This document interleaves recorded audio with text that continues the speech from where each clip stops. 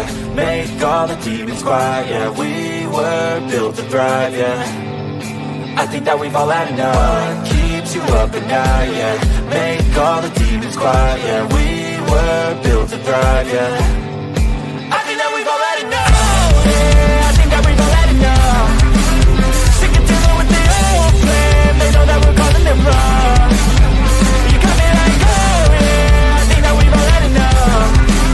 Sick of dealing with the old plan. They know that we're calling it wrong. Hey, it's too late to try to go contain it. A generation fueled by creation.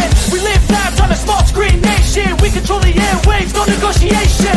I refuse to think we need saving. Something good will come from creation. And when we think that the world is too anxious, we'll adapt, evolve, survive and save it. What keeps you up at night, yeah. Make all the demons quiet, yeah. We were built to thrive, yeah. I think that we've all had enough. What keeps you up at night, yeah. Make all the demons quiet, yeah. We were built to thrive, yeah. I think that we've all had enough. Yeah, I think that we've all had enough. Sick of dealing with the old plan. They know that we're calling it wrong. You got me like, oh yeah, I think that we've all had enough. Sick of dealing with the old plan. They know that we're calling it wrong. Hey, oh yeah, I think that we've all had enough. Sick of dealing with the old plan. They know that we're calling it wrong. You got me like, oh yeah, I think that we've all had enough. Sick of dealing with the old plan. They know that we're calling it wrong.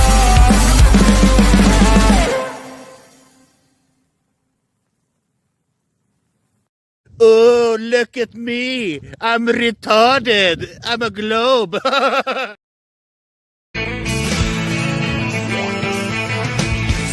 one told you life was gonna be this way. Your job's a joke, you broke. Your love life's the old way. It's like you're always stuck in second gear. When it hasn't been your day, your week, your month, even your year. But I'll be there for you when the rain starts to pour. I'll be there for you like I've been there before. I'll be there for you 'cause I'm there for you too.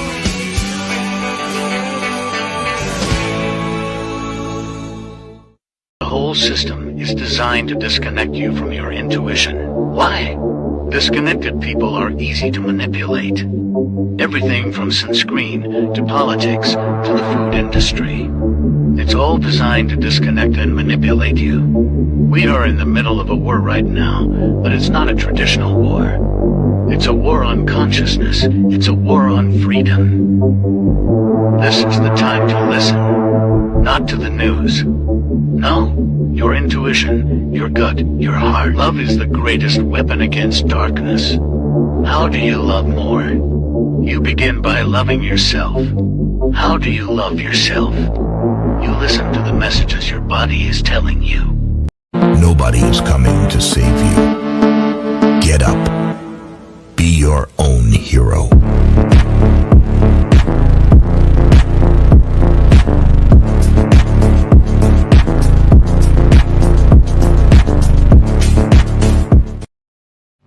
Slaves used to work all day, every day, with no pay. But they got free food, water, and shelter. Today, we work all day, nearly every day, and we get paid. But the money we make, we spend on food, water, and shelter. We're still slaves. The only thing that has changed is the illusion of freedom. I am struggling extremely with mental health issues, and I am trying to do that whilst being FTFE. And unfortunately, talking to flat earthers is quite painful. All right. Thank you, Craig. Law. Nowhere in nature or in a controlled environment can we ever produce a volume Brother, of gas outside of containment. What's that? Has gas been seen or What's that, brother? Taste the biscuit. Taste the goodness of the biscuit. Taste the honey sauce. Taste the goodness of the biscuit with the honey sauce. Don't get that honey sauce on me. I don't like the way it tastes with my chicken wings. I'm scared, Dad. Do you trust me, son? Yes. Come on, son. Rule number 1, never trust anybody. Now let me see you drop it to the flow, drop it to the flow, then. Esta es una historia triste la que le voy a contar. Una historia triste la que le voy a contar. Chicken banana, chicken banana, chicken banana, banana, banana. I remember when I lost my mind.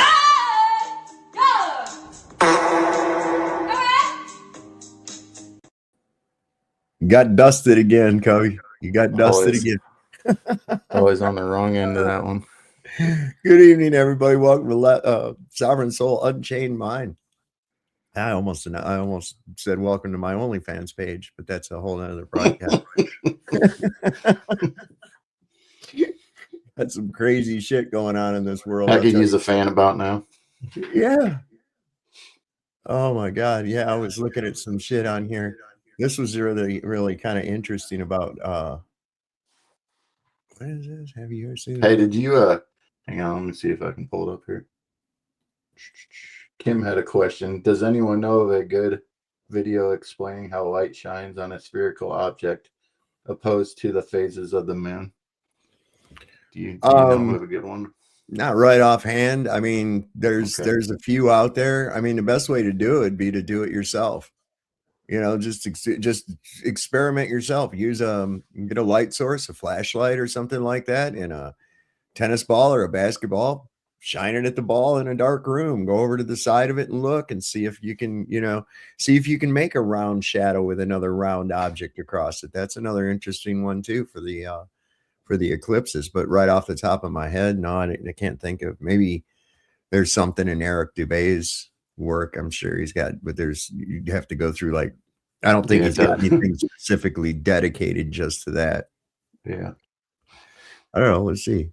Yeah, I couldn't off the top of my head. I wasn't thinking of anybody, but I didn't really have time to look either. So, but you guys know a little bit more about that stuff than I do, so I thought I'd ask.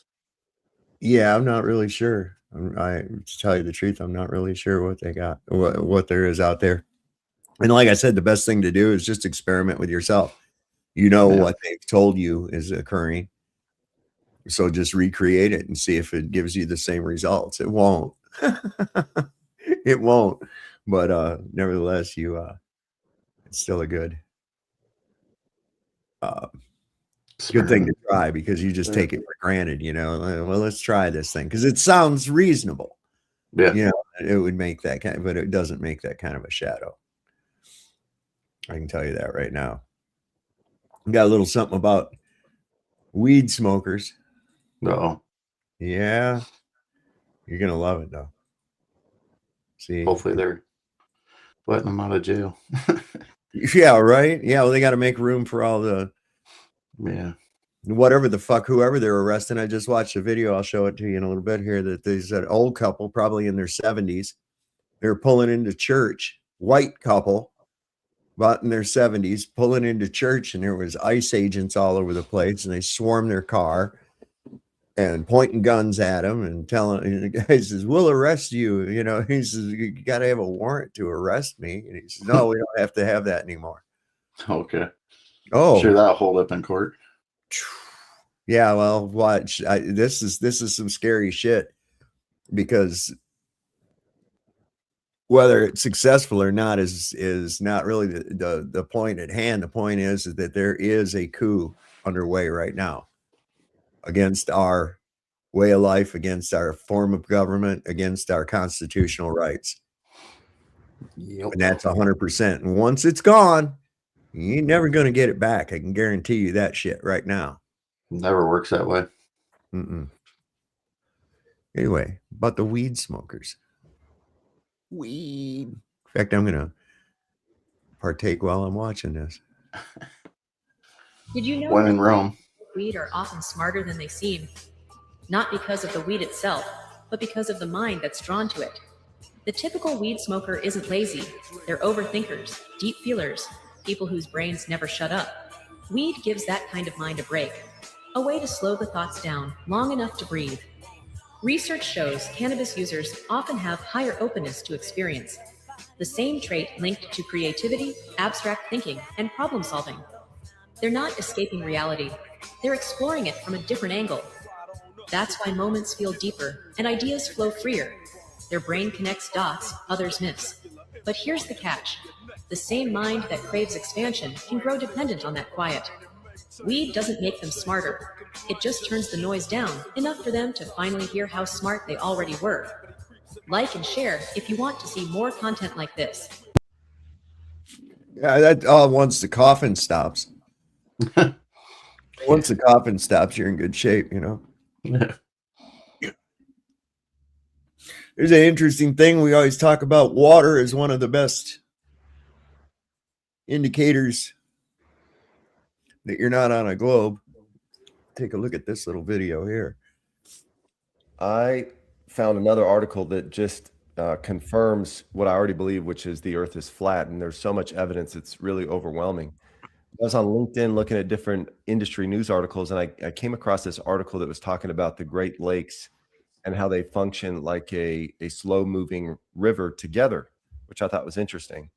So I found the link to the original article, which was featured in the Milwaukee, Wisconsin Journal, and I'll put it in the link below the video.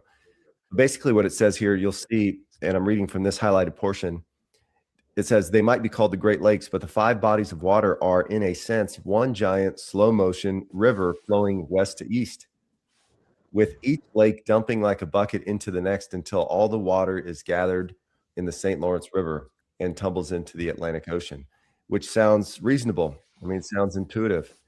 And then it goes on and talks about how they got there, you know, tens of thousands of years ago and whatnot. But here's what's interesting. So then they get you get to this graphic, and it says 5 lakes, but one slow moving river. And it talks about Lake Superior, which the width is about 379 miles. You can see right here. And it's at an elevation above sea level, which is 0 feet sea level, at 601.7 feet above sea level, because the sea is indeed level. And then it points out that there's a dam right here that basically locks the water out and allows water to drain down to Lake Huron, which is 578 feet above sea level. And so the dam distance in the river is about 60, and then we get the width of Lake Huron, which is 223 miles. I mean, this continues on. And then we got Niagara Falls pointed out here, which is a distance of 35 miles roughly, where Niagara Falls happens. And long story short, from the beginning, so the westernmost point of Lake Superior to getting into the Atlantic Ocean, they have down here is a total of 2,212 miles. And you can see that along the way, it's level, and then it drops down after a dam. It's level, and then we got Niagara Falls, and then it drops down, and then a series of dam. But what you see consistent is that the water is level when undisturbed. And then we get to sea level, which again is 0 feet. It is the base. It's the basin. And so here's what's interesting. If we use a simple, if we use the simple calculation that NASA gives us, which is the Earth curves at 8 inches per mile squared, you do this: 2,212 miles times 2,212 miles times 8 inches. And that gets us the total amount of curvature in inches. So we divide by 12. That's the total amount in feet. And so you divide by 5,280, and that gets you the total curvature in miles. We should be asking, how come this graphic doesn't show from the source point to the ocean 617 miles? That's miles of curvature. There should be, from the beginning to end, 617 miles of curvature. So I went to this website that's actually set out to debunk that the Earth is flat, and it has a curvature calculation, and it talks about how the horizon is obscured by the curvature and all this stuff. So just to verify my numbers, 2,212 miles, and let's say we're starting at the level of the water, which is 0 feet in height instead of standing. And what we see here is that maybe my calculation is a little bit off. Maybe this is more exact. There should be a 675 miles of curvature. If we look at this point from the beginning, now remember, from the beginning, the westernmost part of Lake Superior to the ocean, that water should traverse 675 miles of curvature. But that's not what we see. What we see is level bodies of water to the dam points, waterfalls and rivers, to level bodies of water to waterfalls and other dam points. And that's because water is always flat. Now, NASA wants us to believe that all the large bodies of water, like you can barely see right here, the Great Lakes, that those bodies follow the curvature of the earth, but they don't. They follow the curvature in this graphic, which is level when undisturbed. So just more proof, we are not spinning on a ball. The earth is flat, water is flat, and what the Bible says about the makeup of the universe is indeed true. Heaven above, earth below, and hell below us. There's Lake Michigan. Mm-hmm. The coolest thing's like I want to set this up and put a light behind it. Yeah, that'd be neat. This is like Resin. plastic. Resin. It's on both sides. That's neat. So I'd like to put this with a light behind it to make that glow. But that's pretty cool. Lake Michigan. Yeah. Those are pretty cool. Many weird things I have in my home. Sobs Emporium. Can I have a minute? No. You get 1 minute. And then 1 that's minute. it. I've found some research under Niagara Falls power stations. There's massive power stations over 1,000 years old. I would not doubt that one bit. I would not. I've seen that building that's at the falls that they had the big turbine generator hooked to. Yeah, I went through. I did a tour through there when I traveled America. That was an old world building. You Yep. could tell that thing was been there a long time. Yeah. They lied to us about everything. And they're continuing to. They lie right to your face. I can't believe this shit. These people are on there sewing, like with this thing in Minneapolis. You know, he said, "Oh, this guy went there trying waving a gun and trying to do max damage." And in the video, while this guy's saying this is what he did, you're watching the video side by side, and you see this guy try to help up a woman that they had pushed down. And then they come over and start bear macing them all in the face and shit. Then they grab that dude and pile on top of him. The other guy starts bashing him in the face and shit. Disarm him. They didn't know he was armed until they got him on the ground. And then the one guy pulled his gun out of his waistband and walked away. And then you hear the shots ring out. And it's like, what in the fuck was that about? What was the threat that they felt they were under? Other than their ego. I couldn't get it, but they'll just lie to your face and say this shit. Oh, that's what you saw happens, not what happened. What we say happened is what happened. So, okay. Yeah. We tell you that the sun is bigger than the moon. Don't you fucking believe your own eyes, will you? Right. What do you know? You're just you can't trust your senses. Men are flawed. Yeah. Hey, are you familiar with the Tartarian orphanages? Yeah. Which orphanages? Tartarian. Like, oh yeah. Well, the big orphanage buildings, they reckon they were Tartarian. All over the world, I believe they were cells. And the last reset, we put all the globalists in the cells. Yeah, I think that anybody that wouldn't go along with the narrative, that wouldn't go along with the new the new history, the new, you know, basically anybody talking against what the plan was that was going on, they called him insane and put him in these places. And I would probably bet that they most likely drugged him so that they would be, after a while, actually insane. Well, But I mean, some all of of a them. sudden we have all these rash of mental illness happening around what, the 1840s. An interesting time. That's when what was the name of them? That was when the birth of the spirituality church took place. I think the 1840s was also when the Millerites formed up. But spiritualism, where, you know, seances and shit like that. It was like, and there was these sisters that they'd hear that they were communicating with the undead with these knocks on the wall or some shit like that. There was really a huge influx of that shit on up in through the Victorian age, you know, really crazy. So, you know, what was really going on at that period of time? It'd be interesting to be able to go back, or if you could get your hands on, if it was real, if they have that chronoscope thing that the Vatican is supposedly in the basement of the Vatican, where they can go back and view any period of time. Yeah.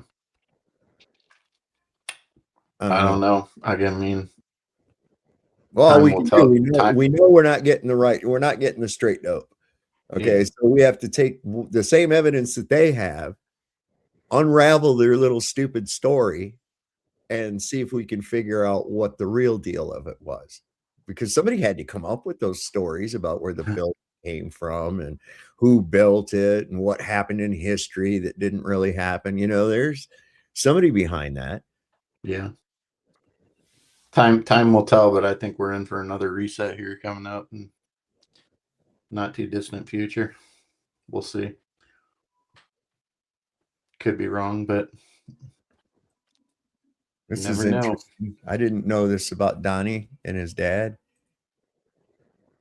Trump, his father was a friend of Netanyahu when Netanyahu was in America. This period where he's a close friend of Jeffrey Epstein, the lengths he's gone to stop the totality of these documents coming out, it's just confirmation of what the hell must be in them. Then, in his first term, he moved the embassy from Tel Aviv to Jerusalem, recognized the Golan Heights as Israel territory, Trump Heights now in that Golan area named after him. And then I bet that's all he had to do to get him to go along with that too. You recognize the Golan Heights as belonging to us, and we'll rename it Trump Heights. All right, you got a deal. Loves to have his name on shit. Sounds like something he would do. It does. He's such a vain man. And he's come in this time, and it's blatantly obvious he is controlled by Israel. That network that controls Israel connects into this global cult. He's bringing down the deep state. No, he's not. He's owned by the deep state, if you want to call it that, the global cult. And he's just destroying the status quo so a new one can be introduced, which is what's happening simultaneously. You've got him wrecking ball the status quo, and he's circled by the AI oligarchs to push on to the next stage of the end game, which is AI digital control. All right, Fabio. I swear to God, that dog only ever comes in here and drinks that water like that when I'm doing this show. I swear. The rest of the time he's in there laying in the living room where we're at. But no, this is crazy because this guy, this is what I say, how long do we have left? Yeah. I think he's pivoting and making moves to never leave. He What do you made mean by another not office, you mean? Yeah. He made another remark there today about, you know, running for a fourth time. And the crowd. Does it matter though? You know what I'm saying? Well, I'm just saying it's no longer a president anymore. We're just going ahead and we're going to shit on the we're already shitting on the Bill of Rights. We're already. I mean, it'd be like 1984, right? Drop a big screen, and you could put anybody's picture up there, basically. Yeah, and it's just a talking head, you know, like they already are anyway. Yeah, doesn't matter who it is, but basically, just a somebody to force the rules upon us, so to speak. What was that thing that they said in 1984? Let me see if I can find that. It was their final and most crucial order. But they would just holographically project, whoever, maybe Trump again. What it doesn't, like I said, it doesn't really matter. It doesn't matter whose face is up there. The whole point is to keep us under the thumb. And I had a part. It says the party told you to ignore the evidence of your eyes and ears. It was their final, most essential command. That's everybody. That's Everybody should. 84. Yeah, go ahead, Tony. Everybody should go and watch that film again. Yeah, you can watch it on YouTube. Yeah, you can watch it free of charge on YouTube. They want you to see it. That's why. Yeah, they want everybody to watch that movie or read the book or what have you. And see, he doesn't care. He's losing, like he's going ahead and like jumping ship to all of his base, and only keeping like the most hardcore, that he can do no wrong type crowd. The people that are going, hey, wait a minute, man, you lied to us when you're promising. I mean, some top Republican right wing talking heads. He's kind of it looks like he's losing favor with that too. It's like he's breaking off and making his own club. You know what I'm saying? Yeah, but that's what I mean. Like once all these people, it doesn't matter who you are, if you're a quote unquote influencer, if you're ICE, if you're military, once your usefulness is done, they have that's why it's usefulness. Once it's done, it's over with. They don't need you anymore. So, they'll just bring in whatever else they need, or they'll already have what they need. That's what I'm saying. He doesn't care. It's okay now. Fuck him. Yeah. Fuck him. I don't need them. He didn't point it at the cops. And those officers should be indicted for murder by the feds. I don't know if the feds are going to do that. The New York Post and the Wall Street Journal, both conservative papers in the Murdoch empire, are both calling on Trump to stop what's happening in Minneapolis. The Post says it's time to de-escalate and these tactics are backfiring. The Wall Street Journal says whether Trump likes it or not, the burden lies with him. There's another development here. The lawyer who represents Jonathan Ross, the guy who shot and killed Renee Good, was also running for governor of Minnesota.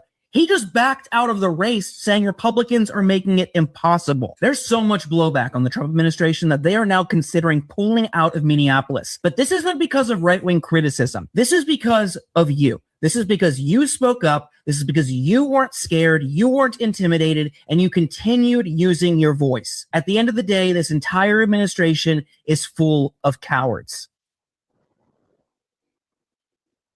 Mm-hmm. I got to agree.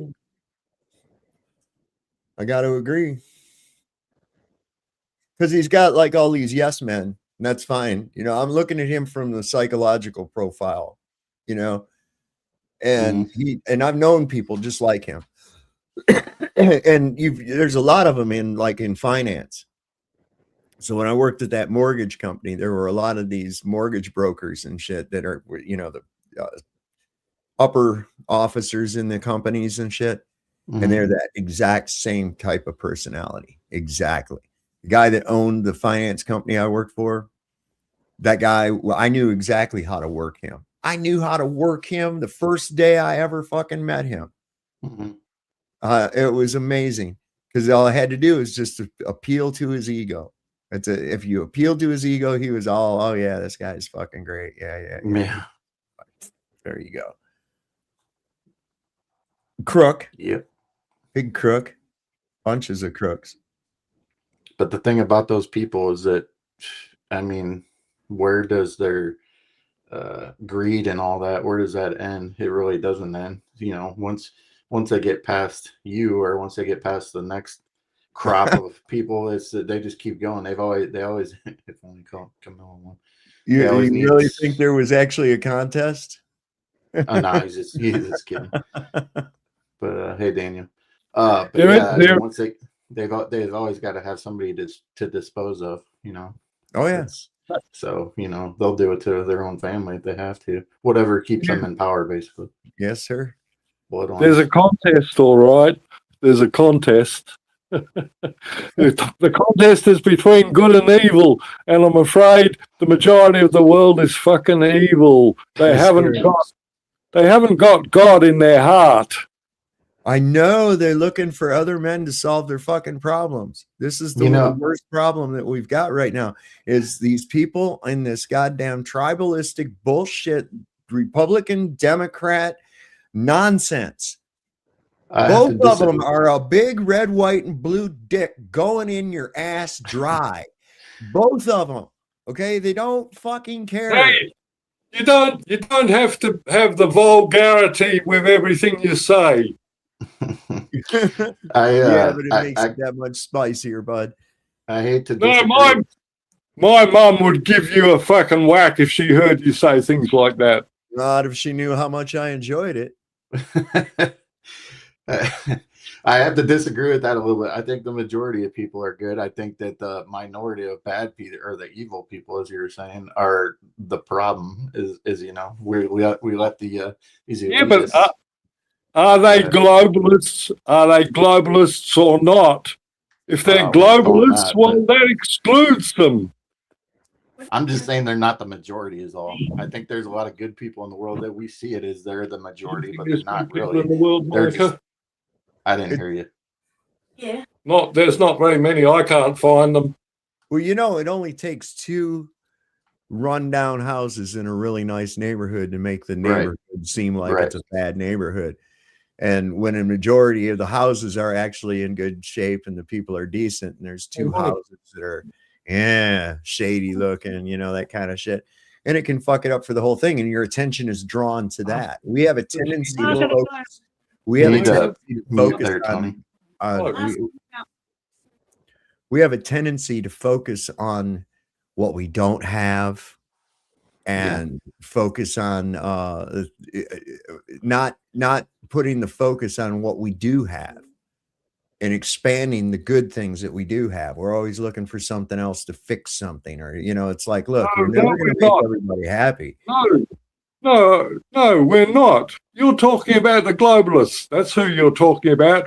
I know that I have God in my heart, and my imagination aligns with that of God. It'll come to be.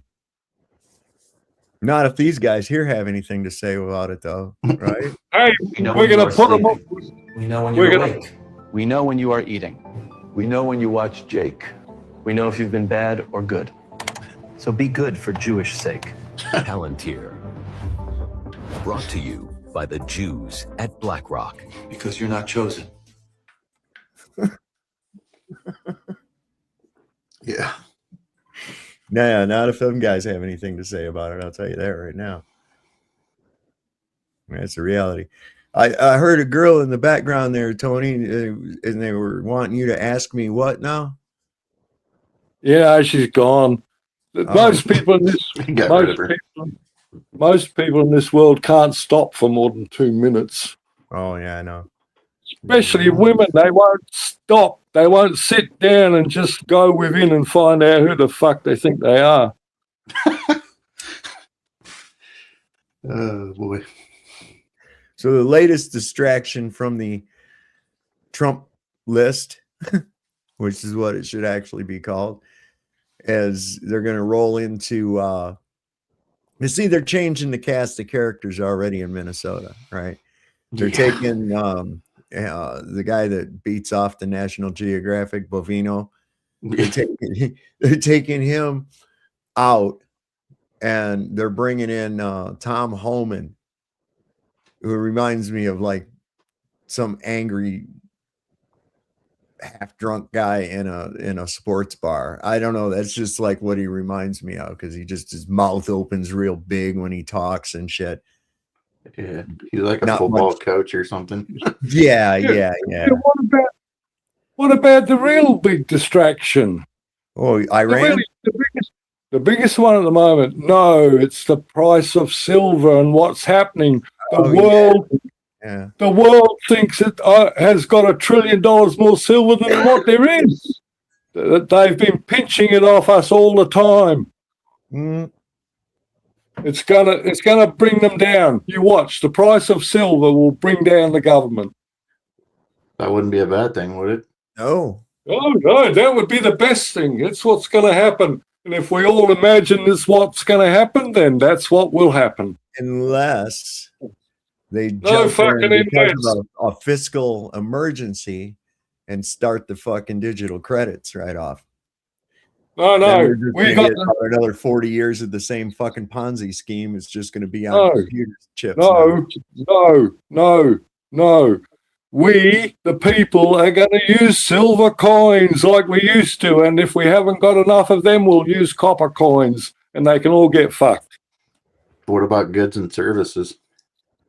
Hey, whatever goods and services you need, you find the person who's going to deliver it and you offer him a silver dollar. For fuck's sake, it's as easy as piss. I'm just saying, like, trading, bartering, stuff like that is as good as money. Well, if you want to be a part of the parasites, go and join the globalists. There is no such thing, but what are you talking about?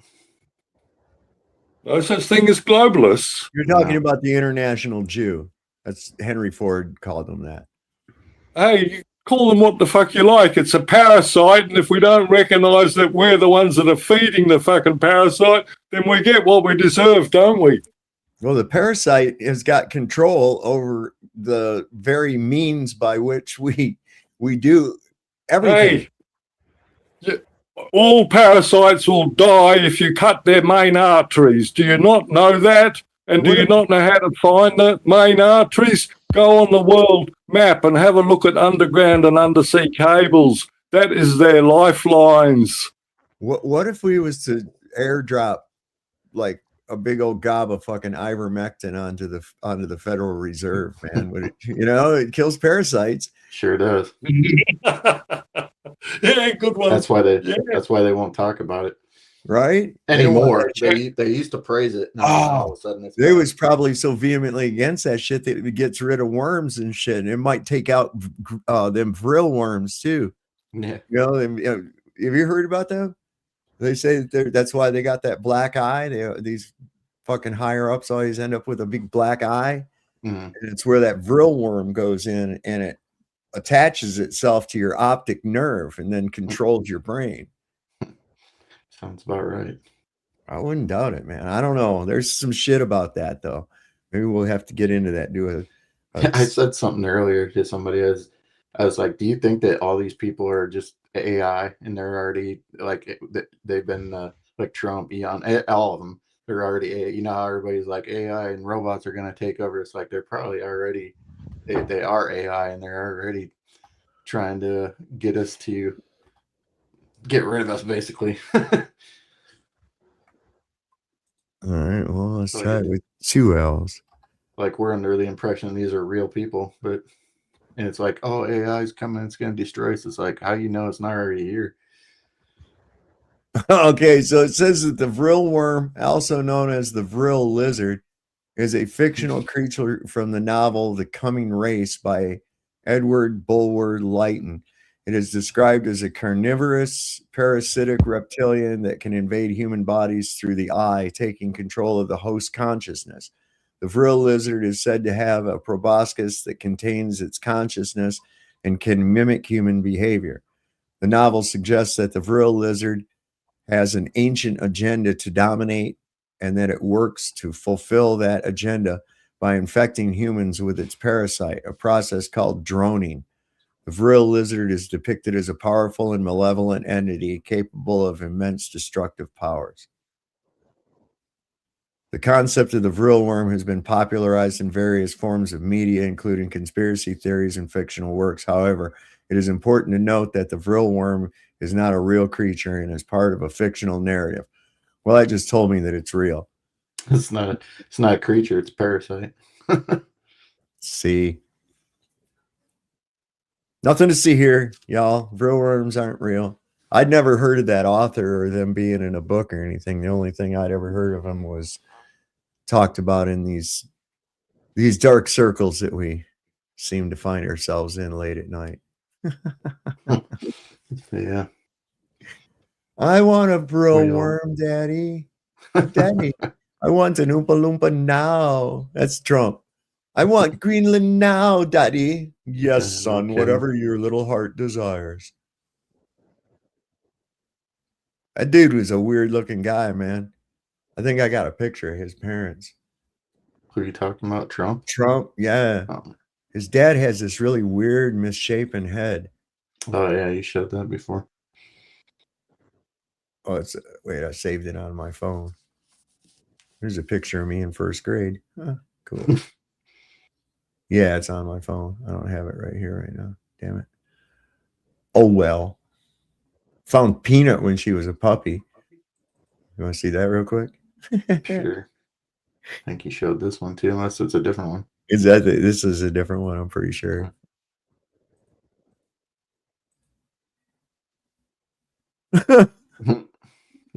Just a little. Yeah, that's a remote. That's the TV remote there. Yeah. She can't even put her legs hardly on both sides of it. Aw. She still looks like that, just growed up. She's the cutest damn thing. I love her to death. She was forcing me to pet her today. Forcing you? Forcing me to pet her. I was sitting here. Oh, man, that sucked. I was up pretty late last night. Phone rings this morning about 9. It's Mike. He says, hey, I'm wondering, I need your help. I was like, oh, shit, it's so fucking cold. It's so cold out. I'm thinking, oh, God, what?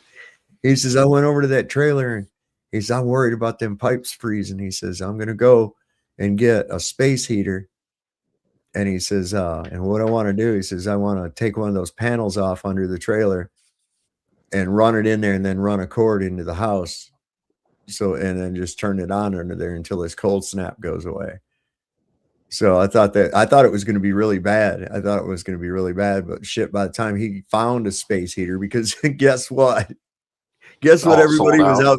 Yeah, everybody went shopping for fucking space heaters because of the snow, right? I was like, space heaters and shovel. Yep. Snow blowers, yeah. Yeah, those plastic shovels, people were busting those things all over the place trying to shovel this stuff. Dude, we got down there and I stepped out of the Jeep. I stepped out onto the snow. I was standing at the same level as my running boards.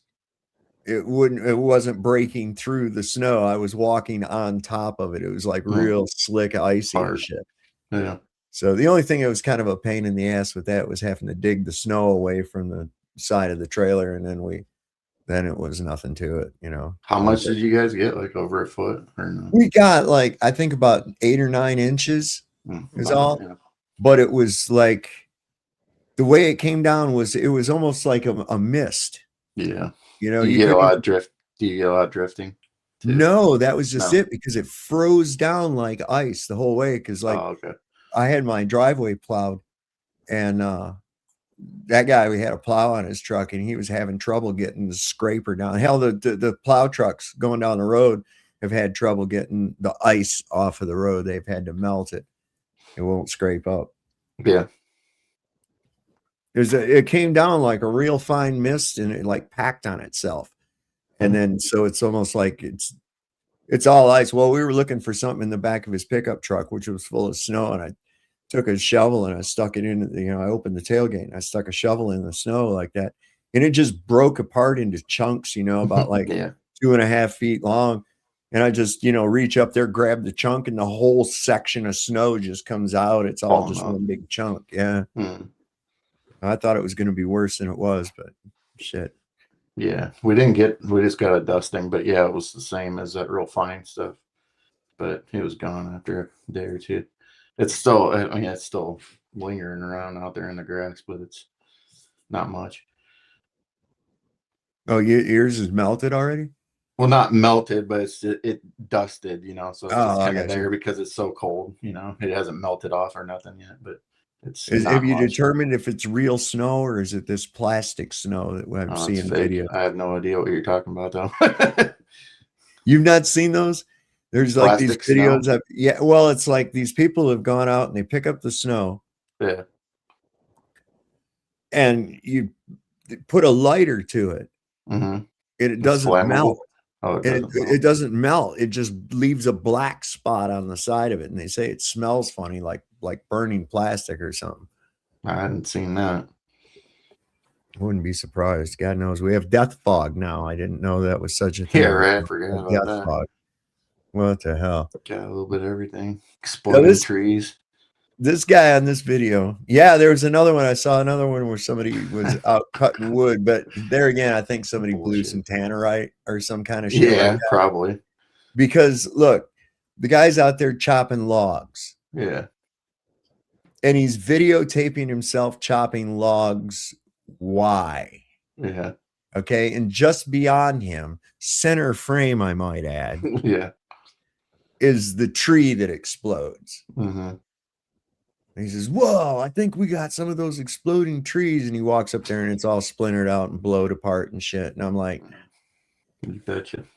What is the advantage of making me believe in exploding trees? What Then would be the advantage in people making up that bullshit? Then they can make you believe anything, right? Yeah, they're not believing space anymore. Have you tried exploding trees? No, that's a good one. Let's run that one out there. TikTok department. They just flood everything. They flood everybody with all this crazy information. It doesn't matter if it's true, false, what have you. They flood the internet with it, and then it has people questioning everything they've ever known, right? And that's the whole point of it, it's just to make everybody question themselves, think that they're dumb. It's also to water down conspiracy too, right? And then, if people, they're like, oh, that's a bridge too far. Once you believe in something like that, it's like, oh, but the rest of them, it's like kind of like, well, I don't want to bring that up, but half truths, you believe part of it's true, but the rest is they lie to you. It's like, oh, okay, so you believe part of it's true, but part of it's a lie. I know. It's like, and I don't see how anybody could be in doubt that the father of deception is running this world. Right.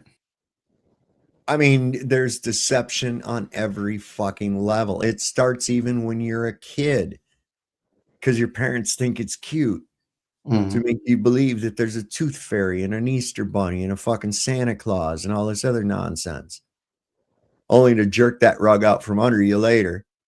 But we're going to tell you a bunch of other ridiculous shit through your life, but you can believe that, Right.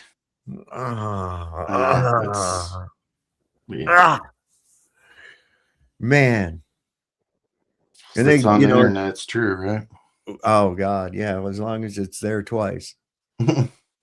Once a liar, always a liar. A liar cannot stop lying. Right. Exactly. Get possessed. So I've watched this guy go from heavy duty Trumper guy right to just right wing guy to it doesn't fucking matter guy in the course of a year. And this is pretty good. As long as the view count's going up. He used to always say, long live the Republic. And now he's like, long live the fucking Republic. It's like, yeah. Did you get a black pill there, bud? Oh, quick show of hands. Who wants a war with Iran? Oh, none of you? Doesn't matter. No, Israel says January 30th. They've almost got all their shit in place. The American Battle Group is in place. Russia and China, they've been both shipping massive amounts of military equipment into Iran. Iran says they ain't fucking around this time. They said they've been pulling their punches, and if we attack them this time, they said it's fucking all out. They're going to throw everything, including the kitchen sink, at Israel and our U.S. bases. So that sounds like fun. Yeah, that's exactly what America needs. They've also said they'll cut off the Straits of Hormuz, dropping the world oil supply by 50%. That's not going to affect the fucking gas prices one bit. That's going to be great for our economy. Yeah. Hell no, we got that Venezuelan oil. That sweet, sweet Venezuela oil. We're going to make a lot of money with that, right? Come on. Yeah. So Trump, please Like, get that done, right? Yeah, good times. And it's like, yo, dude, does Trump even get a say in it? Doesn't sound like it. Like, Israel's out there saying that, yeah, the Americans are already in for this thing. We have all their support. Lindsey Graham's even got his war boner back. Him and his war boner. Lindsey Graham got his war boner back. That's fucking great. But he also, this is the thing about it, right? Is that God damn it, I had it twice and I forgot it. God damn it. What was I?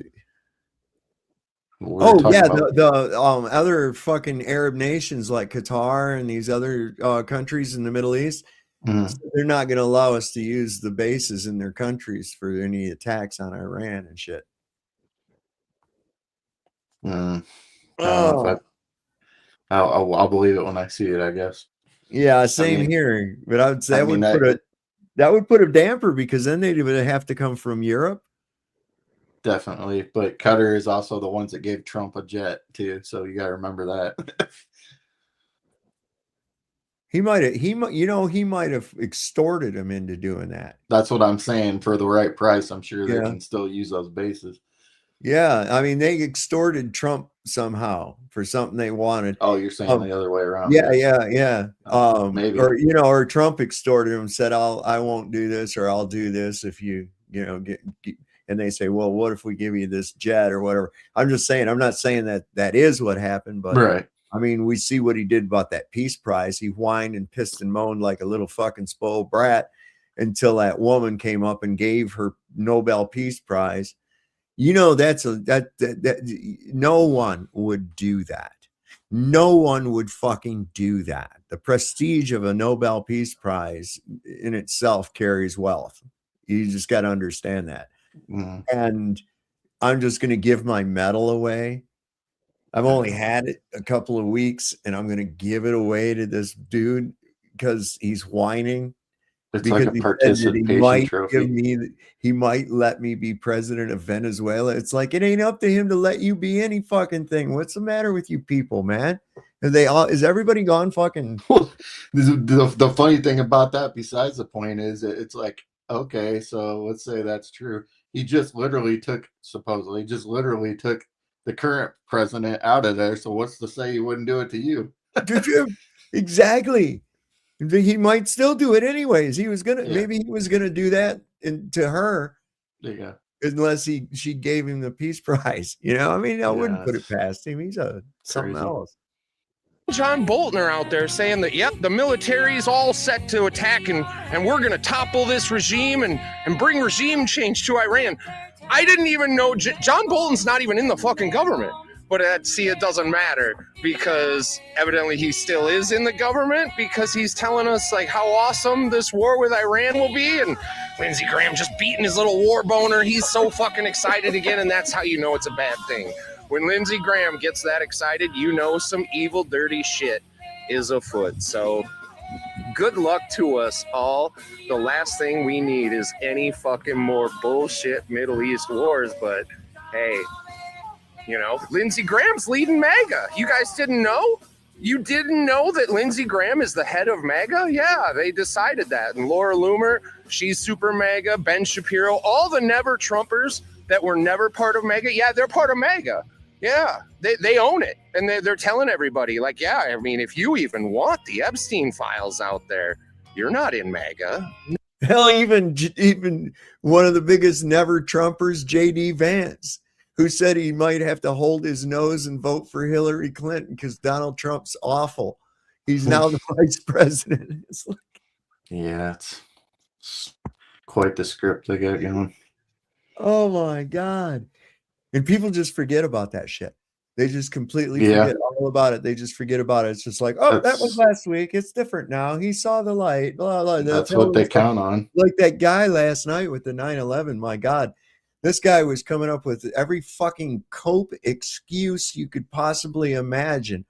Well, you don't have any proof that Bugs Bunny wouldn't leave a Bugs Bunny shaped hole in the wall.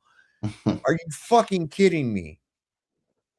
All over the wing of an airplane is written, no step, no step.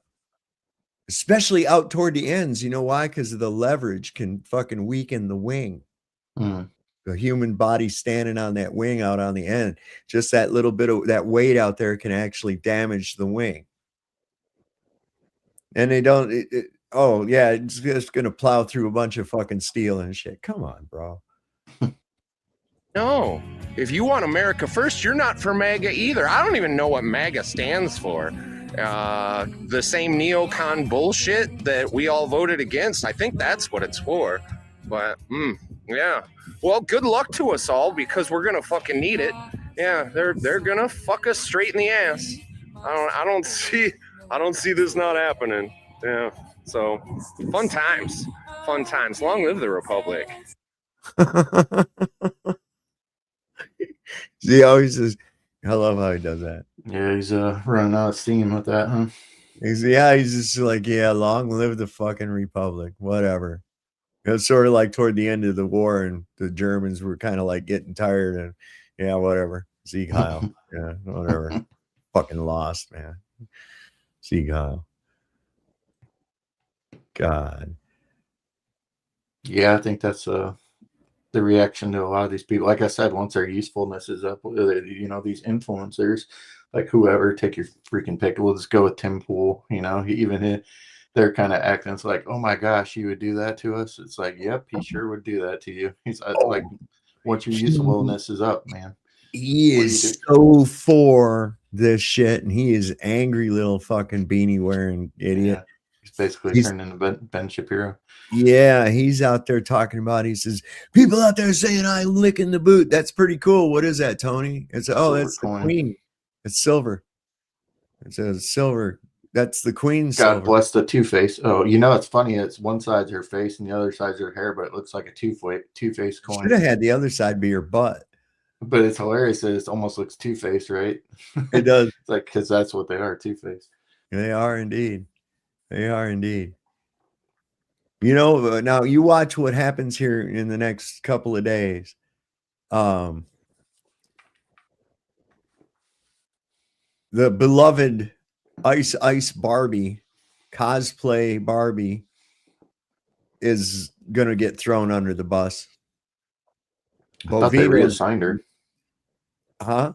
I thought they reassigned her to something else now. No, well, no, they're calling. They said if he don't fire her, they're gonna impeach her. She's the head of the Department of Homeland Security. Right. But yeah. Would they really do that, seeing as how they've already I guess somebody was talking, they already drafted up legislation to start out in the House, and they've got the votes. Nobody's happy about the way they handled this shit at all.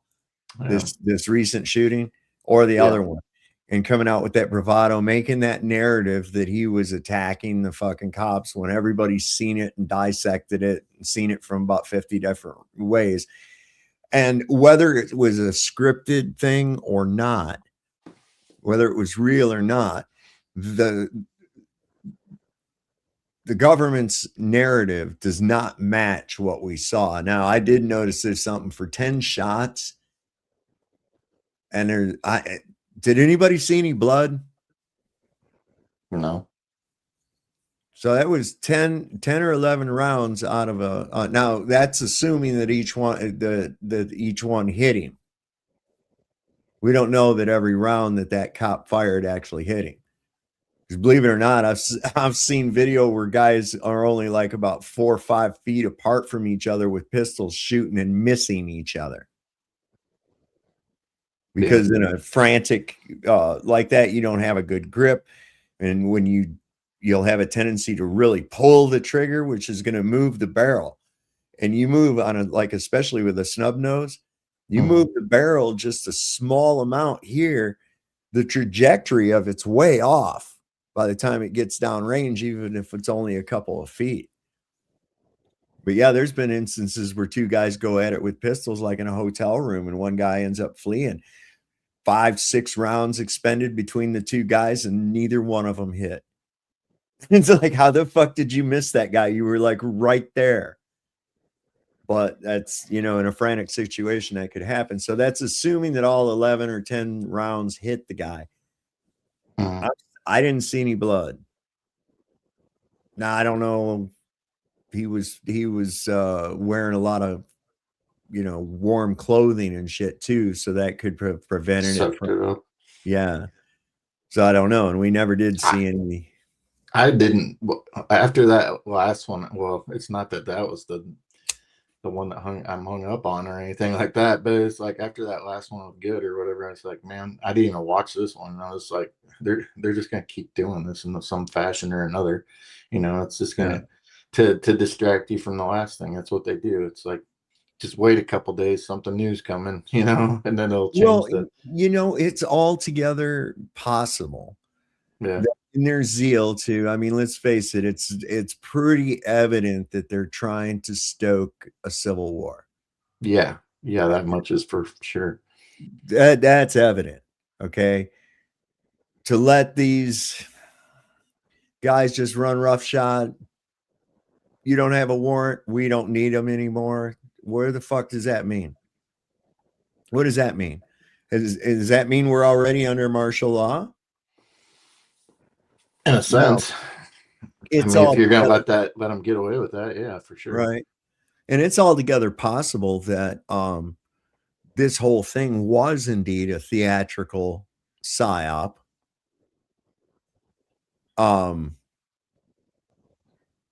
To try and stoke that further. Even possible that the Renee Goodwin was a psyop. But there's a lot more doubt to it. I mean, there's more outspokenness from friends and family of both of those people and co-workers, video of them at the VA, things like that, to make it more credible that they're real, as opposed to, say, the firefighter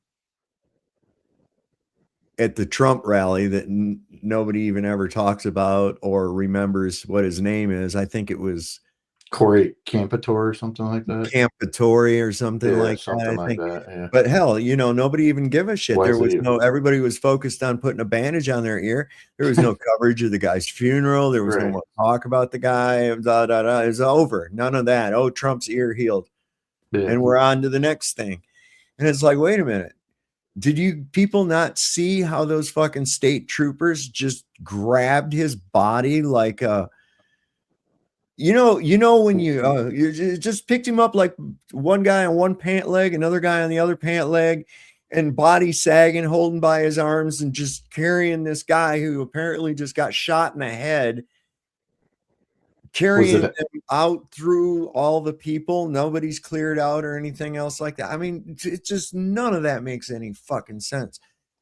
Nobody's saying this guy's laying this way, what actually happened. And yet there was time to know that he threw himself in front of a bullet to save his children. Come on. I mean, was it any different than Charlie Kirk, the way they handled his body? Not much, right. Same thing. So, yeah, there you go. So they're not above these theatrics at all. Fuck the Boston bombing, for Christ's sake, right? Yeah. You can name, there's tons. And that's what I like to stress a lot, is that it's like, it doesn't matter whether you believe it or not, the ultimate goal is achieved. That as long as we're fighting amongst each other, these criminals and government are doing whatever they want to do. That's why these things happen. That's the whole point of it, is to get you away from the Epstein, whether the Epstein's part of it too, probably, but it's to get you away from the important crimes that forget Epstein. We know these people are doing something. It doesn't matter who was involved, but it should be Trumpstein. It should be Trumpstein. You can put any name in it, but these government people are for sure doing these heinous, horrible things that they're doing. And on top of that, they're, destroying the economy, making everybody's way of life worse. They're not doing anything. There's, like you say all the time, what in your daily life has the government done to make your life any better? Nothing. Not a fucking thing. Not a thing at all. That's the whole thing too. They are the problem. Government is the problem. We need, and the thing is it, did they really convince you that you were not able to govern yourself? Did they really convince you of that? And I'm saying that to everybody out there. And that's the whole thing. well, we have to do something. No, here's how they did it.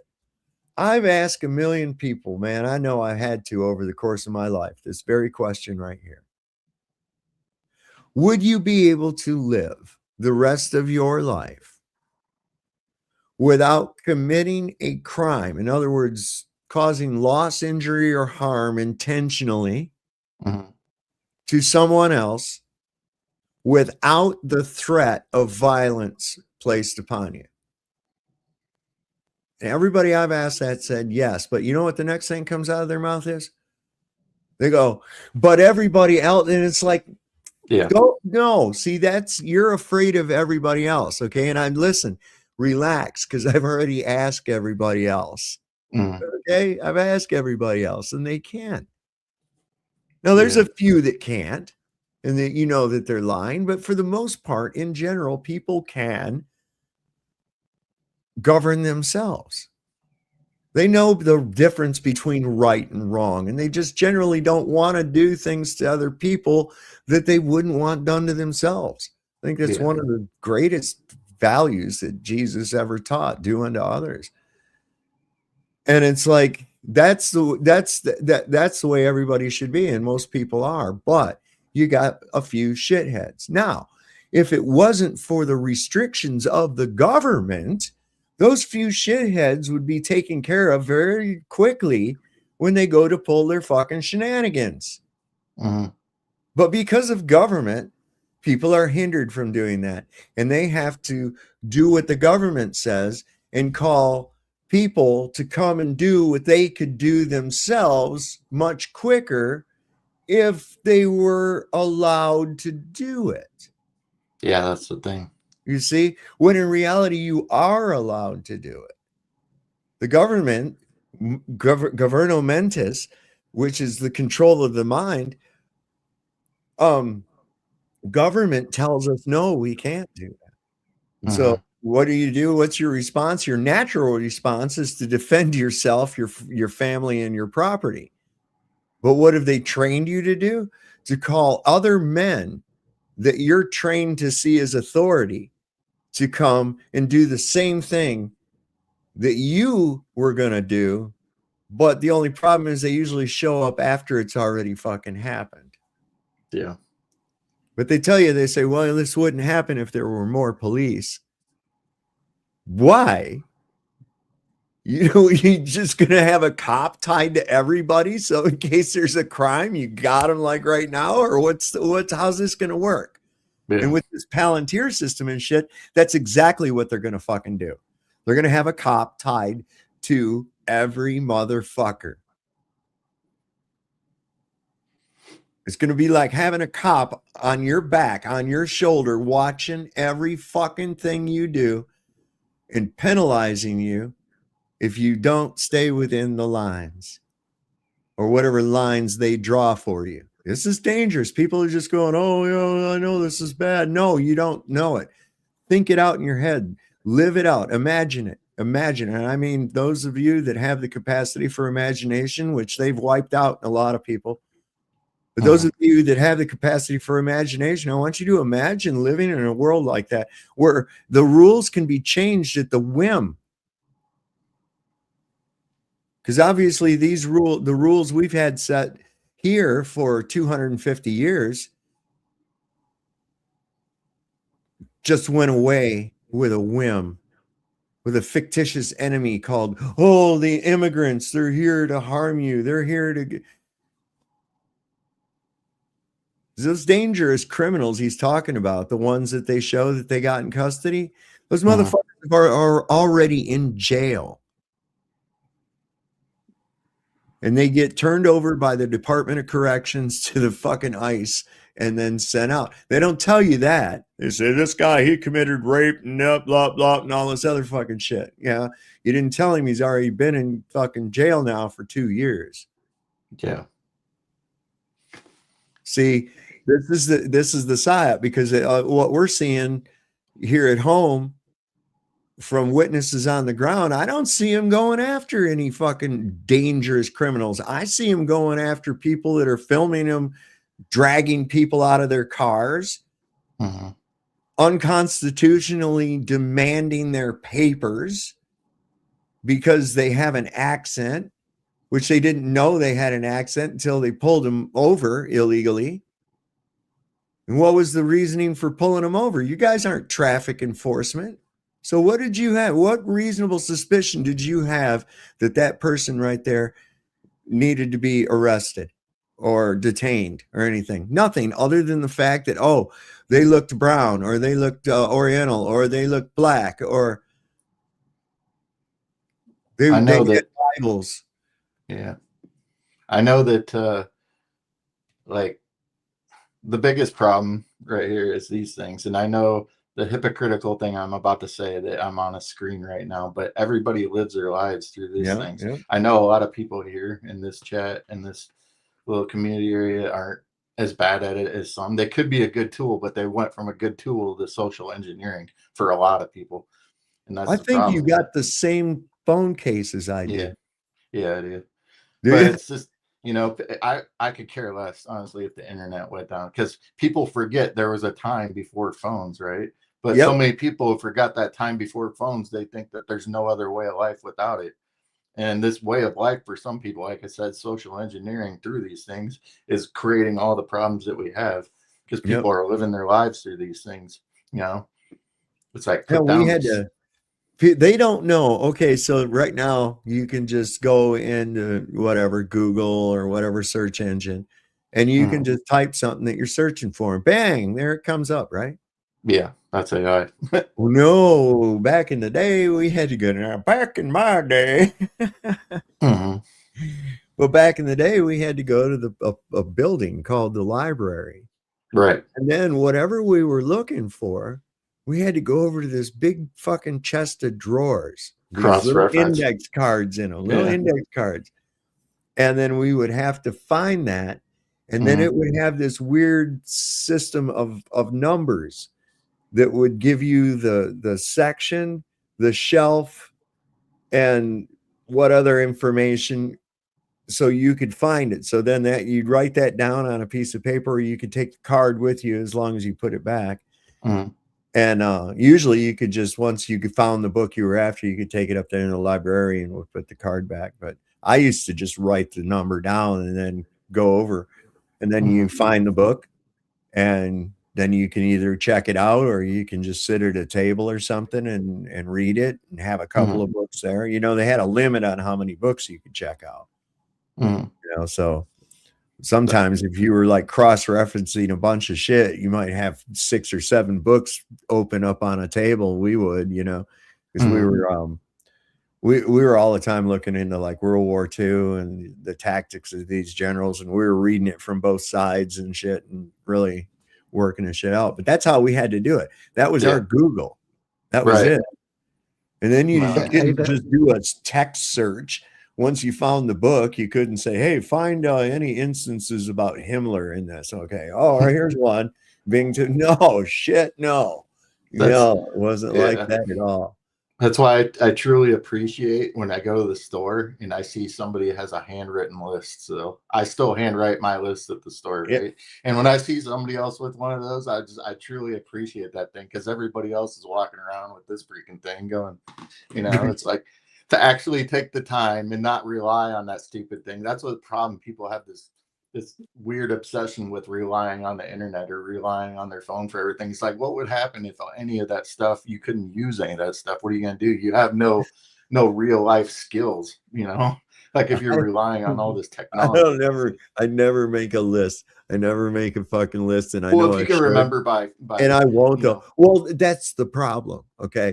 Because I like go out of here going, okay, I'm going to need this, that, and the other, and so I got it in my head. The store is not far. It's just up the road here. So, I go I don't go there and get a bunch of groceries. Once in a while I will, but I just go get what I need, and I like to get out in town, see what's going on, Small town, really small. Anyways, we go, I'll go down there and I forgot what I was going to tell you about, man. I'll go in the store with no list. Oh yeah. So you get up there. See the problem? You see the Yeah. problem? Right there. There it is. Yep. Right there. Case in point. Okay. Yep.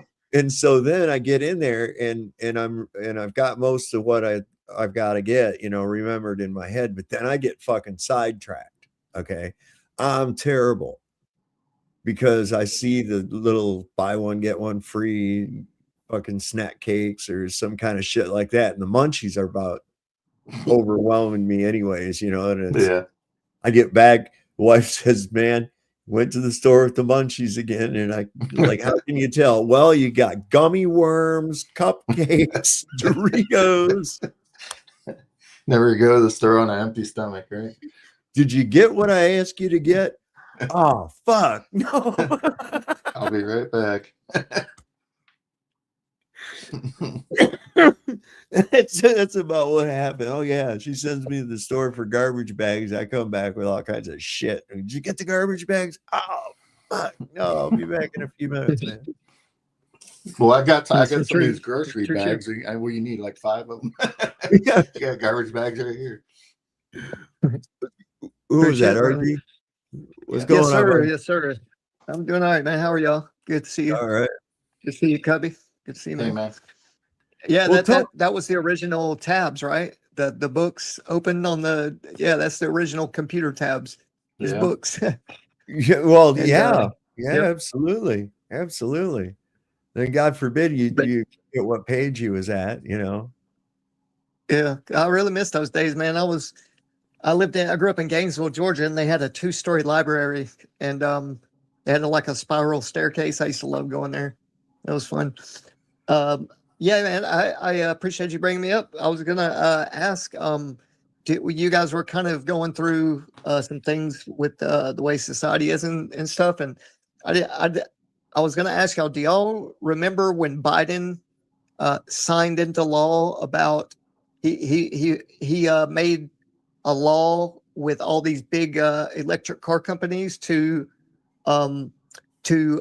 monitor drivers' eyes and actions. Oh, That way, yeah. if the computer said that determined they were under the influence of anything, that it Yeah. wouldn't allow them to drive. Y'all remember that? Yeah. That's just Yeah, crazy, dude.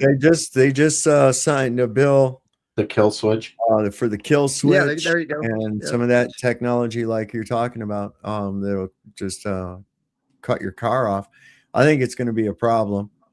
Me too. But Yeah. here's how it's going to be implemented, though, and here's one of the reasons why they're doing it. You're not going to own a car, right? Okay, Especially if you're in the city. Well, here's the thing: if you have a vehicle, you're going to be leasing it. Or that Okay? too. All right, you're not going to be, because they're going to make buying it outrageous. So Yeah. they'll lease it or rent the car to you, but you're not Yeah. going to own it. Well, you That don't way own you it never anyway. Yeah. And That way you you don't- have you to don't- agree to terms and conditions of the lease or the rental agreement. This is what BlackRock's doing. This is how they get an end runs, like they need an end run around constitutional Mhm. rights and land ownership. So BlackRock is buying all kinds of residential homes and shit. What they're going to do, the whole plan is this, is that no one is going to own a home. Everyone is going to be serfs. They're going to rent. And they're going to enforce their will through like homeowners associations. And so consequently, if you're not abiding by the community guidelines, they can evict you. And then and then that's going to look bad because you were kicked out of a place because you went against the guidelines. It's going to be harder to get into another place. You'll see what happens with this, man. This is exactly where this is going. I sat back and I thought about this and what the world would be like. And I was like really deeply imagining it. And it was like, it's horrible. It's really bad. The direction this shit is going is really bad. And they're going full tilt with this crap in Minnesota right now. And I guess in other places with this facial recognition bullshit. They're taking everybody's pictures and running it into some kind of fucking software that they've got that is scrubbing through the internet to find who these people are and identify everybody, put them in a database. Yeah, yeah, man. Go ahead, that's- Archie. I was just gonna say, yeah, that it does lead that, and they're playing the long game, really, and um, the more of us that keep speaking out is a good thing. I just think that they're trying to get everything set into, they're trying to get a firm foundation, so to say, right, to where then they can start picking apart the truthers and stuff like that. But they want to have all their pieces in place. It's kind of what it's looking like. But yeah, 2030, man, that's The only kind way of one of their deadline the goals, the only way somebody's going to be able to that would something. Now think about this in conjunction with what's been said. Trump talking about another term, like he's joking, but he's not. Also suggesting running for president a fourth time, just most recently, that kind of thing. And so, like I say, the only way that you could get this done in 4 years, okay, that by 2030 would be if you had complete control and dictatorial powers. Yeah. There's no way. They're Yeah. way too far behind right now as it is. This is why they're just ramping up. They're running over everything. This is going to result in takeover. This is going to result in some kind of martial law, civil war, some kind of bullshit like that. Yeah. Yeah. And I think they'll also try to weaken the amount of males here in the United States that would resist by drafting them and sending them over to fucking Iran. Yeah. That's just an avenue they could take, That's a good point. Hey, I'm gonna land the plane right here, Cubby. But check this out. Did y'all know that over in China, they are somewhere, China or Japan, they're just passed an international law about something with the ocean. It's about they're setting in place a foundation, kind of like how Agenda 21 over here. They're trying to group us into certain mega regions. Well, that's what they did on the ocean. Y'all have to check into that, but they did something like that where they're all in agreement now of what to do with who can fish here and there. But yeah, I forget the name of it. I was just going to say that I think they're a lot further ahead than people are led to believe.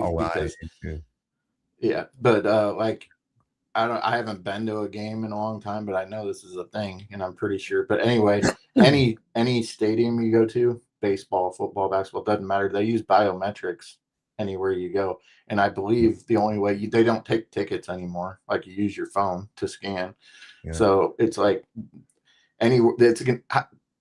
they're probably. I mean, with a lot of buildings besides just sports buildings, they do this too. And all the infrastructure is in place. They're just giving you a little bit at a time to make you think that, like, oh yeah, we're still getting everything set up and to implement it. But I think it's already there. They're waiting with a lot of these things that are happening. Whatever psyops, they're just waiting for the big one to basically be like, all right, this is it. This is where we're gonna run this thing. 2030 or not, whatever year they want to pick, but we're gonna go ahead and shut this whole thing down, whether it be martial law or what have you. But I think that it's already ready to go. They're just waiting to basically kick something off. Well, every year, Cubby, every year that the United States officially has an official emergency, the reason why the president would need to use his dictatorial kind of executive branch overreach. Yeah, as long as they have something like that, storm, like a terrorist bomb or something like that, they would renew those and add more if needed. So you're right. Yeah, don't they use the biometrics at like Disney World too? They got like damn near everywhere, really. Well, I mean, they actually got a thing for your fingerprint. Right. Yeah. I don't think they really take tickets anymore per se. It's all, buy online and then scan your phone when you get there. See, this is bullshit. All this scan and online and everything else like that. And what was Well, one of the major concerns that went on here this last couple of days with this snowpocalypse, winter storm shit? Oh, Yeah. that's right, power outages. So what happens if the power goes out, man? You ain't got no money. Over the summer when I was in Uranus, right? when I was in Uranus over the summer, well, I went down Chad. I know, right? It was such a anyway. I went to this Fugitive Beach is what it was called. It was like a place, a little swimming hole or whatever. But anyway, I bought the tickets online, and then they just scanned my phone. Well, that was in bum freak Egypt, out there, out in the middle of nowhere. So it's like they're using biometrics there and stuff to keep track of people in the middle of nowhere. So I think all this stuff is pretty much everywhere. They just want you to think it's like in big cities and this and that, but with all the flock cameras and everything else, there you go. With all the flock cameras. Yeah, and they work in tandem. I mean, they're linked in with each other. And I was just gonna say this right quick. So I'm in Georgia, right? Northeast Georgia. Bro, I got like a quarter of an inch of ice, nothing else. No power went out. Yeah, so it wasn't that bad like they or some places it may be, but see what my shirt says? It says I'm a ray of fucking sunshine. Oh, I couldn't really see it there. Says I'm that's a ray badass of color. sunshine. Okay. Yep, see there's the Uranus. So that's the name of the car? No, it's the name That's of the name of the place. Oh, okay. It's a whole little tourist thing they got going on. I went there last summer, so I went long before I did, but they've got it's the Uranus Fudge Factory. So they got it's kind of like a strip mall type thing. Like in one area they got like the Fudge Factory, then they got a little museum, and they got an ice cream thing, and they got other little shops and stuff to look at. But yeah, it's pretty cool. The little UFOs. They got dinosaurs and stuff like that. Do I have? I got here. I'll pull one up. I'll find it. Let me see. I've got one that had a UFO. It's a UFO, and it's drawing a cow up. It's got a laser beam coming down, and it's drawing this cow up like that. And there's this little farmer trying to hold it back with a rope, and it's actually working. The little lights are flashing, and the cow lifts up and then goes back down, lifts back up and down. I think I've got a movie of that on here somewhere. Right on. Hey, do either one of you guys know how many cities officially they sent to the National Guard to? What's that? They sent out some National Guards to the cities they said that were quote unquote, hit really hard. And they had sent, Chicago, somewhere either North Carolina They're out of Chicago now, but yeah. Oh, they are. Okay. Yeah. I didn't know if they were going to make I'm a not big sure deal where about else. that. Minnesota, as far as I know, Minnesota is the only one currently that still has them, but I could be wrong. Right on. Shit, I don't know where that's at.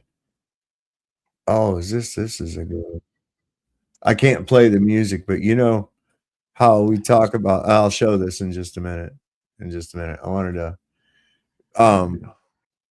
foreigners. Okay, you got to think about this too. So a lot of times, the shit that's going on here, I'm like, I wonder what people in other countries think about this. They're seeing it on their news, that what's their view when they see like Trump and the shit that he said at the WEF and at the World Economic Forum thing that they had, and whining like a baby about that. I mean, do they see the same things we do, or they get just like a censored? What about you, Tony? What do you see about him? What do you see going on here in the United States? What's your viewpoint from Australia, low so far away? I threw those pictures in the back of Uranus, in the back of the private chat. Okay, I get them here. I don't know. Most A lot of people I know reckon America's going to get what it just deserves. It's been fucking around with every country in the world since the beginning of this fucking time. We like the average Australian reckons, yeah, fuck them. They're bringing on their own civil war, and they'll just kill each other off. You know, but what's going to demarcate the sides? That's the thing. It would be so easy to infiltrate back and forth. I mean, it's going to be, I mean, at least in the first two American Civil Wars, of course, the first one was what we call the Revolution. The second one was in 1861. The demarcation was actually militia against an organized army, and the militias formed into an organized army when they became the Confederate States. But there was a demarcation. Now, of course, it was easy to it wasn't easy to infiltrate back and forth because they had like pickets guarding roads in and out along the Mason-Dixon line. Like if you were coming out of a Confederate state that bordered a Union state or going into, you'd have to have some kind of a pass or you wouldn't be able to go through. So they at least had that. But it was that was demarcated by states, by actual territorial boundaries. This isn't. This is like, you got to imagine there's all the people. What is it going to be? Two sides of a political spectrum? No, it can't be that. That would be. Could it? Not everybody falls under that either, though. You know what I'm saying? That's what I'm saying too. But not everybody fell under either way. There were a lot of people that stayed neutral. Yeah, true. You know? Yeah. A great movie regarding something like that is 1965, Jimmy Stewart, a movie called Shenandoah. Yeah. And he didn't want any part of the war, but the war came to him. And it's a pretty interesting story where he ended up having to get involved in order to get his son back. Right. Yeah. But, you know, I don't know how a civil war would work out. I've tried to work that out in my head. The only thing I can see is that it's going to be citizens against federalized, militarized police. Yeah, that's about it. Yeah, it's just going to come down to that, good or evil. Yeah.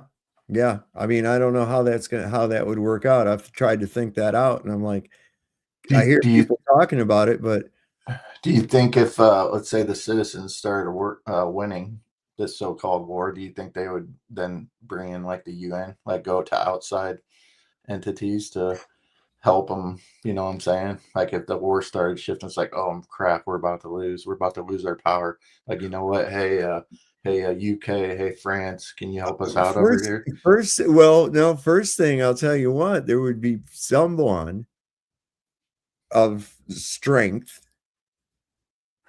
would take that opportunity to try to enact regime change, right? Yeah, on the U.S. See, Britain was ready to ally themselves with the Confederate States. And they had observers here. They had observers that traveled with both armies, actually.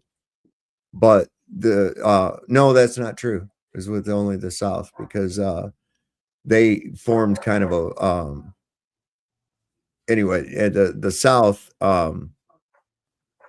had British emissaries within its ranks. I mean, they were just observers that traveled along with the army.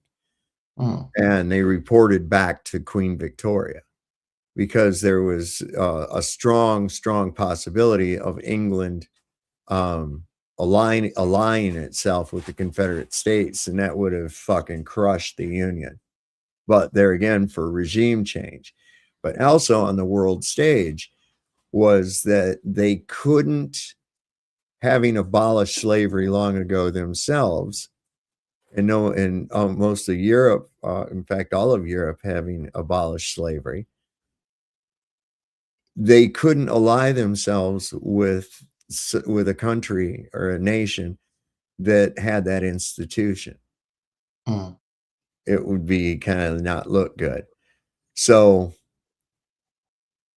had like the South gone ahead, and they were already making like provisions to do this, to allow, to free them. They'd already had it set that you couldn't buy anymore or sell anymore. So it was going to get to the point where once they run out, then you don't have anymore. The British kept it coming. Remember that old song? Well, see, the thing is that the South desperately needed that by 1863. In fact, there was a guy, what the fuck was his name? Colonel Fremont of the Coldwater Brigade of the Queen's Army, Royal Army, was here as an observer and traveled along with Lee, and he was at Gettysburg. And that was the end of British support. Was after that it was over. Who do you think the weapons companies would side with? Because like after, there would be no need for contracts, so to speak, after that. Would the weapons companies side with the civilians, or would they be like, you know what, like you're not going to give us any more contracts, so why would they? Well, you already know who they'll side with. You saw that interview with Peter Thiel.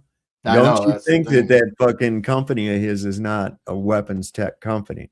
I know. That's why I was kind of bringing that up, because I think that's why they're slowly. I think at some point, that's what I have a real, like Glock, for instance, is one of them that they'll start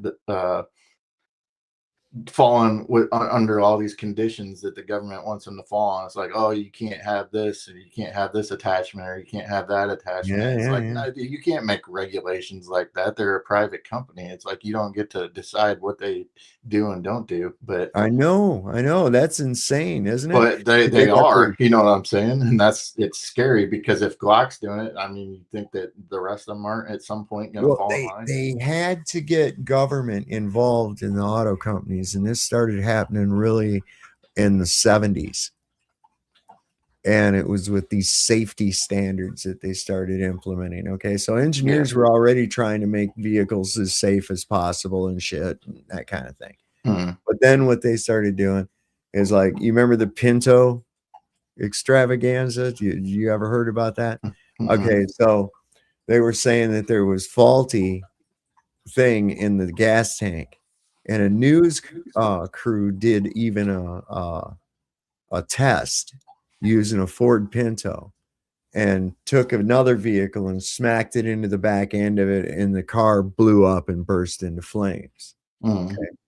Well, long time later, it was revealed that was fucking not real. They actually set a charge off in the car to make it look like it blew up.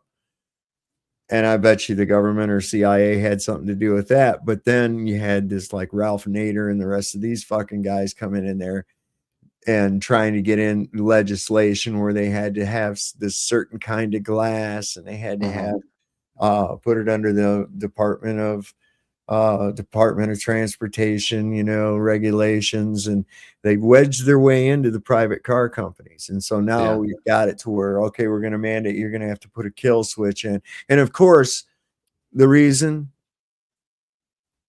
everybody all together now, public safety. Yeah, of course. Always. Why do we have to have the flock cameras? Well, public safety. Why do I have to be locked in this concrete cage? For public safety. The fuck, man? Yeah. So, I mean, not exactly the same, but kind of like Hindenburg, Scare the piss out of everybody until they go off into their cage. That's it. Yeah. God damn, man. And that's what they like I said, the phone's the most dangerous weapon because they social engineer everybody into fear. Well, Tony, let me ask you a question. If you're still there, bro, would you consider taking a trip to the United States? No fucking way. I'm pretty safer here. It's safer there, you think? Okay. All right. I'm curious because, I'm wondering what other people around the world wonder about this. And you're like the furthest around the world from me that I can think of right now. So that's interesting. And what do you base that on? Why do you think it's unsafe? America? Yeah. I went to America.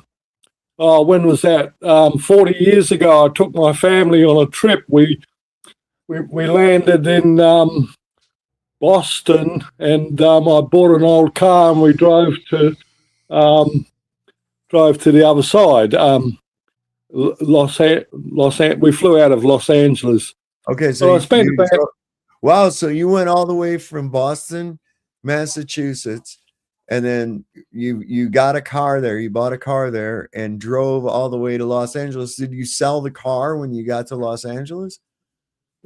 I tried, but I couldn't. I wanted to be at the airport and then sell my car to somebody at the airport, but it didn't work out.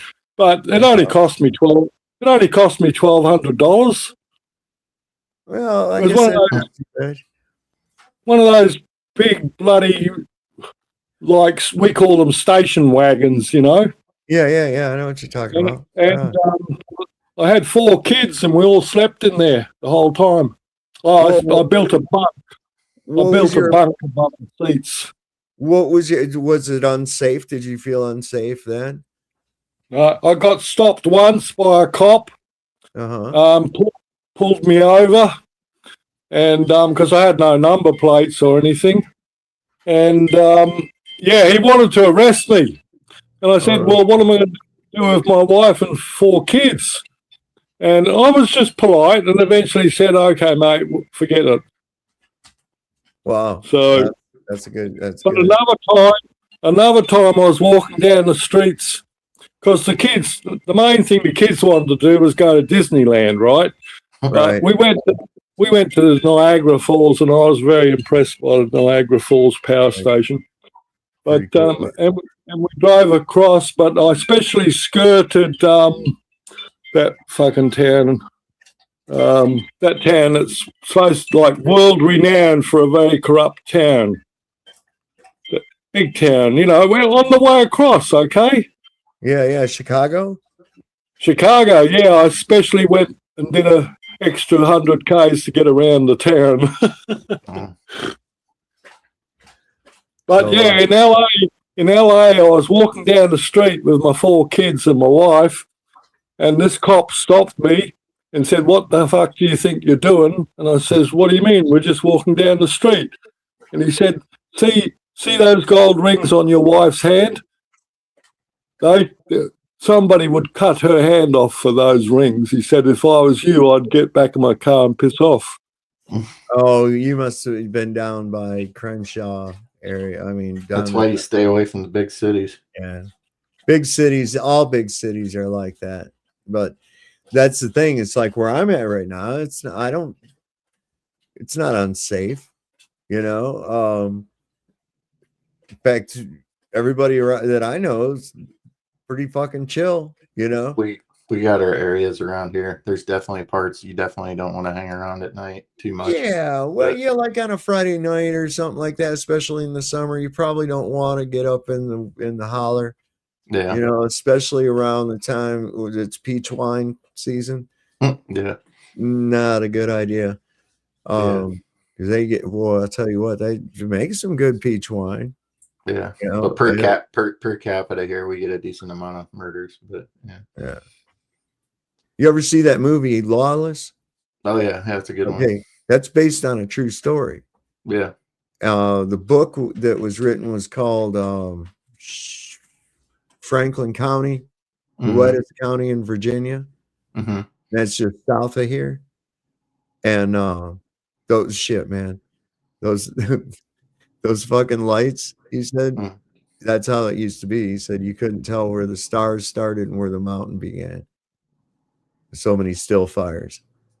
Mhm. They had Yeah. that like right back in here too. God knows how many revenuers are like buried back here in these hills. They go up there, look Yeah. in, never come back. And they never find their car, nothing. It was just they're gone. I don't know. They come up, somebody else come up there looking for them, say, no, we didn't see him or nothing. You know, want some lemonade? My aunt, she used to watch that show Moonshiners all the time. Yeah. And then that one guy, I think he's from Virginia, that Tim guy, the one that guys wears the suspenders all the time. Right. He started making that legal moonshine or whatever. She's like, can you find any of that for me anywhere? You got it close. I was like, I guess I can. I did find it, but they had sold it in Iowa. But it was just funny that like she wanted me to go all over looking for this freaking moonshine. It's like, she lived out in Virginia. I was like, you got a better chance of getting it out there than I do. But the real thing. Back years ago, man, probably about 25 years ago or so, I was doing Civil War reenactments. Mm. Yeah, is it that long? Yeah, I guess so. I don't know. I don't want to do math. Anyways, we were doing one over in West Virginia. And now it's really cool because at night, when all the tourists go home, you're bivouacked out there exactly like the guys were, campfires set up exactly like how they would have been. And you're like wearing the clothes, the uniforms and shit like that. And it's just the reenactors. All the tourists are gone. All the people that came to see the battle or whatever, they're gone. Mm-hmm. You're sitting around and usually there'll be somebody around there playing a banjo or some shit like that. Anyway, sitting there, these guys sitting across the fire from me, I see them over there and they get out this jug and they start going and they say, you want some of this? I said, what is it? And he said, it's some mountain honey. I said, yeah, sure, I'll try some. So I held up my tin cup. He goes, splash, like that. And I'm thinking to myself, you chintzy motherfucker, because the tin cup's about that big around, he just barely give me enough to cover the bottom. And I was like, shit. I was like, all right. So I took that and I tipped it up. I'm not shitting you guys. That shit ate the wet all the way down. I felt it go all the way fucking down. The wetness in my mouth was instantaneously gone. That shit went down. I could feel it all the way. And when it got about right here in the center, I felt it go boom. And I just went, oh, fuck. It got me. I mean, like right the fuck now. Mm-hmm. I mean, it was enough to totally bypass everything, go through the lining of my guts and go into my bloodstream. That's how that fucking shit works. Yeah. Holy crap. I was tore up, man. Yeah, my buddy. Oh, yeah, and then I caught fire later. I had some more. And then my buddy's girlfriend, her dad did that same thing that you did. And he would invite us. He'd be like, yeah, like after they were done and stuff, he's like, come out to the campsite or whatever. We just went out there and would hang out for a little bit. But they do one over here and just over the Iowa side. I was looking that up in the village of East Davenport. It's what is it? The Civil War muster and mercantile explosion. it was real big back in the late 90s. Yeah. It was That's real big. And like 97, 98, around in there. It was really big. There was a lot of people doing it, man. I can remember like when we did the Battle of Cedar Creek, man, that shit was huge. Mm-hmm. It was huge. And then on one of the days of the weekend, I remember it rained. And so there was no tourists there or anything. Mm-hmm. And so we did exactly because it was raining. And so everybody's in their tent and we got to talking and we passed it around and we got the idea that we were going to do exactly the same thing as the Confederates did at that battle. So it was morning and we fucking attacked their camp while they were eating breakfast. That's hilarious. And we ate their fucking breakfast. That's what the Confederates did. That's what halted the assault right there, was because here's all these fucking hungry Confederates. They run in on this camp and surprise them while they're eating their breakfast. So they naturally leave their food and get up and run, grab their weapons or whatever, try to form up or whatever they can do. Anyway, once they run out of camp, the motherfuckers sat down and ate their breakfast and shit while they were fighting them off. You dirty sons of guns. Yeah, that was crazy. Anyway, reason I was asking him is this is a European guy. I'm gonna run to the bathroom. Huh? So I'm gonna run to the bathroom while you play that. All right. You want me to wait? I'll wait. Go ahead. All right.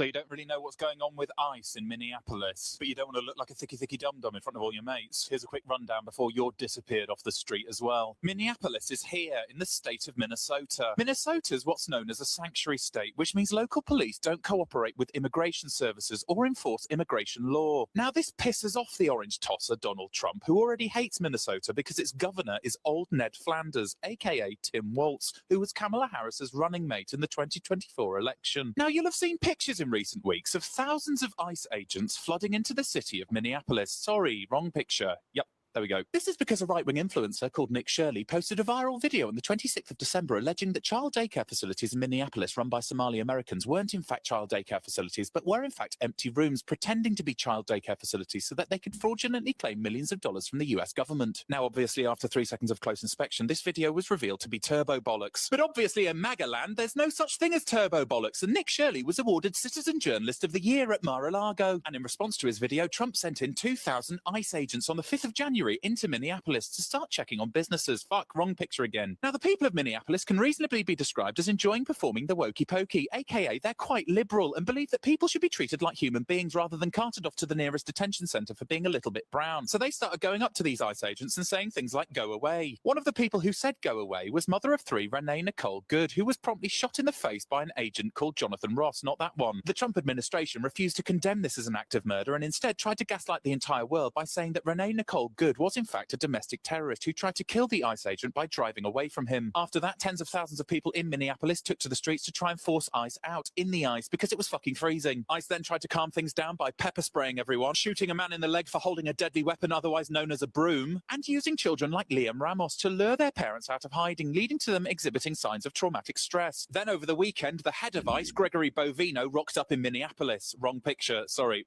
Wrong picture. Still wrong picture. No, that's the right picture. Fuck off. All the while, the brave people of Minneapolis continue to take to the streets armed with whistles to protect their neighbors. Brave people like intensive care nurse Alex Pretty, who ICE agents decided to shoot 7 times because he was holding a deadly weapon in his hands, otherwise known as an iPhone. By this stage, Donald Trump and his merry band of arseholes had gotten used to covering up the state-sanctioned murder of his own citizens by saying that anyone who stood in their way were would-be assassins, and saying things like Alex Pretty was actually carrying a semi-automatic weapon, which he obviously wasn't because we have fucking eyes. Anyway, Alex Pretty was murdered on Sunday, and it's taken 3 days of gaslighting for the White House to say, you know what, maybe we've taken it a little bit too far. We're taking Hans Lander out of Minneapolis. So as it stands, there's a promise of a climb down, but the people of Minneapolis continue to be terrorized. Solidarity with them, fascism is here.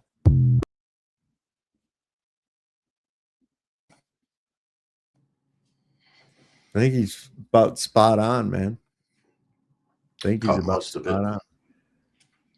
I mean, this is like, look, all right. I want you to imagine this. It's Sunday morning. You see these two. You're an ICE agent. And you see these two, this couple here that I'm going to show you. You see them pulling in, you know, probably in a grandpa car, like a Cadillac or something like that, you know. And you pull them over for what?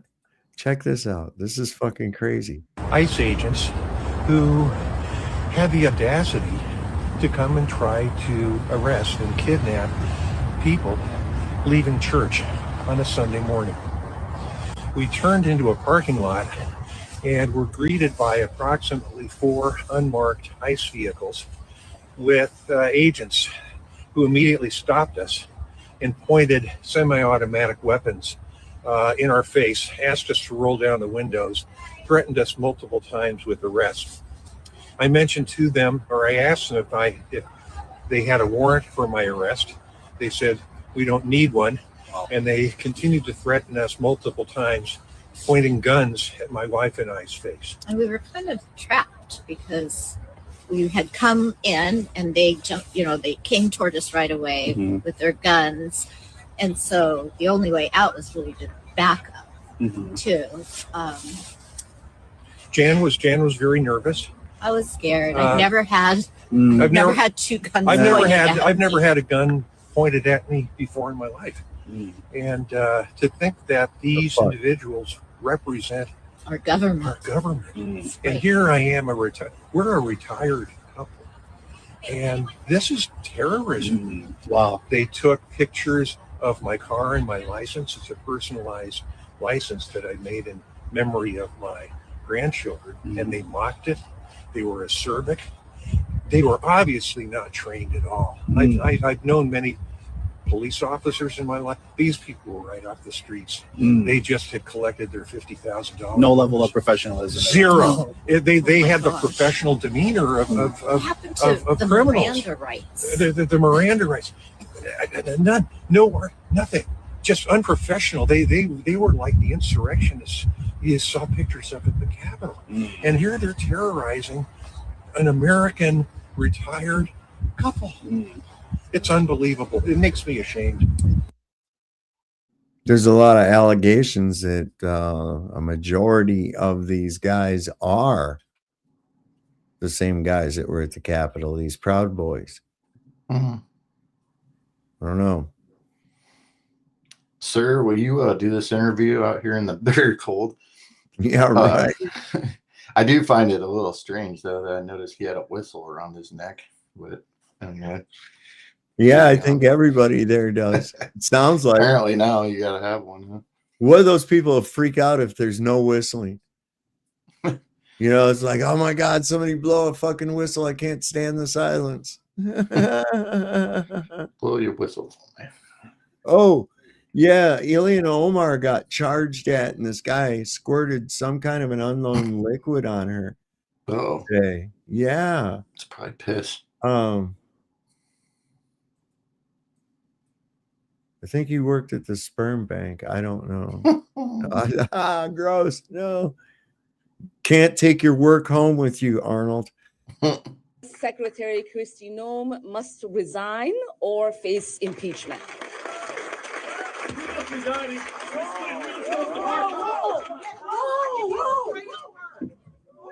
Gosh, no. I don't know. Oh my God, he sprayed something on her. I need a napkin to know nothing. No.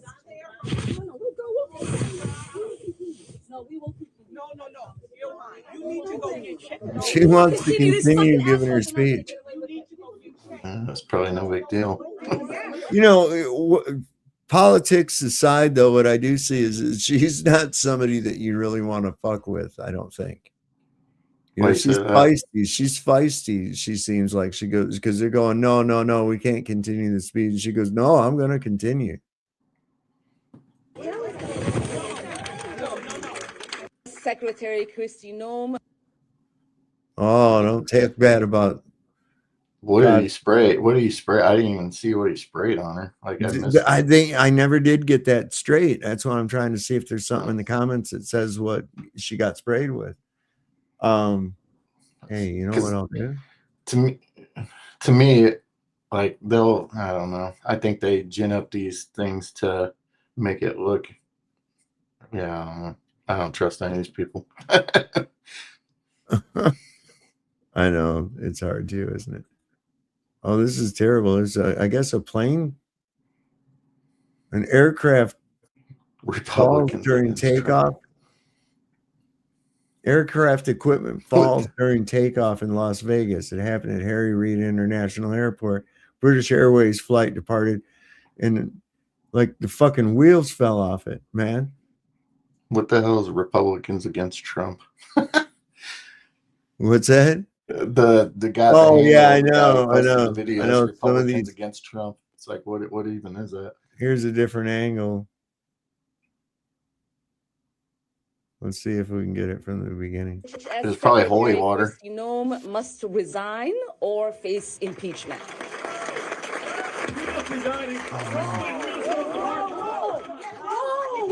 what the fuck it was. His holy water. I don't know. Oh my God, he sprayed I need a something napkin. on her. I need a napkin to know nothing. No, we will. No. You're fine. You need to His go essential get oils. We will continue. These fucking assholes are not going to get away with You it. need to go get checked. No, you don't know what She stinks.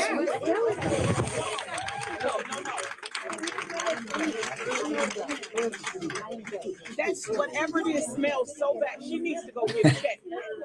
I don't know. It's not Oh, something that smells. Might have been that fart spray. No, it It's wouldn't. not about him. It's about your safety. She had it No, backwards. he sprayed something on you. You need to go get checked. Yeah, and it smells terrible. Might have been pee. We're going to keep talking. She likes 10 it. minutes. Just give me 10 minutes. I beg you. Please don't let them have the show. Please don't let them have the show. Here is the reality that people like this ugly man don't understand. We are Minnesota strong, and we will stay resilient in the face of whatever they might throw at us.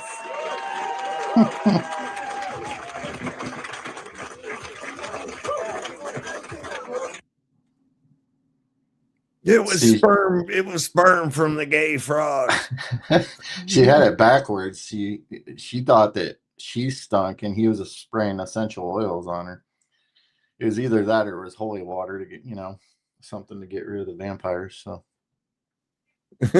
This one guy, this is great. These comments, I love these comments. Is it like that she squared up and was ready to actually throw hands with the feral MAGA? not until after the guy stepped in front. Oh boy.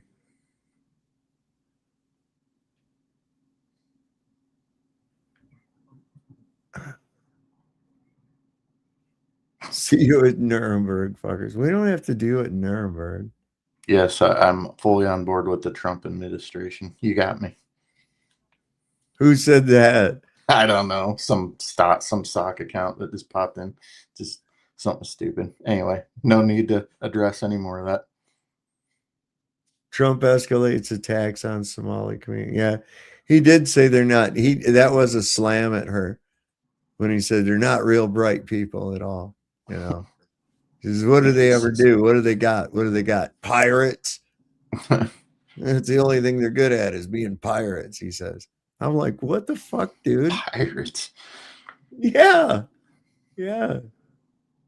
Oh my God. Yeah. Let me say something. Now, I think Barack Obama was a very, very evil man. But like this revelation of the method, how they pretend like they hate each other and shit on camera, but they really don't. And part of that, they reveal what's coming. This is how I see this. Look what Barack Obama said. Look what Barack Obama said about Trump back during these various times he spoke. This is pretty crazy. How you doing there, Jeff? What's up, brother? Great show tonight.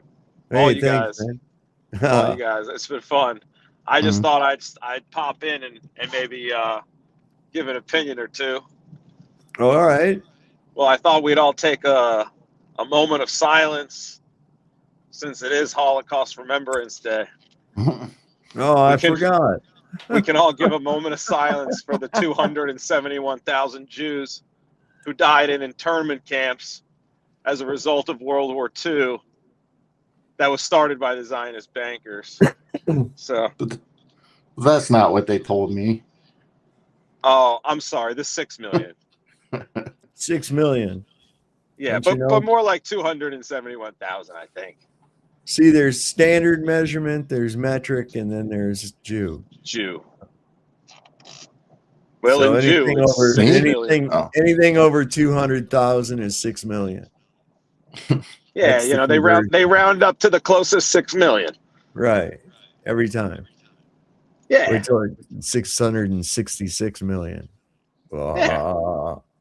There ain't it couldn't be that many of them. There's no way. But listen to what Barack. Oh, what was you wanting to ask the question about? Did you say? I don't know. I've All right, lost my it'll come train of back. thought. It'll come back around. It'll come back around. It's the train of thoughts is always on schedule. It doesn't come back around. It comes to you again. I haven't got time for flat Earth society. I don't. Okay. Yeah, right. He said that too, didn't he? Yes, sir. Listen to what he said is almost like a revelation of the method. I will admit it's worse than even I expected, but I did warn y'all. I did. You can run the tape. In Donald Trump's mind, the military does not exist to serve the Constitution or the American people. Like everything else, he thinks the military exists to do his bidding. And he has said that if he's elected, he'll use the military to go after, quote, the enemy within, which he seems to define as anybody who criticizes him. Trump's other big idea is to slap a tariff on everything from food to TVs. Now, almost every economist who has looked at this idea says that won't lower prices, that makes prices higher. Donald Trump's former chief of staff said that Trump told him he wanted his generals to be like Hitler's generals. Now, in politics, a good rule of thumb is don't say you want to do anything like it, but it gives you a window into how Donald Trump thinks. Donald Trump wants us to think that this country is hopelessly divided between us and them, between the quote unquote real Americans who support him and the outsiders who don't. Donald Trump sees power as nothing more than it means to his ends. He wants the middle class to pay the price for another huge tax cut that would mostly help him. Now, if you challenge Trump on his concepts, he will fall back on one answer. This is blanket answer for everything. Blame immigrants. He wants you to believe that if you let him round up whoever he wants, ship them all out, put together these big detention camps, your problems will be solved. Bluster and bumbling and chaos. We have seen that movie before, and we all know that the sequel is usually worse. Whoa. I mean, Yeah, he see, did- that was pretty good. like I say, I think Barack Obama was a fucking piece of horse shit, but Yes. that's why I say, I know that behind the scenes, him and Donald Trump are probably, Yeah, of course they are. Right? And it's like Obama doesn't like Trump because he thinks he's Hitler. But I don't like Trump because he's not Hitler. We're well, not the same. Macho Man didn't like fucking Hulk Hogan because of Hulk Hogan didn't like those Slim Jims, right? And plus Hulk Hogan was flirting with his Miss Elizabeth. Yeah, Miss Elizabeth. So there Always a was woman. that, It was probably swingers. You know what I'm saying? Yeah, brother. I was into some freaky. But yeah, what was it? Bush's funeral that Barack and Trump were buddy sitting there, chumming it up, laughing, having a laugh about something. Probably laughing at us, basically. It's a big club, and we're not in it. Right? Well, you know what? This is the thing. That club, it doesn't matter how drastically and diopposed to their, I'm talking about this cult of these weirdos, right? That they'll just go along with Trump no matter what the fuck he ever does. They have no shame. They just turn around and be so hypocritical, man. Yep. You know what I mean? Look at this fucking bullshit right here. It's Trump deity syndrome. It's like TDS, It's but type 2. It's like, look, I don't care if this guy was Jerry Lewis, okay, who I think was pretty obnoxious as well. But maybe Jerry Lewis would be better. I don't know, but this guy is just like the things that are being done right now, and the lack of any of the high-ranking military officials even to honor their fucking oath and see this man as an enemy to the Constitution of the United States of America. Don't they swear an oath? We all swore that oath, right? Supposedly. Chicago, except Yeah. I didn't say my name. I just said state your name. Yeah. Well, I think don't that's go why any ICE repeating. is a bunch of IDF, because they don't give a shit about our Constitution. They want to Well, destroy our country. I think that's why these guys. the thing is this surely, if I've got this figured out, somebody else has got to have this figured out, at least in the military, who's got to be saying, hey, wait a second.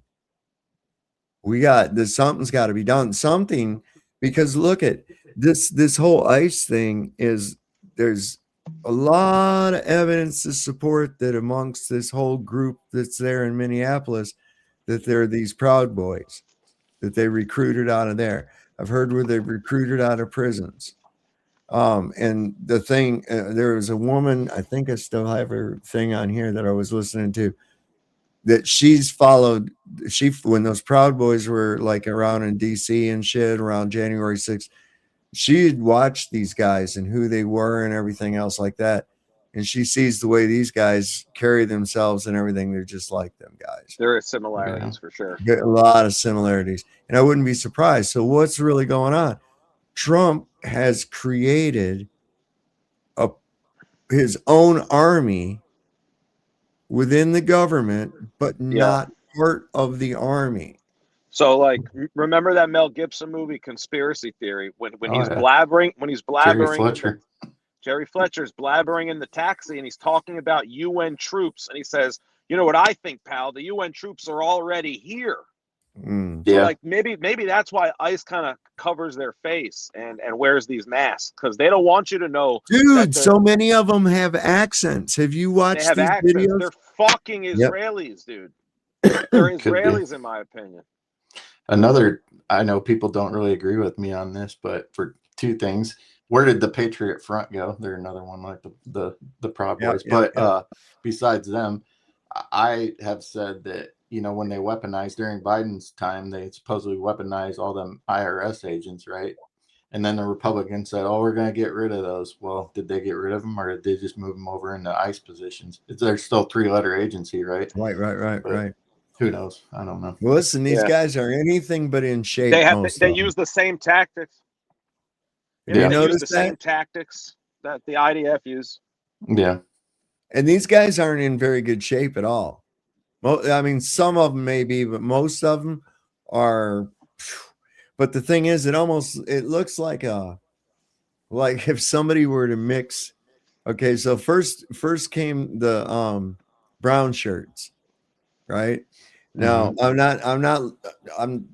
don't want to compare political ideologies. I'm just looking at political strategy of a takeover. They're very much like how the brown shirts are, but I see an element of Schutzenstaffel amongst it too, where there's this militarized police that are, in the streets. And it's being normalized. People are being conditioned to accept this militarized. Right. They're not really part of the army. You know what I'm saying? They're like, and they swore a loyalty oath not to Deutschland, but to Hitler. Yeah, I get They it. had them all at a stadium to do that and shit. And you see all these MAGA people are completely, they're going to be like, they're so brainwashed. They're just so along party lines that they just they just all support ICE, and they accept like blatant lies. Like he was reaching for a gun. Yeah. No, he clearly wasn't. But these right wing YouTube channels like the liberal hive mind or the quartering or Benny Johnson, they're clearly on the take, and they push the party narrative. And it's like they're gaslighting the shit out of people, and MAGA just all goes for it. Yeah. Well, I've never seen anything like it. Jeff, think about this, man.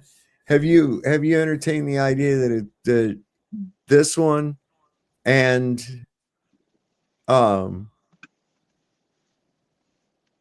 other shooting of the girl, right? Right.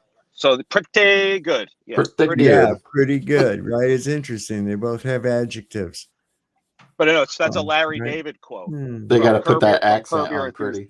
I said that on here the other night. I said that. On I Curb said, Your so Enthusiasm, his I said, catch line. What? Oh, pretty good from a show. Yeah, I said the other Larry night. David go pretty good.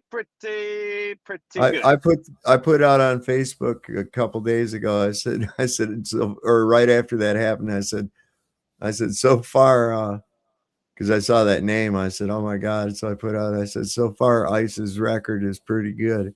And I spelled it with the I, instead of, pretty good.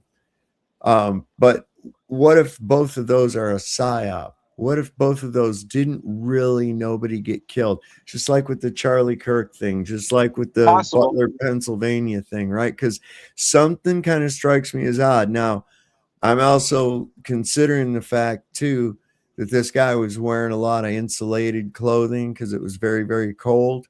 Okay. But what was kind of odd to me was that there was a lack of blood. Okay. I mean, not to say that there wasn't any, but we didn't really see any in any videos from any angle, any blood. At least I didn't. Maybe if somebody else did, let me know or link the video. That would be cool. Well, we could say one thing for sure. He was very, very, very Jewish looking. Yeah, I noticed that. He looks like the happy merchant. I mean, like he trust me, my Judar is 100% with him. He is Jewish. There's he's the most Jewish looking man I've ever seen. You never I never seen a picture of her either. That good. I never saw you saw the blood. Well, she had criminal charges against her, right? But do you know something that I found to be quite odd? So could they cut a deal with her? I don't know. Oh, wait, it occurred to me. What? Okay, so now there's two ways, and I'm just playing devil's advocate here. Look, you consider the fact that there's two things that happen. First of all,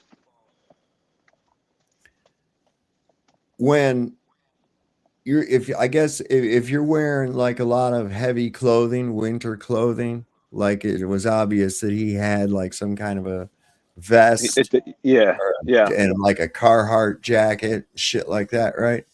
Mm-hmm. That no blood would be apparent because of the layering of the clothing and the fact that he was already dead. Once somebody dies, you don't bleed anymore, really. And I mean, I'm not an expert, but he was shot from only a few feet away, max. Yeah. With a 9mm automatic.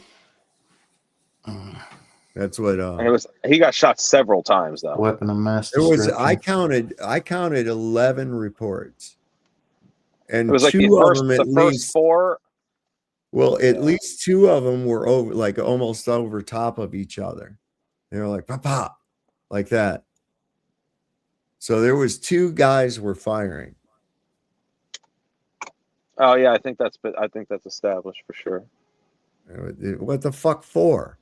He was already dead on the ground with 4 bullets in him, and then they keep shooting. That's what I'm saying. Okay, so run this possibility. So the Renee Good did get a large crowd of people out there pissed off, right? And that could have been faked. We don't know.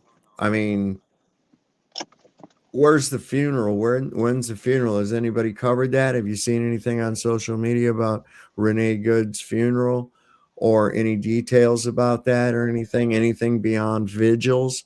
I haven't. And you'd figure that would be a big thing, right? Oh, here she is being laid to rest, or here's her funeral announcement, or here's the obituary, or whatever the fuck, right? None of that. Just focused all on this crowd and this outrage and everything that's going on. Okay, now wait a second. Phase two. That got people really riled up. Phase 2, we pull it again, this time with another guy who's possibly the same guy that was an IDF soldier that was killed in Gaza. Anyway, that we were supposed to all feel sorry for. And like you said, Jeff, he looked very well, there's actually something. I There's one. He looked kind of Chosen. I don't know. The word escapes me. Inbred. Well, there is one interesting detail here, is that people on the right are pointing out that, like, the news, like liberal news agencies like NBC, they AI doctored Alex Preddy's photo. Yeah, make him look like tougher. They de-Jewed him.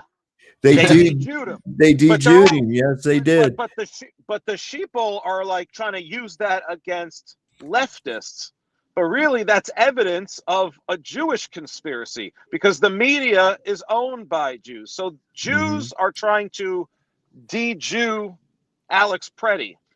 Why? Well, You know what I okay, mean? so I might still have it in my feed. I'll look for it here in just a second. There's a thing that showed about a poor IDF soldier that was killed, and it looks exactly like Pretty, but in an IDF uniform, and it was this picture of him smiling and shit. And then this same picture of him that they show with his nurse's uniform and shit like that, right? And I'm wondering, okay, that's possible, or it's possible that that's like some kind of that the other thing's fake. I don't know. Maybe this guy's he's just a crisis actor, right?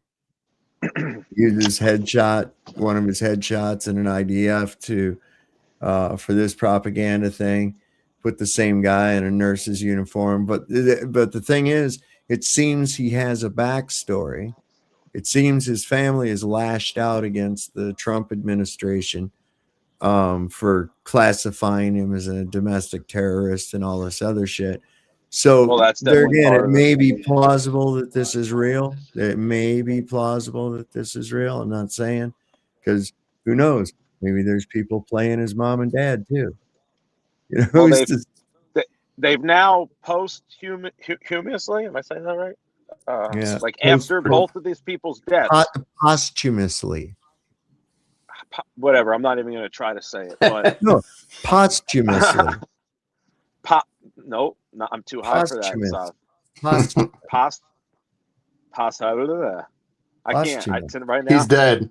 Either they give it to him after he was dead. Both of them have been labeled domestic terrorists after being murdered by the government. So yeah. You know, that's next for you and I. Right. So, and then they blatantly come out. Be labeled domestic now, listen, terrorists. They blatantly come out with narratives and coldly. Now, this is something else that tells me that this is kind of like really funny, because they've upped it to the next level. Now, what we've seen, right, is that armed people have been showing up to these protests. And I'm not talking about just concealed carry like that. I'm talking about openly armed with long rifles, ARs and shit. And it's escalated to that level. Now what they're doing is they're ramping it up. They've already got it set up because they've got National Guard there. They've got the fucking more ICE agents. And just because they took Bovino out don't mean that everything's done. No. They brought in Tom Hoven. Come on, man. They also what's up? Tom Homan, isn't that his name? They also brought in. Go ahead, Archie. I was just asking that question. Who was? I'm not familiar with him. Tom Homan, or what are you asking? Mm-hmm. Yeah, Tom he's Homan. He's the ICE director. Oh shit! Like for the whole federal arm of ICE. You never seen the guy? He was in his. Oh yeah, he's a real beaut. He's a real beaut. Hang on, let me get this picture. But Cross-eyed Cash also said that you're not allowed to bring those weapons to the protests either. Oh, yeah, I Oh man, forgot he about can't. that. He You can't don't have determine that, right? you don't have You the know right what? to Fuck bring him. those. You know what? Fuck him. Now, You right? Fuck him. Yeah. little bug-eyed fucking Pajit. You're not going to tell him. Go back. Go sell fucking car warranties, dude. But Get I'm the fuck saying, out like, of my world. even the quote unquote Republicans are now telling you can't use your Second Amendment right. There you Dude, that go. is proof No. of Huh? the mind control. Look, Oh, that's the look. dude. Because That's now him. all of a sudden, what do we? Who's this? That's Tom Homan. Yeah, you can tell he's a cunt Oh, right. just looking at him, bro. Look at those Man. dead eyes. So Tom hold Homan. on. He's trying to say don't bring a gun to a He's certain saying that state you or don't have the certain right to. He literally said you're uh, not allowed to. Yup, you don't have a right. while he's holding a gun. I guarantee you, that's fucked up. Well, They're just waiting on somebody. You know that's what they're doing. They like you said earlier. Fucking Cubby, is Cash that Patel he's don't have it. pushing and pushing. I would love to see Cash Patel shoot. I would love to. I would like to see that little bug-eyed motherfucker try to shoot. Come on. There's something wrong Can with you him. imagine? Was Can he you always imagine? bug-eyed like that? I don't Yeah. know, man. Can you imagine? Look at this shit, man. Oh, Who lobotomized? They're gonna pop, motherfucker. No. That's doing him some mackerel. justice. His eyes weren't even crossed there. That's fucked up, bro. Yeah, right. I don't know, man. so what these I was guys are getting at, saying, what I was getting at is there's going to be another one, okay? And course. I don't know which. So, like, I try to war game at I'm seeing this as an increase in pressure, okay? First, this Renee Good, and it's going to be not just good, but pretty good. And now this guy, and even what they paint him out for his profession. Now, I have no way to verify whether or not that's just a backstory that they're given, or if this is for real, that he was a nurse at the VA and he was kind.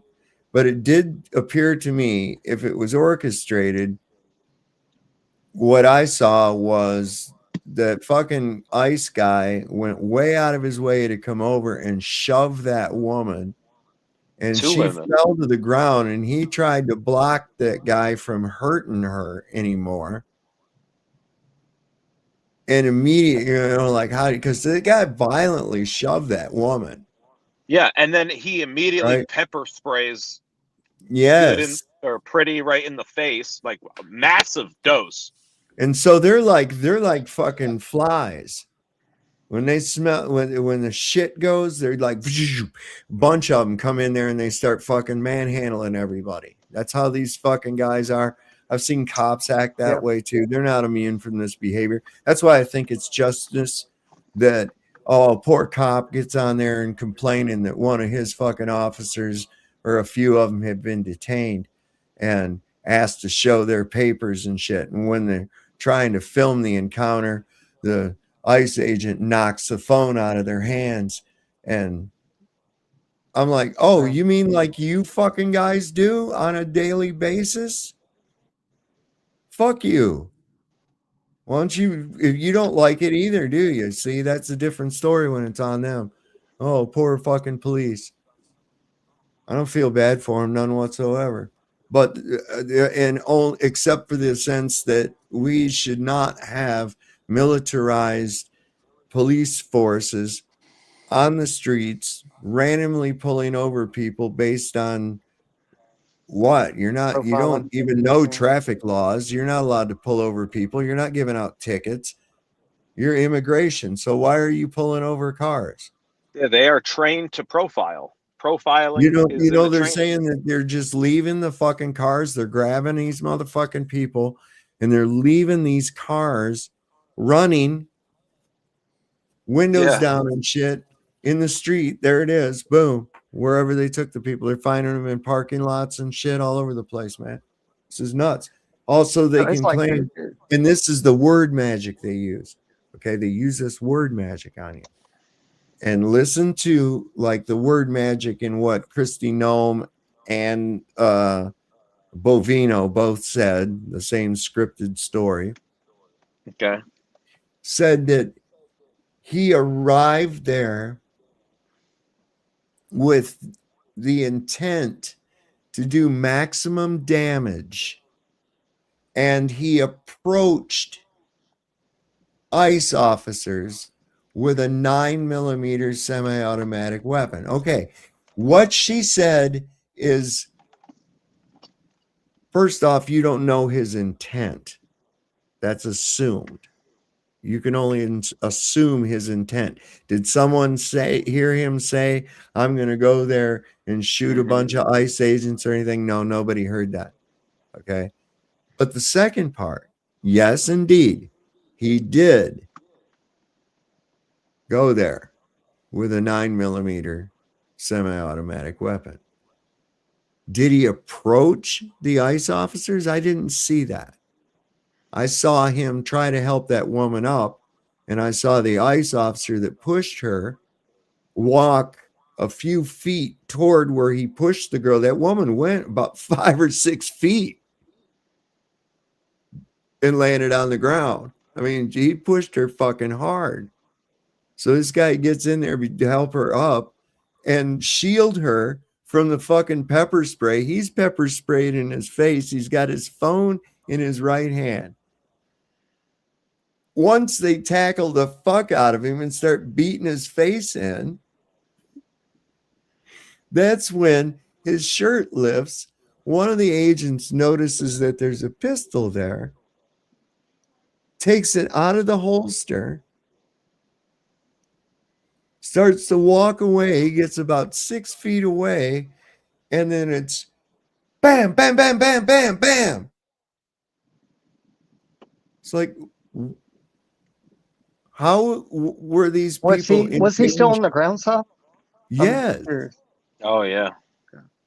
Blinded with pepper spray, mind you. Yep.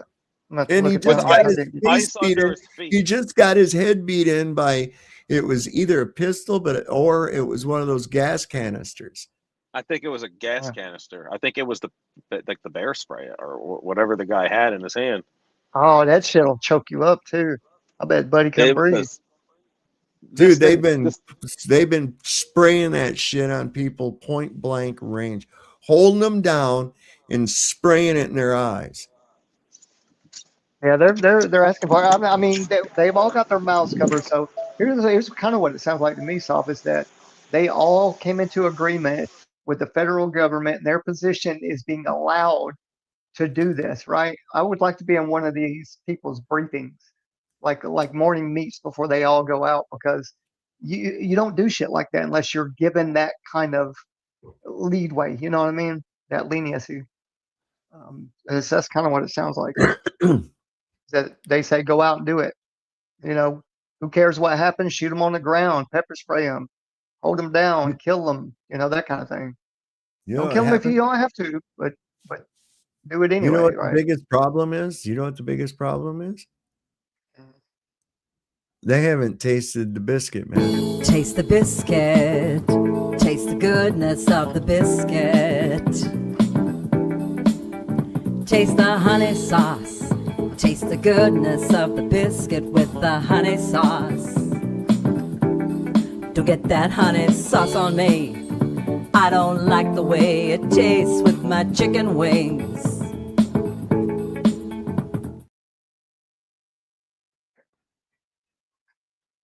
That's a hit. That's a hit. Man, she's kind of hot. I got to say. Yeah, she's not bad, right? Yeah, she moves her biscuit pretty well too. That's right. I hear Depends makes a thong nowadays. Yeah. Damn. It's a little messy. I'm sorry. Split right down the middle. A slip and slide there in the back. No, Helen, you got it on backwards. Drop it to the floor. Drop it to the floor. Oh no, like this. Okay, enough of that. Yeah. From the window to the wall. Anyway, I forgot what the fuck this is. I don't know. Because I'm Look, I'm not sure why you're all overcomplicating it. It's really quite simple. You can come to a protest, but not if you're bringing a gun. unless it's for protection, but not protection from people with guns. You can attack people holding skateboards for reacting to you holding a gun, but not the people holding guns reacting to you holding your phone. Because being underage shooting a gun you didn't legally purchase equals concerned citizen. But being an adult with a permit for a gun you've responsibly concealed equals domestic terrorist. Even if we only see it after we've already shoved you to the ground, which retroactively changes the reason we shoved you to the ground. Clearly, the teenager who shot people deserves a podcast, and the ICU nurse trying to help people avoid pepper spray is an agitator, because we have a zero tolerance policy for disobeying uniformed officers that goes all the way back to January 7th, 2021. And remember, they're only in Minneapolis to secure the border because of Somalia. Glad we cleared that up, because so many of you in the media have been focused on the wrong things. Now, I am happy to take any questions you have about the president's ballroom. Wow. Damn, bro. What's this world coming to, man? It's about what it is, man. Oh, I mean, shit. It's like the tension and the atmosphere is way up, but in your own mind, you're like, what the fuck can I do? Like, who do I go talk to? We form a fucking militia. Like, dude, this is the chemtrails. I mean, yeah. I mean, dude, there's a lot of shit in them things. Yeah. I know. Making everybody crazy. ICE purchased a $100 million warehouse in Maryland to convert into a large-scale detention center. According to property records, the facility is expected to house 1,000 migrants as the Trump administration rapidly expands detention and deportation infrastructure. Hold on. Expands detention and deportation infrastructure. Okay, all right. Now we go to wow. So they're gonna play at that. Son of a bitch. Yeah, there's a lot of privately owned, corporations that privately own prisons that have contracts with the states and the federal government to keep them. I heard something not too long ago about these people about to sue the federal government for not giving them what was agreed to, right? Like a certain percentage.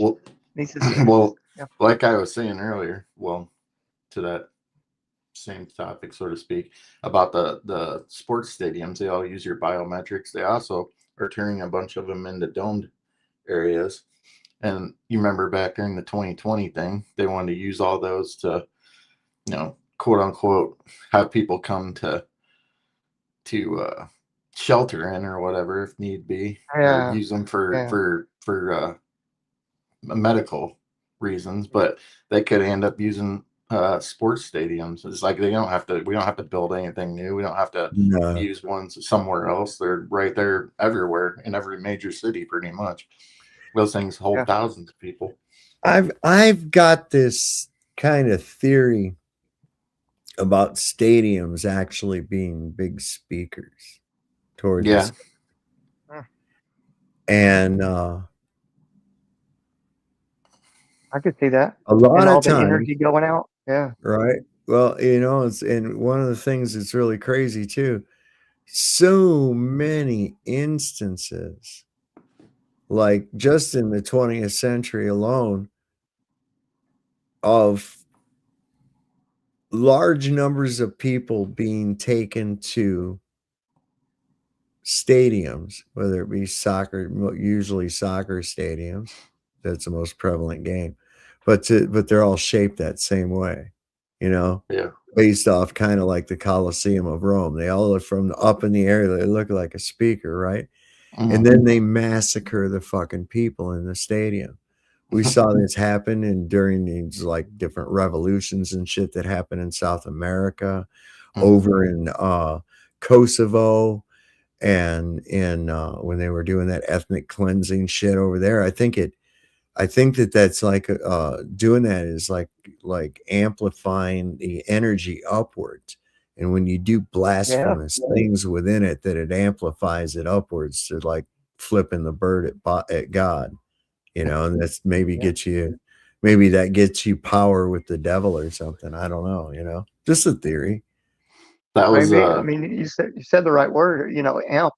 You know, like amplifiers. Yeah, Back the in the day, they had the amphitheater. amphitheater. Yeah. that was the theme in the Batman movie too with Bane. Like that was Heinz Stadium, Pittsburgh, Oh where yeah. they lured him in there and then they killed them all pretty much, or tried to. So I thought this was kind of like, I don't know if I like this song or not. I might look for the whole version of it. But I'm going to play it. It's only 45 seconds, but this is come on, man. It says a teenager detained by ICE was hospitalized because his testicles were deliberately crushed by agents as a form of punishment. We are not angry enough. That's nuts. Dude. That's Fair. some IDF shit right there. I ain't kidding you. That's the kind of shit they do to Palestinians. You know, when they return those bodies to the Castration. Palestinians, when they return those bodies in that exchange, you know, they were like missing organs. I wouldn't doubt it, bro. You can get it for Yeah. like a kidney. You can get a good 15,000. I got one better for you. Israel just applied to the Guinness Book of World Records for the most transplants, for the most like kidney and liver transplants and shit. I was thinking of the other trans, but yeah. Where you reckon Yeah, that's what I getting thought them? he was about to say. Yeah. Where you reckon they getting them from, bro? Where you reckon they getting them from, bro?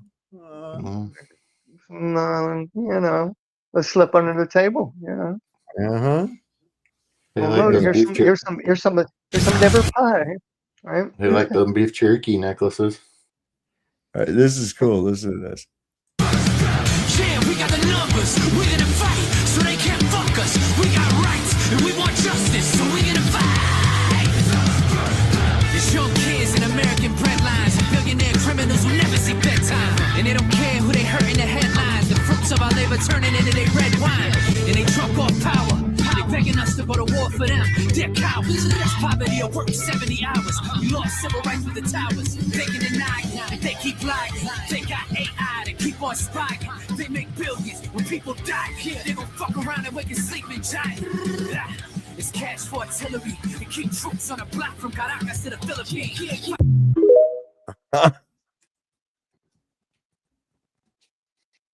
That's a fucking jam, isn't it? Oh, that one. That was nice. But he has some skills. I knew you would like that, RG. Yeah, man. You I know, knew you would. do a little rip rapping here and there. Oh. Yeah, man. About the whole. I'm thinking about taking myself off the damn donors list, man. If my kidneys No. are going to a Jew, I'm taking them back. Donors list. You mean you're on it? Yeah, I'm on the organ donor list. Oh yeah, don't be on that. You know, I'm gonna just tell you something. All right, bro. I'm just gonna tell you something. Organs from a dead person can't be used. Oh, that's why I'm not gonna die before they take them out. I'm just gonna be like wide awake, you know, because I can't really feel much. No, Yeah, you'll fine. feel everything most likely. You just be unable to do anything about it because they'll have said, "Oh, he's brain dead."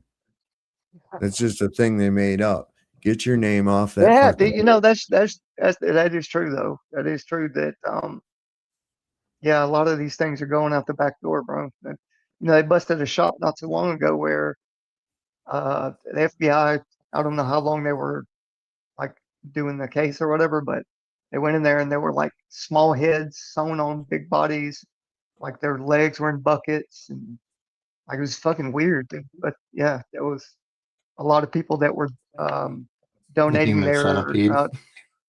You want to know right, another right. Like weird thing? they were donating their kids and stuff for research, quote unquote, and Yeah. it ended up being something totally different. Yeah. Do you know you can't use blood from a dead person either?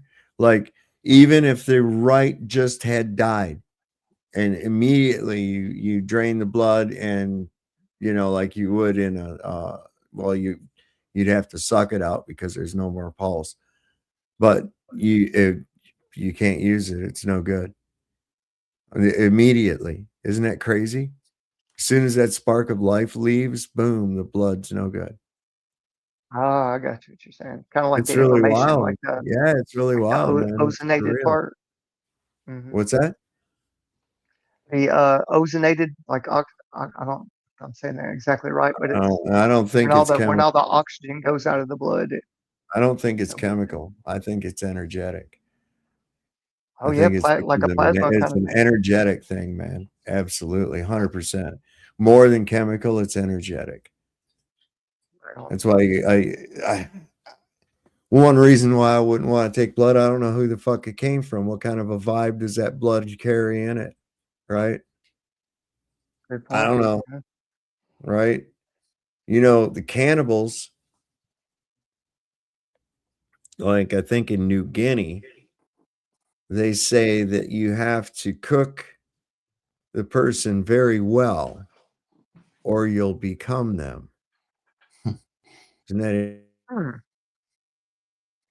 have to Well, ponder on you that one. said the wrong thing, Sav. They interesting? got him. You get when you get a heart transplant. I've heard of people that have gotten heart transplants where they'll have memories Oh yeah. of the person's family and shit that, you know, and go to their house, things like that, you know, from whoever they got the heart from. It's really Yeah. quite crazy, man. Yeah, I've heard of memories like working in them. Yeah.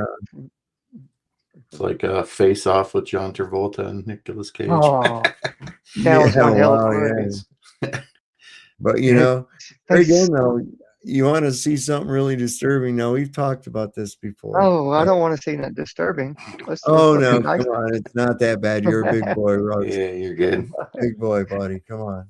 Put on your big boy pants. This isn't I'm gonna that stick disturbing. around. It's nothing that's gonna make you go, oh fuck, I'm never gonna watch this place again. All right. Right. So Okay. Or maybe Well, we'll. I'm down. I'm down for it. all right. So we've talked about like the idea that, you know,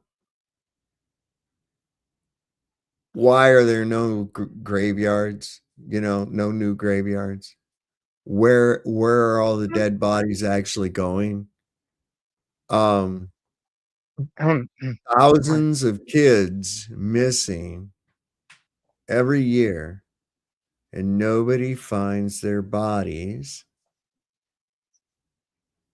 The impossible amount of quote unquote beef patties that is served by the various fast food joints, Cisco restaurants that get, you know, the you know, there's hamburgers and steaks being served all over the United States, all over the world for that matter.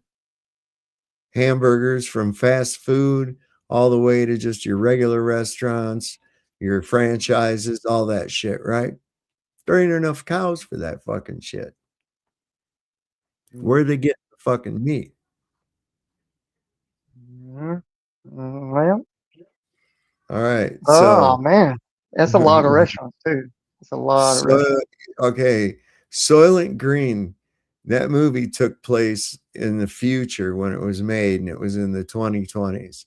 It was shown in the 2020s, I think. Yeah, in the year. Let me just look it up so I can make sure. Yeah, I get your point too. I see what you're saying, what you're getting at, and if I had to take a hard like calculation guess, like how many burgers are served at each place a day, and then you know how much does a patty weigh or what's the shape like, and then project that out for like a year, man, that would be a lot Okay. of fucking food. So I'm sorry, Soylent Green was it said the events of Soylent Green take place in the year 2022, depicting a dystopian future characterized by overpopulation and resource scarcity. And if you ever saw it, it was like they had found a way to be able to feed everybody, and they were using supposedly plankton or algae or something from the ocean and making these wafers that were nutritious enough for you that were called Soylent Green. And they would bring this shit out and give it to everybody for free, you know, it's because they were starving to death. And like on Soylent Green Day, these dump trucks would come out there and just dump off big piles of it and let them fight over it. Anyway, that's what I remember from it. But anyway, the thing is, the premise of the movie, spoiler alert, if you ever never seen it, you watch it, but it's crazy. He figures out that his friend figures out that there's not enough algae in the oceans to sustain the amount of Soylent Green that they're producing. And he's trying to figure out where they would be getting it from. And they figure out that they're getting it from all the people that die. They're making it into Soylent Green. And as he's being dragged this is a real story, though. This is like they found no, out. no, this movie came Oh, out okay. in like 1970, I think. Let me see. Okay. I wonder if it had any true parts in it, because it just makes you think, bro. Like, 1973 it came out.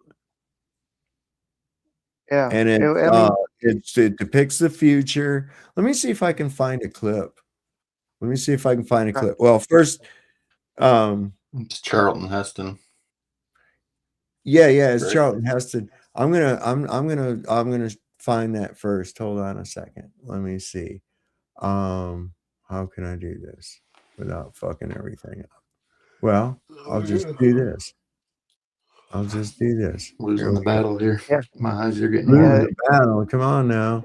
I'm trying. It was, while you're looking for that stuff, I'll say this, like, so if that has anything to do with the people, if it came from the minds of people in Hollywood or our government or like these secret societies, 100% they base it off something real, because all of them are fucking cannibals. Or, well, I can't say all of them, but there's a lot of stories and a lot of, people that have came and, and said that kind of thing. Sorry. And then you got videos of people. You remember that woman they snatched up because she came running out of one of the venues, like, they're eating the kids in there. And they just wrapped her up and put their hands in her mouth. Took her back inside. I'm like, oh shit. That you talking about that actress or model or whatever? Yeah, she's like Came a running up. lady. Wow. Yeah, man. New York City, 50 years She from looked today. pretty convinced. Nothing runs, nothing works. He gave me a quarter of a kilo. But people are the same. And people will do anything to get what they need. What they need most is Soylent Green. Simonson, board of directors of the Soylent Corporation, murdered because he discovered the secret of Soylent Green. Detective Thorne, he's got to find out what Simonson knew. Wow. Saul Look Roth, at Soylent Thorne's Green. researcher. Courtesy of your next assignment, William R. Simonson, Chelsea Towers West. When how'd you get all these? Cheryl, the furniture. Is that Simonson? Is Sure. that a yes nod or a no nod? See, in this dystopia, in this future, the elite have these really nice, high security apartments, right? And the girl comes with the apartment. Oh. Yeah. That's what I'm talking about. Yeah, give me two apartments. Yeah. You can trade them in on a different one too. It's a crazy movie, man. Hey, man. That's how these Police captain. wild movies are, man. Supposed to look like he was killed when he caught some punk burglarizing his apartment. Well, what do you say? It was an assassination.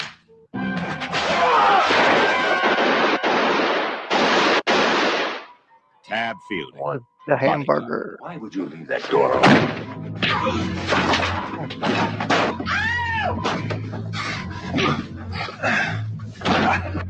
Why did you set up Simonson? Charlton Don't Heston, hurt the girl. Edward G. Save the Robinson, girl. Lee Taylor Young, Chuck Connors. Fight for survival and solve the most bizarre riddle ever to Uh-oh, face somebody in a mankind. wheelchair. Oh. This is the police. I'm asking you to disperse. The supply of Soylent Green has been exhausted. Why does Soylent On Green a mean helmet. life? You must disperse. The scoops are on their way. Why does Soylent Green mean death? Look at that. That's how they get rid of protesters. Look.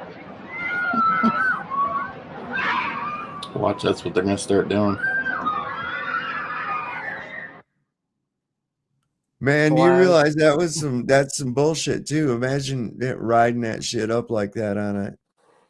And that's pretty Into dangerous. the wood chipper.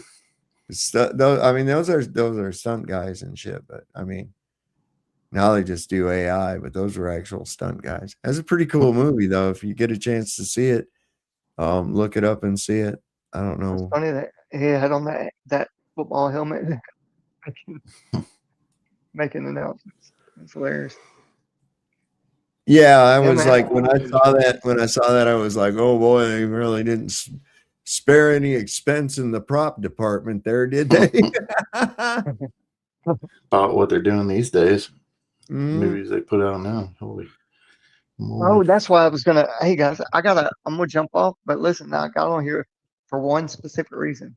I was gonna drop back here in the back chat for you. So I've got a book that's really hard to come by, but Oh yeah. I found a free PDF download, and it's the whole version instead of the parts they cut out like in publication. It's called Committee of 300. Chlamydia 300. Chlamydia 300. Yeah, no, Committee of 300. Oh, okay, man. It's called the hierarchy of conspiracies. So, but yeah, I think I've drop that back here for y'all. Mm-hmm. I don't see it. No, I'm about private to drop chat. it in there. He's probably Oh, the private. regular chat. Oh, No, Did you in put the it in the regular private. chat or did you put it in the private chat? No, I'm He about hasn't to. done I'm it about to yet. put it in the private chat. Oh, you're about to. Okay. Anyway, meanwhile, check Sir. this out. Okay. Wait, how do I do this? There we go. What kind of food should we have? Next some right here. Let's see. McDonald's hamburgers? And some French fries? Don't they look delicious? And why, they're empty. Say, you sure can get a lot in these bags. I know it may be passed off as a joke, but watching it now feels strange that children are part of the reveal and not the audience. And then there's the mascot himself. Why a clown? A character a lot of people are genuinely terrified of. So it's odd that something designed for children leaned into that type of imagery. What's interesting is years later, the character was quietly pulled back. Around 2016, the brand distanced itself completely. The clown imagery started unsettling people. We circled back to what is actually in the bag or actually in the food. Maybe it's nothing, but once you see it, you can't unsee it. Let me know your thoughts and comments down below. I think they're putting kids like Rabbi Finkelstein said. I think they're putting the kids that they harvest a lot of fucking organs from kids too, man. They're eating the cats. They're eating the cats. They're eating the dogs. They're eating everybody. Hide your cats. Hide your dogs. Hide your wife. Hide your wife. Hide your goldfish. What else can you put on a leash? You ever see people try to put a leash and fucking shit on a cat? Yeah. Yeah, it's yeah, that's a futile effort, man. Come on. I mean, it's bad enough with a dog that just wants to do what the fuck they do. You got know, your pussy on a leash. like Moonshadow. Oh my god, she's a really good dog, but she gets so excited when she sees stuff and everything. And I don't know how many times up there in Michigan she wrapped herself around me. She, her wrapped the leash around me, and I'd have to. So I just give her just a short leash and keep her close by me till she sees something. Then I'd give her. But if I had let her have free reign, fuck no, she'd be over. Here's that plane that dropped that piece of itself. So what? Yeah. Apparently, this aircraft. Oh, in Bangor. Is that what you're talking about? Yeah, that one I was just talking about. Let me see. Where is that? Look at it. You see it? Yeah. Oh, Las Vegas. Oh, Vegas. Okay. Yeah. It was an overseas flight, British Airways, I think. And it lost its fucking wheel on takeoff. That sucks. Yikes. Landing's going to be a problem. Yeah. See, if only MacGyver were around these days, he'd be able to tell you how to use a paper clip, an airline pilot's wings, and a tampon to be able to make some landing gear somehow. MacGruber. Mm-hmm. Some silly putty. Has anybody got any silly putty? I got some right here. I got here. I always got it on me. Here, I have some. It'd be crazy. Like in The Jerk. Taking off knife throwing. Oh, look, looks like you're getting really good. Show me what you got. Here, take a balloon. Do you have a balloon? Yes, I do. Okay, put it in your mouth. The Jerk, one of the greatest movies ever. Look at that shit. It's just falling right off of that fucking plane. I mean, all you really need is duct tape and WD-40. Let's be honest. That is all you need. Those are the two most crucial and essential tools. Because if it moves, that's what the duct tape's for. And if it doesn't move and it's supposed to, that's what the WD-40 is for. Exactly. Real simple shit. Handyman 101 right there. Fixed it. Come in there armed with a roll of duct tape and WD-40. Maybe a pry bar and a hammer. You know, when you got to rip some shit. Optional. Yeah, you might have to rip some of that optional shit out of the way. That fucking trim and shit like that. That's just to glitz it up. Who are you trying to church it up for? You ain't nobody. Well, if you're good enough, if you're MacGyver, you don't need molding around your floors. Fuck you. If you're MacGyver, then you can use the duct tape to then and the tampon. You make a handle. You make a handle. Handle. If you get 2 tampons, you can have nunchucks. And then you use the canister, the WD-40, and then you got a hammer. So you can still, no matter what, those two things are gonna. All right, somebody's getting messed up. Yeah. Uh-oh. Nobody will go home with infections.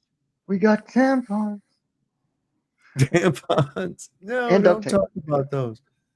You're not supposed to talk about those unless you're a woman, and then you do it in private. All right. Well, hey, fellas, I'm going to jump in. So, all right. Well, don't threaten us. You don't got to go on my. Only is good to talk to you, sir. No, that's not yes, how you sir. talk Absolutely. You have a good night, bro. Later, man. Brother. See you. Peace. So this guy here said that the entire Middle East is refusing to allow the United States to use their countries to attack Iran. Yeah. You don't believe it? Not till I see it. I don't know. Let's see what this kid's got to say about it. I think for the right price, they'll do anything. I know. They are sellouts.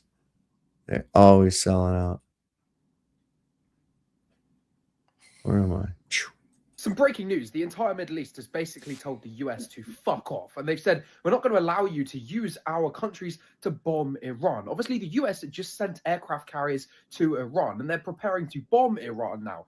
But today, the UAE and a lot of other countries in the Middle East have made it very clear that they are not going to allow the US to use their territory to carry out attacks onto Iran. And this is really quite a big deal. Obviously, back in June, when the US bombed Iran last time, the US actually used the military base in Qatar to do it. And because of that, Iran then carried out an attack onto that military base in Qatar. And they almost went to war with Qatar over that. And so these countries in the Middle East have decided, you know what? We're going to put ourselves first rather than the US first. And today they've said they're not going to allow the US to use their land and military bases in their countries to carry out attacks onto Iran. That even includes aircraft taking off from those military bases in the Middle East. And this means that if the US wants to carry out attacks onto Iran now, they either have to do it from the military aircraft carriers in the sea, or they've got to fly aircraft all the way from Europe or the US just to bomb Iran. So this really is quite a big deal. And it shows a lot of countries in the Middle East are starting to move away from the US. And they're now no longer scared to say no to the US, which is really something everyone needs to know about. But as soon as the US does carry out an attack, and it seems like they're going to, you'll be glad you followed me for the best global news out there. Well, I will do that, little blonde-headed. Yeah. What's that accent? Is that Australian? I'm not sure. I wasn't paying super attention to it. But they definitely wouldn't be able to like go to that giant base over in South Korea or anything. No. I mean, it can only carry out these operations from the Middle East. You didn't know? Oh, no. Let's see. Where's well, we're talking about they're wanting to have large-scale air operations, right? So yeah, that means they would have to have long extended flights. That would probably most likely. Let me see. I'm looking at the map here. I'm trying to figure out where everything's at. Yeah, well, we're also going off the projection that it's as far away as they tell you it is. Well, right, but I'm trying to see how that would work out. Let's see. So we're over there in that little neck of the woods, and it's like all shitty and can't use that. So. I mean, we're just talking about the Middle East here, you know, everything that surrounds it. Yeah, I don't know, man. I don't think there's a whole lot of areas that would be too friendly to us. That would be within range. We'd have to do. We'd have to go from Europe. They'd have to launch from Europe. They'd have to take operations from Europe, and he just pissed off Europe. He just pissed off everybody in Europe at the other fucking thing the other night, where he told everybody, "Oh, we're America, we're great. You guys suck, and without us, you guys would still suck worse." And you know, it's like, you dick, you can't go. You know, there's this thing called diplomacy. You know, we have alliances with these people. You go over there and piss them off, they're gonna, come on, man, be cool. Very, very unpresidential. Of a person. How dare you? Look, there's Andrew. Oh, he's going to tell us about the air bases. He was thinking about biscuits and honey sauce. How are they going to carry out this operation, Andrew? Yeah, well, I just ordered like 30 gallons of honey sauce. I'm going to start bathing in it from now on. And I would. You know what? Get out of my head, dude. Really? So last night I was backstage for like 15 or 20 minutes. Oh man, I didn't know. I'm sorry. No, it's all good. I was high as fuck. But you were no going excuse. off on that fucking idiot about 9/11. Oh yeah. He's like, a cockbag. It's like, well, yes, aluminum can pierce hardened steel, tempered hardened steel. Like, really? Like, you know, I mean, it's theoretical if it even could, but it would just be the kinetic energy by itself. And they've tested planes in wind tunnels. The wings rip off. It's a fact. So it's like, dude, well, why don't you take a look They at can my only image? go. Like, I think the maximum that they can go and even remain within safety guidelines at that altitude is like 250 miles an hour, something like that. Not 500 miles an hour. There's no fucking way. And I'd like somebody to explain that spiral corkscrew maneuver done into the Pentagon by a guy who couldn't even pass his pilot's test. His pilot's lessons. He sucked.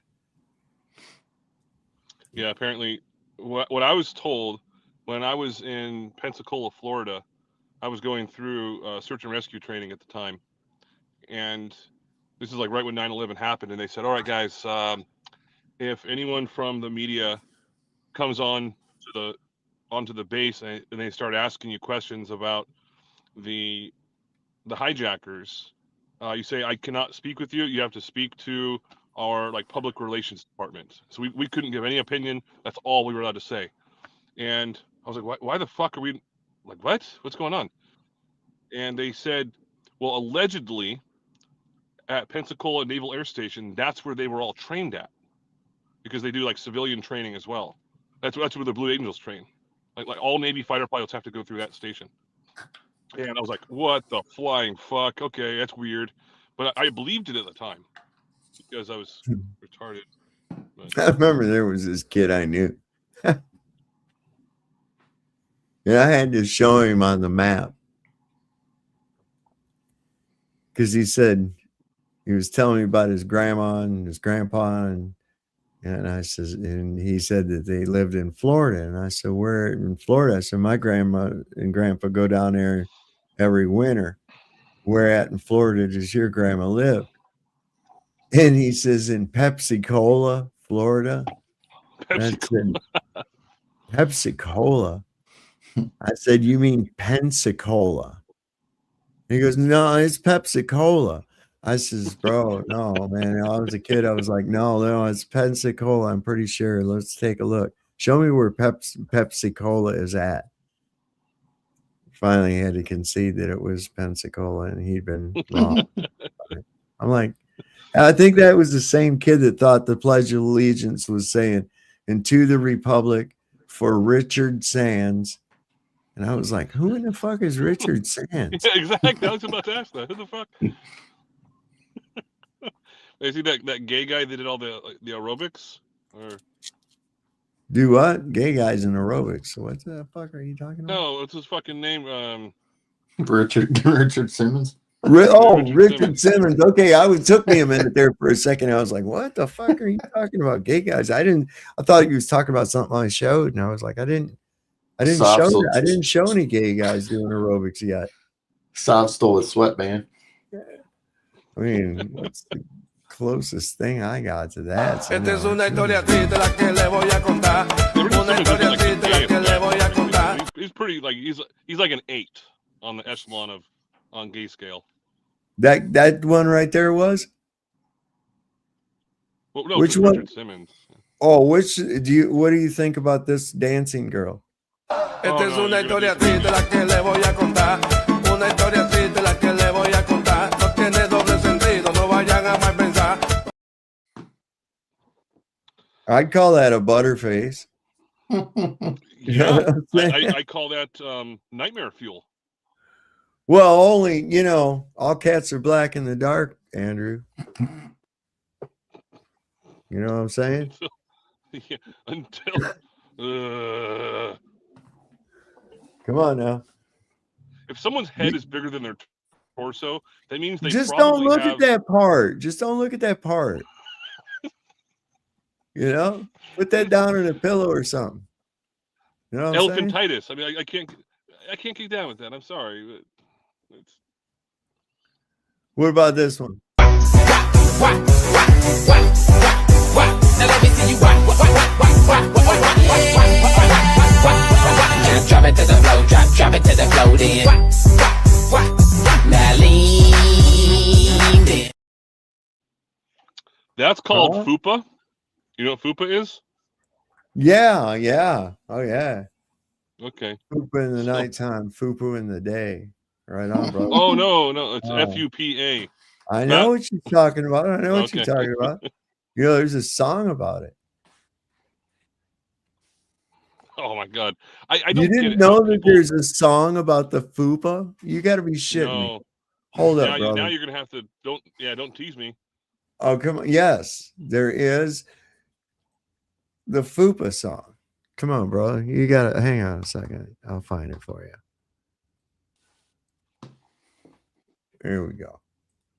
I can't believe you didn't know about the fupa song. Okay. Let me bring it. Well, it's okay. I'm pulled over right now, so All right. Oh, what'd you do this time? I was stopping and getting some beer. No, you All said right. I got pulled over. All I right. just worked So a check. 14-hour shift, so I'm fucking done. Check. Here you go. This is a great song. You're gonna like it. The video's good too. So I put poison in his fucking toothpaste. Yeah, that's what I'm talking about, Bill. You pollute the Colgate. Poison right in the motherfucking crest, Yeah. yo. That's what I'm talking about, Good man. morning. Yo. Get a load of that. What? Hey, homeboys. She's alright. Not really my style, Bill. That is a 10. No. That's more like a what? 2.5? Yeah. Well, what do you like then? We happen to like a very special kind of woman. Check it out. That's how. That girl happens to possess the most beautiful part of the female anatomy. The fupa. What the fuck is a fupa? It's a fat upper pussy area. The fat upper pussy area. It's a fat upper pussy area. And if you got one, we want to marry ya. From New York City to the Atlantic Ocean, there's a new phenomenon. I got my pelvis in motion. It's below the waistline, but right above the pubes. It's called the fupa girl. Now make your shit move. Make the fupa swing when you go on a flight. Can you check that thing? Cause it's a little bit bigger than the carry-on. You can store it in the Boston Aquarium. Because I like it wet, I like it smooth. But girl, never sell it to an Eskimo dude. Cause they can use your food to heat the igloo. Stretch your fupa out and make a snowshoe. If you don't ride fupas, then I must say F-yo to the P to the A. It's not on your chest, but it's kinda like a breast. Pull out the sweaty fupa and my answer is yes. It's a fat upper pussy area. The fat upper pussy area. It's the fat upper pussy area. And if you got one, we want to marry ya. The fupa, you know what that means. I like a dirty fupa, greasy and green, smelling like a latrine, with mad fucking bounce. Bottle it up and drink a fupa 40 ounce. Girl, put down the cauliflower, start eating cheese fries every half hour, cause I like a fupa obese fat fupa power. Want it so fat your legs stay dry in the shower, like fupa spread out when you're lounging on my couch, like it when it folded over, look like fupa got a mouth. And what my mouth say, wanna F-U-C-K, the F-U-P-A every motherfucking day. Worship the fupa like the belly of the Buddha, like a fish smelling, call it fupa grouper. Mexican fupa, fupa chalupa, blow on the fupa just like a fupa too. It's a fat upper pussy area. The fat upper pussy area. It's a fat upper pussy area. And if you Did this song end? it's a fat upper pussy area. Upper pussy area. It's a fat upper pussy area. And if you got one, we want to marry ya. You don't like the dancing girls? What's up, bro? Good girl needs love too, man. Hey, I've done whaling before. Whaling. Recognize. Motherfucker.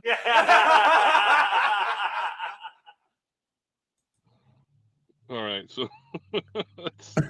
it's like the Beastie Boys mixed with the Bloodhound Gang, but just worse. Yeah, probably. Wait a second. What do you mean worse? You don't like the Beastie Boys? No, never have. Never enjoyed their songs. Never. Not a single one. No. Nope.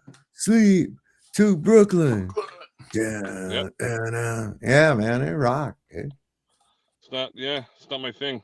You never fought for your right to party. I'm Yeah. extraordinarily picky when it comes to music. Well, and see, I'll that's fully admit the it. problem. I myself am like the fat man at the buffet. I'm like the big fat guy at the Golden Corral. I eat all of it except for a couple of the things. There's a few things I don't care for, but I'll eat them sometimes.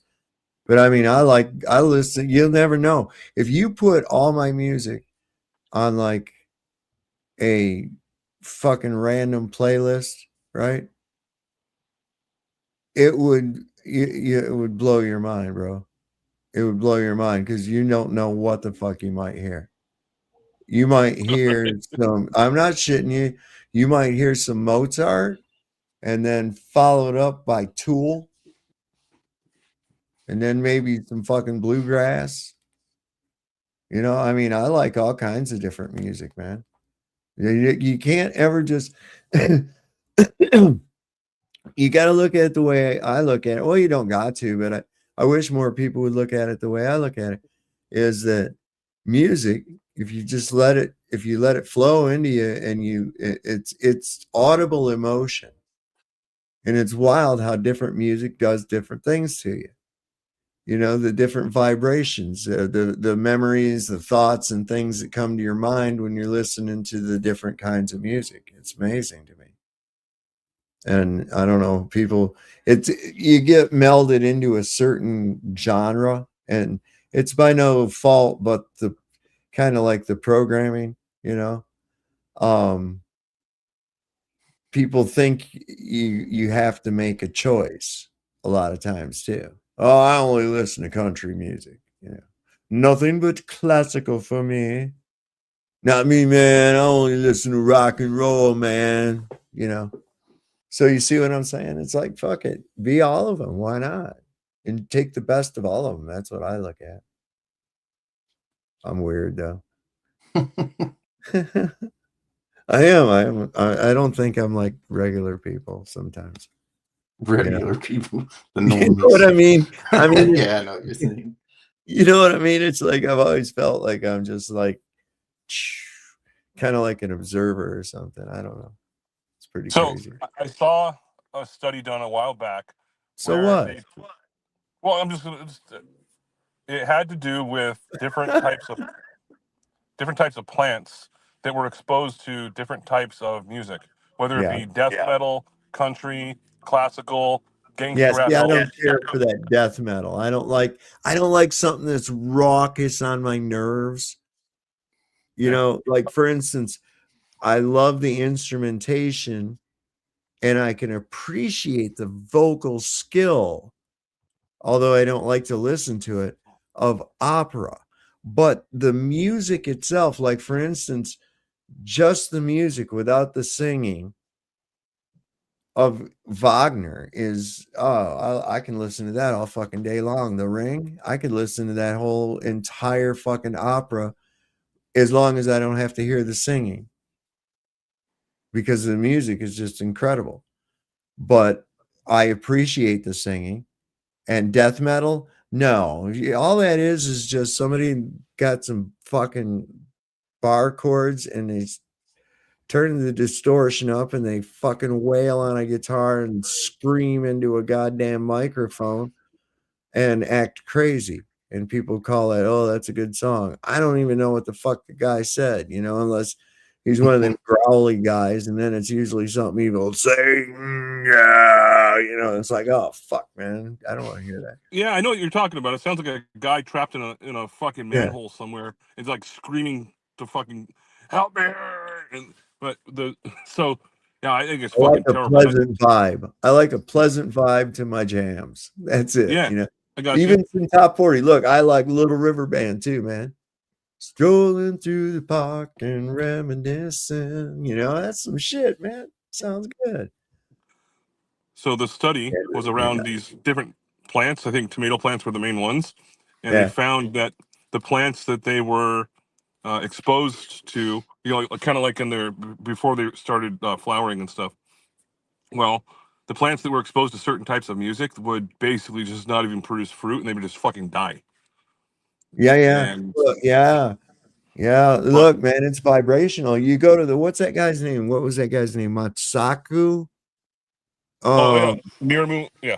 You know what I'm talking about? That is Yeah, a yeah. Japanese The rice water scientist. guy. Yeah. Doctor, yeah.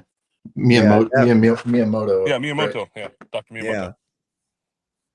Yeah, that right there. That's even just the vibration of intent in words. You Yeah, know. and I've also done that. I've done it twice. It worked both times. But you have to be patient when you do it because you're not going to see results in a few weeks. Usually it takes about 9 to 10 weeks before you start to see it. And that changed my life, like more than like religion could ever do. Yeah. And I was like, whoa, that is bizarre. Why does that happen? And both times it worked. And I was just like, I don't even know what to think about it. But yes, vibrations, vibration is measured in frequencies. Frequencies measured in hertz, which is a bandwidth allocation in regards to, it's just amplitude and magnitude of the frequencies. So when plants are exposed to that kind of stuff, it's almost like it's like putting them in a microwave. That's what microwaves do. Mhm. So yeah, and that's what sound is essentially doing. That's why certain sounds to me, I need to leave when I hear it. Like, I can't be around that shit. It bugs me to no end. But anyways, that's me. That's why I'm very, very picky with music.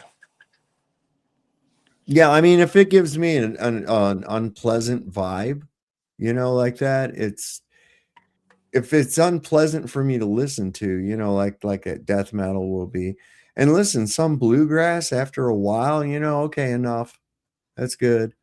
But like there's a radio station around here, it's semi-local. It comes up out of, I think,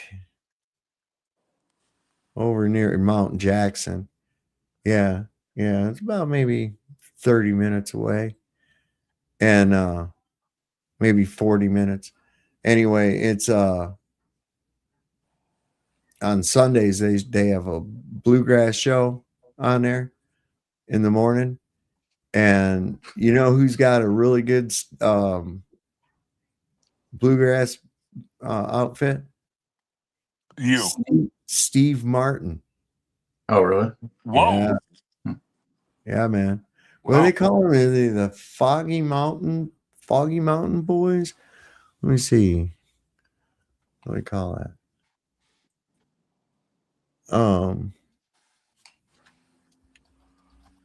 Is Steve So yeah, as you're looking that up, I Yeah, watched yeah. that one movie called The Gentleman, with not William, fucking Matthew McConaughey and a bunch of other people as well. And it's by it's just about these gangsters that live in the UK. And there's a song they play at the very beginning of it, and I had never heard it before. I fucking love the song now. It's a bluegrass type of song, and it's called Cumberland Gap, which is basically like pretty close to where you're at. But it's about this like story about how this mother sends his son off through Kentucky and going into I guess Tennessee or something like that to go and get supplies, and he's only like 14. And, yeah, it's fucking Cumberland Gap. It's a fucking amazing song. How far are you from Dollywood, Dave? From where? Dollywood? Yeah, Dollywood. Gatlinburg, Tennessee, or Pigeon, whatever. I would say probably about 9-10 hours. Oh, wow, it's that far? Holy shit. Yeah, that's in Tennessee, man. I'm in Virginia. Yeah, but you're in like Western Virginia. Well, I'm not in West Virginia. I'm in Western regular Virginia. Well, yeah, I know where you're at. Yeah. I'm in the Shenandoah Valley. Yeah, well, I remember I sent you a package, so. Right. Well, the thing is here, let me see. Anyway, they're called the Steep Canyon Rangers.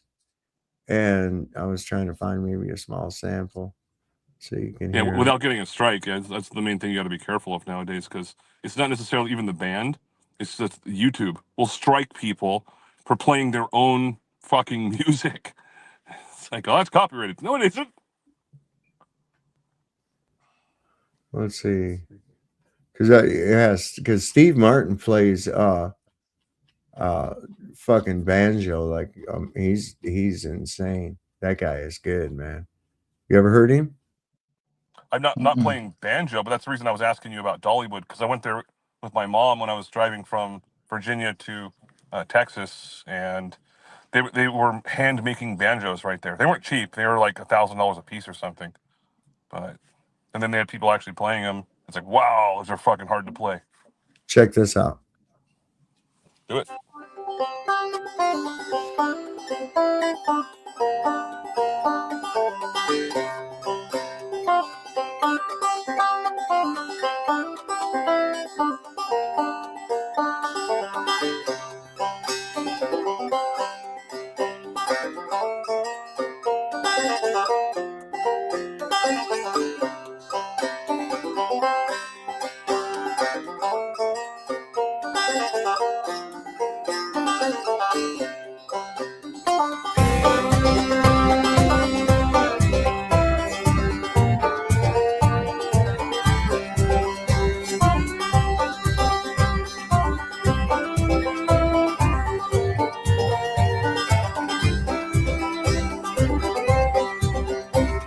Anyway, you get the point.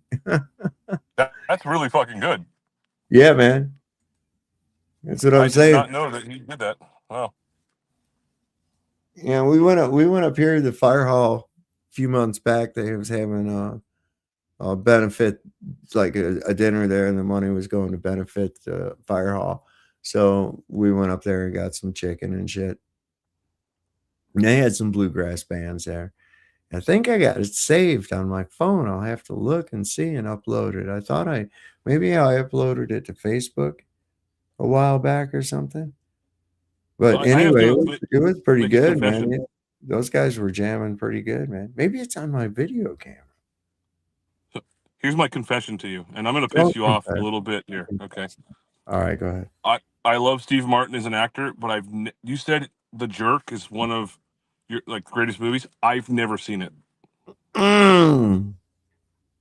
Yeah, well, I'm disappointing you. I'm maybe not pissing you off, but No. I take this as an opportunity for you for me to encourage you. My God, please see the movie. It's only been since what, 1976, for crying out loud, that it's been out there. I was born in January 6th, 83. What about My Blue Heaven? Did you ever see that one? Oh fuck yeah, arugula. Yeah. I don't believe in tipping. I believe in over tipping. Yeah, it's one of my mom's favorite movies. I bought that for her. And What about The she Lonely watched- Guy? You ever see The Lonely Guy? Never heard of it. Oh, that one is great too. That's him and Charles Grodin, and his old lady leaves him for her entire ballet troupe. Right? He comes home from work and he got fired or some shit. I forget what it was.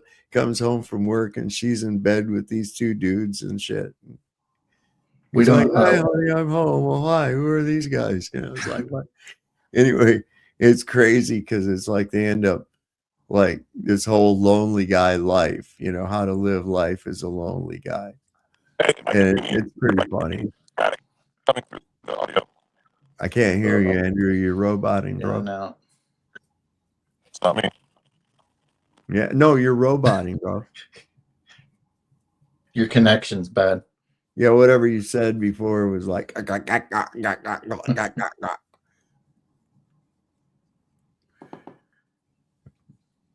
unless that was how you really talk, which I don't think it is. I've heard you talk before, Andrew, so don't try to trick me. God damn it. Anyway, that's the Steve Martin and the Steep Canyon Rangers. They got a lot of you can find a lot of their music online. Steve Martin even has his own YouTube page. Cool. I just subscribe to it. Oh yeah, he's got a lot of good videos on here, it looks like. Kicking shit. Anyway, Steve Martin movies, man. Love them to death, man.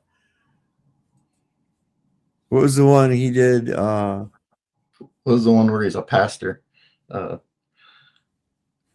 Yeah, and then he gets a crisis of conscience. God, what is the name of that one? That was pretty good. He's one of those evangelical pastor type. You know what? Trying to remember. Oh, I look got 2 conversations. I'm about to box Fry Russ. Look, oh, look who finally shows up to the party. Oh, figures. Going on, gentlemen? Oh, you know what's going on. Same old shit, different day to smell it. A little wake up. I crashed out earlier, so. So you want to see something really interesting? Of course you do. God, Absolutely. somebody That's should why I'm say, here. yeah. Fuck. Hello. McFly. Hello. I read about this years Hello. ago about the salute, about how they used to do the salute to the American flag, remember? Yeah. Yeah. That's for real, man. It's just a salute. It was given a connotation of evil. Because of the people that we were at war with. And they were deemed to be evil and trying to take over the world and this, that, and the other. See, and it's like, oh, okay. So so everybody after that, people stopped doing that in like the United States and Great Britain and shit like that. People stopped using that salute and started using this, putting their hand over their heart, and subsequent generations being fed, of course, the narrative of World War II, ended up demonizing it and exclusivizing it to only the Nazis did that. Oh, that's a Nazi salute. No, it's not. No. It's a salute that everybody did. Yeah. Yep, everybody did that. But this is crazy. Watch it. Listen to what this says real quick. In our school books, we are taught that the evil Germans wanted to genocide all the Jews. Ironically, there were no written German plans to exterminate the Jews. But on the other hand, there were many Jewish plans to exterminate the Germans. Jewish supremacists were openly calling for the genocide of the Germans. This was mainly the reason why the National Socialists viewed it as their mission to save the German people. But what is the motivation for the demographic genocide of the European people that we all can see around us today? Why is it necessary for a specific group of people to destroy the racial and cultural makeup of an entire continent and race of people? The answer to this can be found in the following disturbing plans. Baruch Levy stated in response to Karl Marx in La Revue de Paris, the Jewish people as a whole will become its own messiah. It will attain world domination by the dissolution of other races, by the abolition of frontiers, the annihilation of monarchy, and by the establishment of a world republic in which the Jews will everywhere exercise the privilege of citizenship. In this new world order, the children of Israel will furnish all the leaders without encountering opposition. The governments of the different peoples forming the world republic will fall without difficulty into the hands of the Jews. It will then be possible for the Jewish rulers to abolish private property and everywhere to make use of the resources of the state. Thus, the promise of the Talmud will be fulfilled, in which is said that when the Messianic time is come, the Jews will have all the property of the whole world in their hands. They're looking for it too, man. Trying to get down here in Patagonia, Argentina, burning up the forest down there in the protected land so they can buy it up. God's chosen people. No kidding. You know what I mean? God. Isn't that terrible? Isn't that I read terrible? today that Argentina was one of the biggest economies in the 50s. I think probably because of the oil or resources that they were talking about. I think in the 50s, it was like the third or fifth biggest economy, probably from resources, oil. Oh, no. I'm trying to see. I got lost here.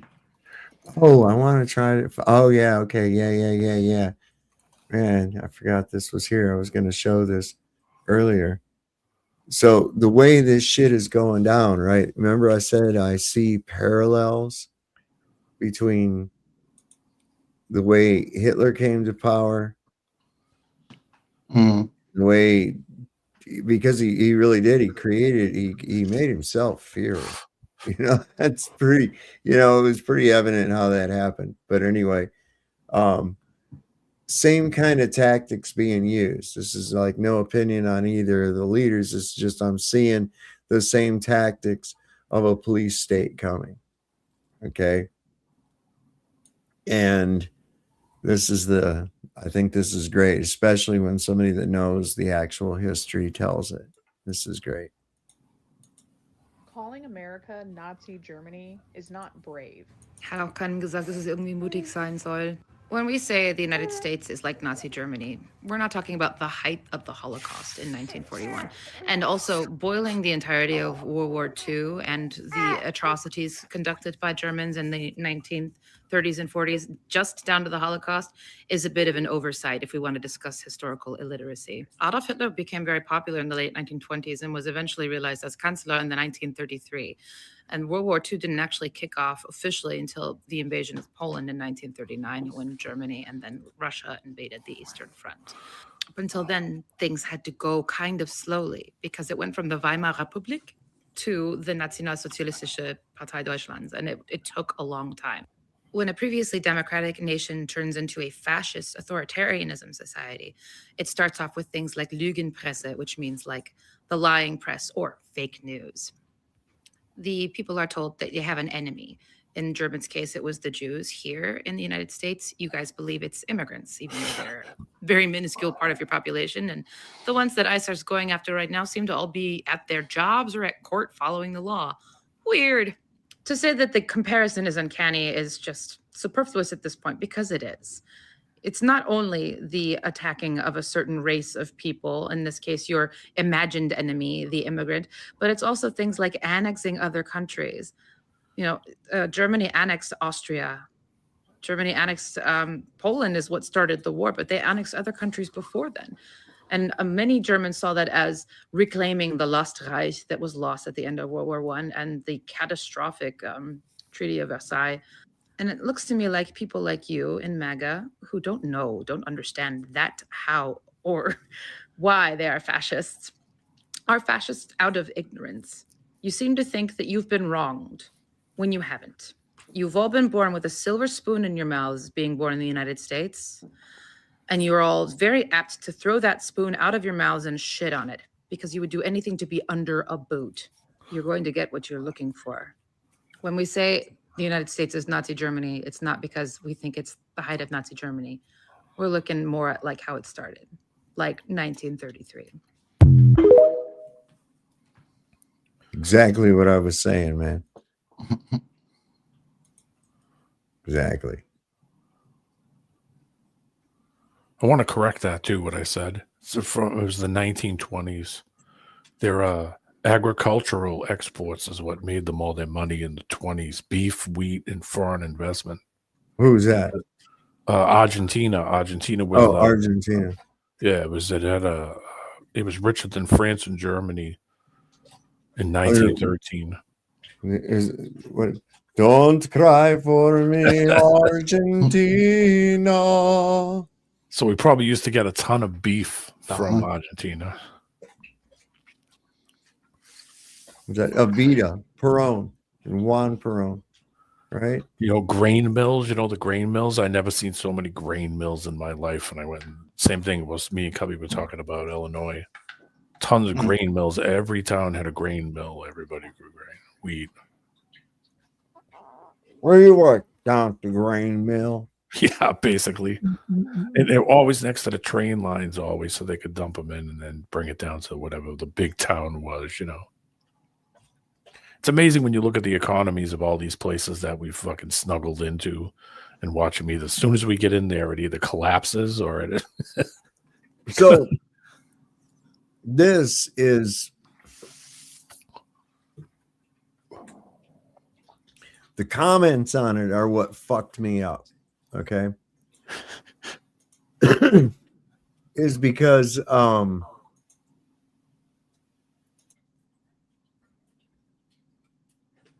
this is crazy. So this guy Nick Sorter, Look at this shit that he put on here. ICE agents were blocked from entering the Ecuadorian consulate in Minneapolis amid reports of illegals being harbored inside. The Ecuadorians should be expelled from the U.S. for providing a safe haven for illegals on our soil. Raid the consulate and send them all back. Now, what we're going to see here is these ICE agents trying to get into the Ecuadorian consulate.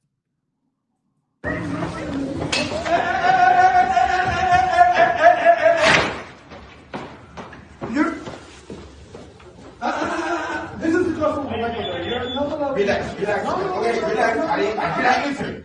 If you touch me, I will grab you. If you touch me, I will grab you. Okay. Okay. You can let. Okay. I'm sorry. Okay. You can let. You can let. All right, there you go. You can let enter. This is the consulate. This is the foreign government consulate. You can let enter. Right? I'm gonna close the door, right? Yeah. Over there, right? Yeah. Sí, sí, le estoy firmando. No, pero ya se me pone. ¿Qué necesitas? Quisieron perseguir a las personas acá. Ahí pasaron de nuevo.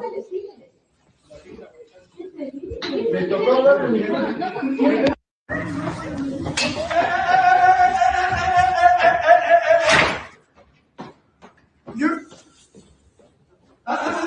This is the trouble with relax, relax. Okay, relax. I did not enter. If you touch me, I will grab. Now, where are they hiding them? It Nobody don't- in that lobby. The thing is, that's the Ecuadorian consulate under diplomatic law means that inside of that little building right there, or however big it is Ecuador, just like an embassy is. All right. So they don't have any jurisdiction in there at all. It's sort of like you have to imagine if somebody took a little piece of Ecuador, the size of that building, and put it right there. That's what's going on right there. And the people, look at the way this guy responded. Somebody put in there, it says Article 31, U.S. law enforcement, including, oh, I'm sorry, I thought I had that up. My bad. It says here, Article 31, U.S. law enforcement, including ICE, cannot enter a functioning consulate without explicit permission from the consul. Exceptions like emergencies like fire where consent may be presumed, but not routine enforcement. Full legal text of the treaty, and it's on there. So they can't go in there, and they're trying to. And this guy says, we have to honor diplomatic territory. I agree. Nick's order says, fuck their diplomatic territory. They're violating our sovereignty. How are they violating our sovereignty? Says here that under international treaty, a country's embassies, consular offices, and other diplomatic compounds are regarded as sovereign territory of that nation, protected under diplomatic immunity from unauthorized entry by agents of other governments. Yep. Absolutely true. Absolutely 100% true. And even watch, you know that. I mean, what do they do when there's like somebody's in a foreign country, like in the Bourne movie or whatever, and they're running. Run to the consulate. Run to the consulate or run to the embassy or whatever, right? Okay. Who was that guy? Who was the guy that friggin' lived in one for like 9 years? Who's that guy? Julian Assange. Yeah. Yeah. He lived in like Argentina or one of those other. He just ran to, or what do you call it, and said, "Nope, never leaving." Yeah, so some of this shit, the pedophile, not looking good for this guy anywhere on Twitter. I'll tell you that right now. Yeah, here you go. Local law enforcement cannot enter without the express permission of the ambassador or head of mission. Fuck you. Oh, look here. MAGA can be dangerously uninformed and naive. No surprise. They're easily manipulated by fraudsters. Embassies are sovereign entities. ICE has no jurisdiction. And then she shows, or Mr. Incredible, he shows these people with their fucking Epstein list binder from Pam Bondi's desk. And then we learn what? That there's millions of more documents that they just fucking discovered. Wait They a just second. they just released that there's 264 periods that are unredacted in that report.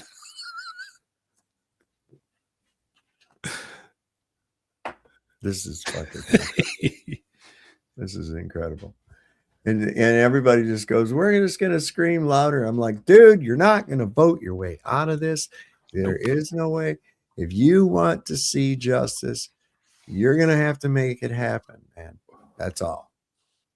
These motherfuckers are running roughshod over us, doing whatever the fuck they want, stealing up our kids, hammering down investigations on people and events that didn't take place, keeping us with this fucking circus that they call a government. Get the fuck out of here. They're not really doing nothing. They're just playing, man. They're a bunch of fucking childish, petulant children hanging out, pretending they're adults. Look at this little fucking rat. Oh, did you hear that Bovino guy's gone? Yeah. Yeah. From out of the frying pan into the fire. I wonder. You know, I wonder who's what going there? bullshit You know who's next. going there? You know who's going there to direct? Oh yeah, that Pullman. Yeah, Tom Holland. Good God. They always replace him with someone worse. I don't know who's worse, the guy that thinks he's fucking General George Patton or whether the other guy who thinks he's Hitler. Yeah. You better. Man. I saw a full picture of him with the coat on today. Oh. I've never seen him for holy Jesus. What did I gotta find that. I gotta find it. I know I have it. It was a picture of well, I'll just tell you about it. It was funny. It was a picture of Bovino in like a Nazi outfit, standing next to a fire hydrant, and he's only the same height as the fucking fire hydrant, and it says the 1/3 Reich. Yeah, that was funny. That and the Keebler Elf one. Yeah, I like the Somebody Keebler looks Elf like one. he already found a new job. That one's hot. Yeah, man. Jesus. I don't know where I put that. Let me look and see. I was looking for something else anyways, wasn't I? On my timeline. Where's my timeline stuff at? I can't see it. Just go to my page, man. What's up? I don't want to see my profile picture. Yeah, he didn't last long. They made the coat and he was gone.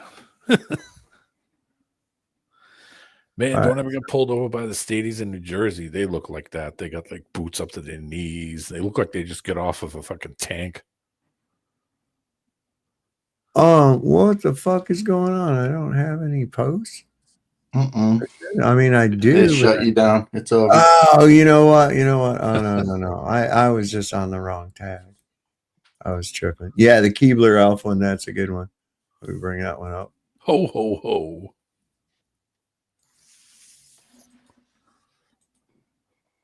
Green Giant. There you go. Hey, buy my fudge cookies. They're always trying to get me Lucky Charms. Oh, someone's trying to get me Lucky Charms. I love it. I love it, man. There was let me see if I can find that one. Did I put that one on here? Yeah, here's the thing about this guy being an IDF soldier or something. Let me show you. Let me see. Howard, you know Porter comes on here. Mm-hmm. Yeah. He posted this. New coalition, something, civilian coalition. I think he's the one that posted it. Let me double look. It was Howard. Howie. Yeah. So let me show you this series of pictures, and we might be able to even zoom in. Yeah. Wow, that's crazy. Whoa. Huh. We're gonna like this shit. Jiminy crickets. Let me close all these. There we go. All right, so this is Israeli soldier killed in operational accident and something or another. It's a crisis actor. These are the roles he's played. This is the second time that he's died. So here he is. He's an IDF soldier killed in Gaza. You think it's the same guy, or just that's kind of like an archetype? There's a lot of dudes that look just like that guy. You know what I'm saying? You Yeah. know, there's like certain archetypes of people. I mean, Yeah. I swear to God, I have a doppelganger. He looks like Ari Shafir. You know who that is? Yeah. Yes, I do. I mean, it's altogether possible. I mean, I wouldn't. The Amazing I mean, Racist. why else did the news have to un-Jew his face? I know. You know what I'm saying? Yeah, it's a little odd. Well, maybe not. I don't know. Yeah, straight from the crisper. It does look like him.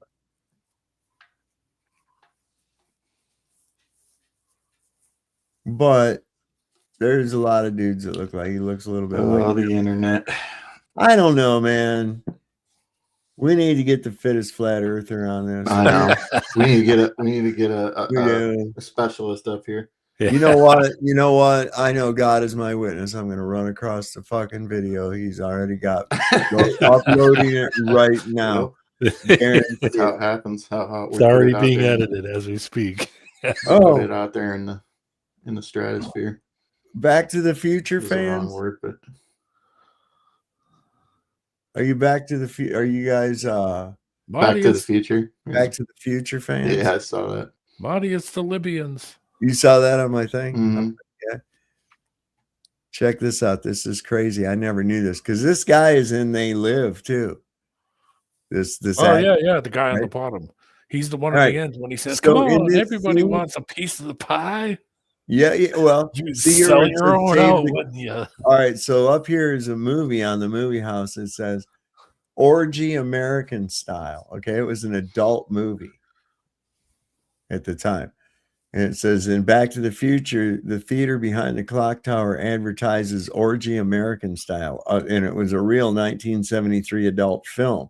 Fun fact, Red the Bum, who famously calls Marty a drunk driver, is the star of that adult movie. This guy right here.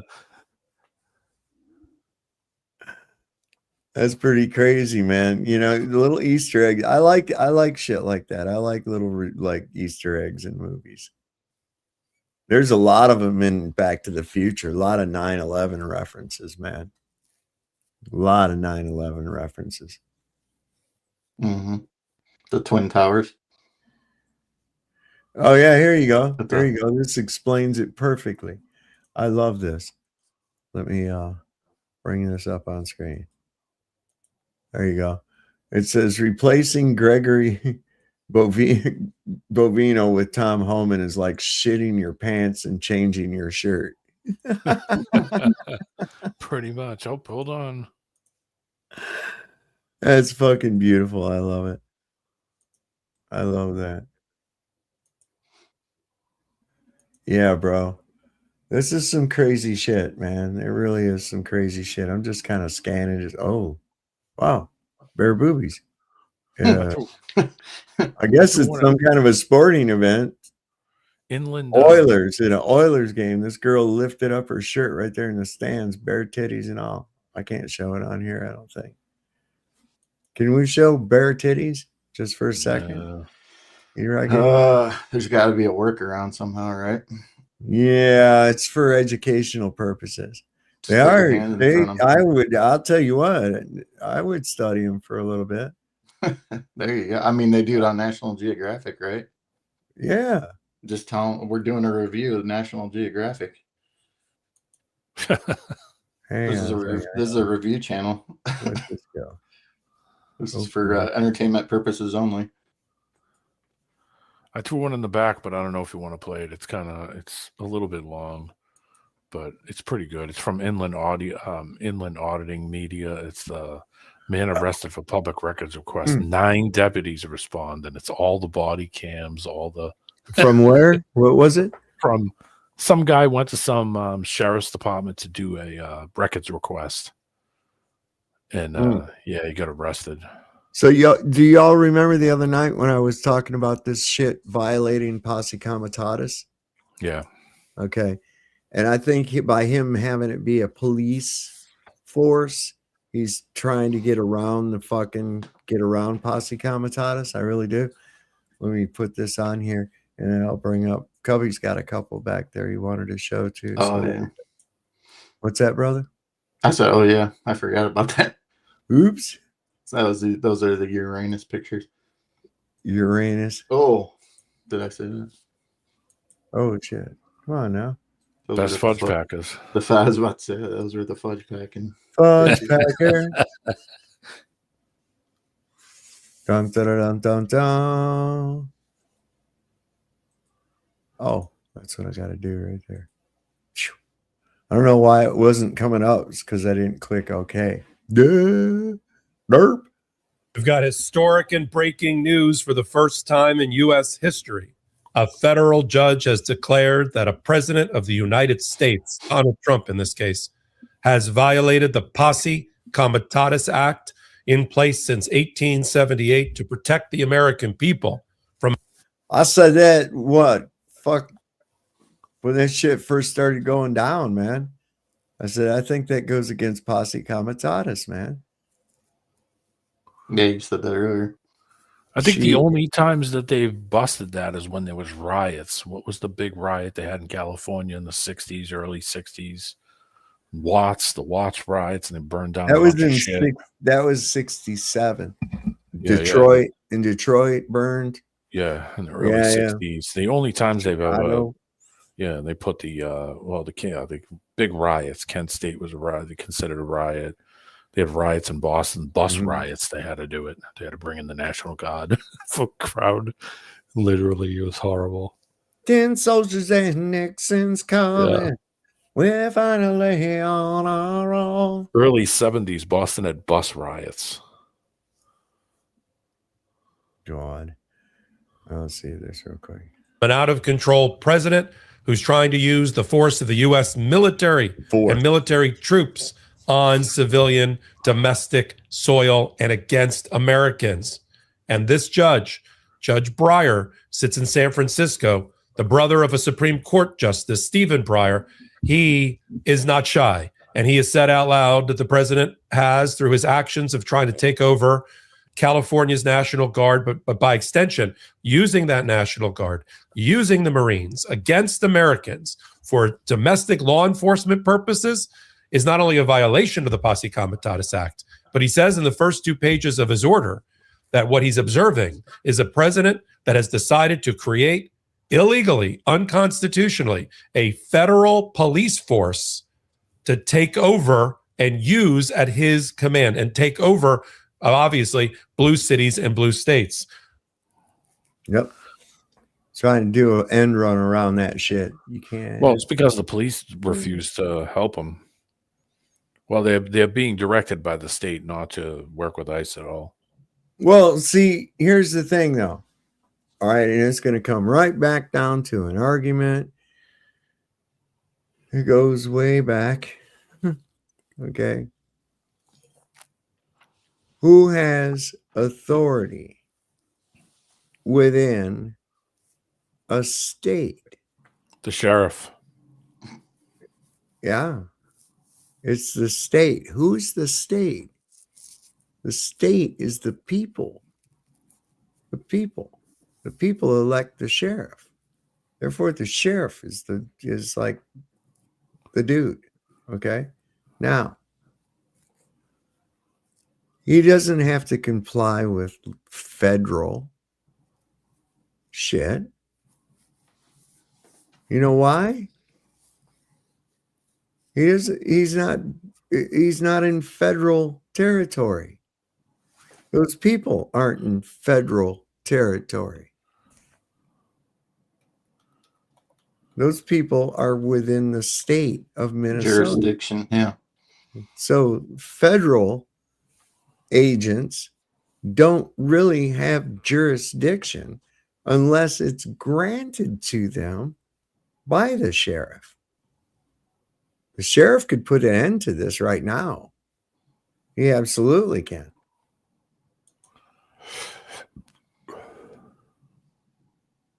Why don't they? Says the sheriff's authority is derived by the state constitution and statutes. But they're the highest authority. Yep. Mm-hmm.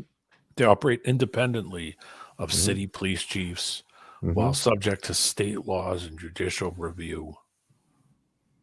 So there's the thing is that they're not, it's Minnesota. So as I said, it's an age-old argument. States' rights are federal rights. Okay. Now, this was the argument that was going on in 1860, in 1861, when South Carolina said, fuck you, you're trying to be a dictator. We're not, that's not what we signed up for when we ratified statehood into the United States. That's not what we agreed to. We agreed to the Constitution, the way it's written. We have a confederacy of states. And that's what we were. It was modeled after the Articles of Confederation, but Lincoln started taking dictatorial powers, writing executive orders, just granting himself wishes, jailing his opponents in the press to silence them. This guy was really a shady character, man. He was really bad. So first South Carolina secedes. They said, no, we're not in this club no more. We're out. We're just going to be the Republic of South Carolina. You know, we don't mean you any harm. But, and you know, then it was like people pled with them to stay. And of course, you know, they were like, no, we can't be a part of this. Other states were making rumblings about it as well. South Carolina went ahead and pulled the trigger on it. They went ahead and did it. Because a lot of the other states, the Commonwealth of Virginia, right there near Washington, D.C., was making rumblings like, hey, man, no. Because you saw him, they saw the Union, or they saw Lincoln drafting an army and training an army. And they're like, wait a second. We can't have this. What's he doing? So he told them, he says, we mean you no harm. Governor Letcher was his name at the time. He said, we mean you no harm. We just ask to be left alone. And we will defend ourselves if you try to come through us to put harm to any other state south of us. Well, they came through on their promise. Battle of Bull Run, as the Yankees call it. South called it the Battle of Manassas. Battle of First Manassas, they call it, because there was two battles there. And you know what's really crazy about that whole thing, man? There's a lot of crazy tales comes out of this, but there's, you know, truths. And you have to wonder, did this really happen for real? You know? So at Manassas, there was a railway junction, and they were trying to take control of it. It's here in Virginia, up in northern Virginia, a few some miles from D.C., not very far. And there was a guy who had a farm right there. There's a couple farms. And when that battle took place, right off the bat, the first big battle, a cannonball went into his front room. Went right through his wall, crashed into his front room. I think it hit his fireplace or some shit, right? And he was like, look, man, this war is getting serious. He says, he took the family, and he said, oh, incidentally, that battle ended up in the Union Army running back to Washington, D.C., with all the tourists that came to watch the war You know that? Can you imagine that? There were people with fucking wagons came from DC and surrounding areas to come watch the war. It's like the game's on. Yes, I'm not kidding you. They had no idea what it was about. They only had the romanticized literature that they'd read. You know, our men felt like grain before the scythe. You know, they didn't really see what was going on, which it was horrific. But in any case, they all went there to see it, and it was quite exciting because the Confederate Army was already there. What you could call the Confederate Army. It wasn't fully galvanized together yet. It was put into kind of brigades, but it was compiled of a lot of militia from a lot of the Confederate states. And so the uniforms were all really quite different and colorful. Some wearing like tri-corner hats like Minutemen with the coat and everything, just like Revolutionary War shit. All kinds of crazy shit. So these people had picnic baskets and set them up, and they're sitting out there watching all these soldiers form up lines and everything. And here comes Union soldiers and cavalry and that kind of shit. And they're like, "Oh, goody, it's starting." Pretty soon, those first shots rang out, and it was fucking mayhem. It was fucking mayhem. These people are witnessing people getting blown apart. They didn't know it was going to be like that. They're witnessing groups of men being vaporized. You've never seen that kind of thing. Seeing men panic that went there with the bravado of glory and got a taste of war, and it's all its glory in one shot, you know. So there was a lot of panic that took place. A lot of lines broke. And if it wasn't for the guys right from here, they were right from here. A lot of my relatives and ancestors, they was with the 33rd Virginia Infantry, and they were under Colonel Cummings, who was under Stonewall Jackson. And this division, Company H, was told to go up and reinforce or go up and attack the flank. If I remember correctly, it was a New Hampshire division. And well, the problem was the guys from here, they were a militia to begin with, the 33rd Virginia Infantry, and they were a part of the Virginia militia. Well, they had U.S. Army uniforms.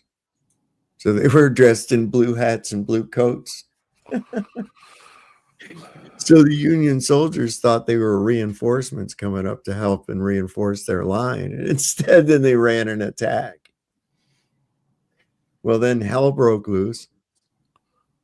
Nothing was organized. And Stonewall Jackson, that's how he got his name. He rallied everybody together because somebody saw him. He was just sitting up on his horse. Everybody's running around panicking, man. There's explosions and bullets flying everywhere. And there's Jackson sitting up on his horse. And if I'm not mistaken, it might have been the battle where he was wounded in his hand. But he just sat up there. He wasn't afraid to be shot or killed. He said that when it was his time, God would take him. And miraculously, he didn't get hit. Except, I think, the one time in his hand. Lee told him, said, you're far too careless. You get too close to the action. You know, he says, I got to see where my men are. He says, I have to be there. It's, you know, how can I lead from behind? Right. So anyway, that's how he got his name. He stood fast and somebody yelled, as it's told, rally round the Virginian, there stands Jackson like a stone wall. And so, boom. That name stuck, I guess. Anyway, they formed back up. They did rally together, and they routed the Union Army back to Washington, D.C. They were in a panic run. And if you can imagine a plank road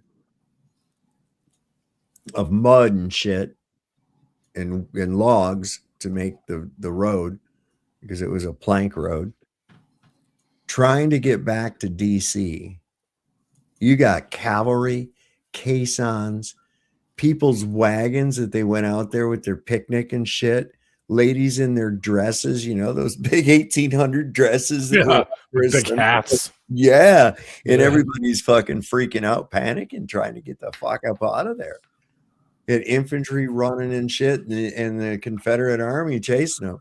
It's like they're going to a polo match. Yeah, and they was making this crazy fucking howling noise that gave you a chill. The rebel yell. Have you ever heard of that? I've heard the term. Yeah, it was what's his name? Billy Idol. It was a song about Billy Idol. Yeah. No, they say it was almost like blood curdling. The Union soldiers that heard that noise, it was sort of like the whistles on. They knew that a fierce attack was coming because they were sending them wild fucking hillbillies in there. Here come those Virginians, baby. Look out. And these wild fucking hillbillies coming in their bayonets with fucking bare feet and shit, just kicking ass, man.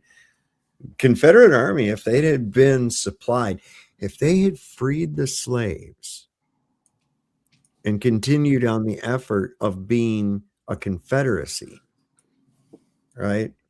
England would have supplied the Confederacy. I mean, full-fledged. They were already doing it kind of under the table, running arms to the Confederates. Shit, most of the Confederate soldiers, until after they captured some Springfields, were using British Enfields. That's what They had awesome revolvers. It's called a Lee Mat. Yeah, it's a Jackson revolver on the outside, and in the center of it, where the cylinder goes over, it has a shotgun shot in the middle of it. So it's a one-shot shotgun. Yeah.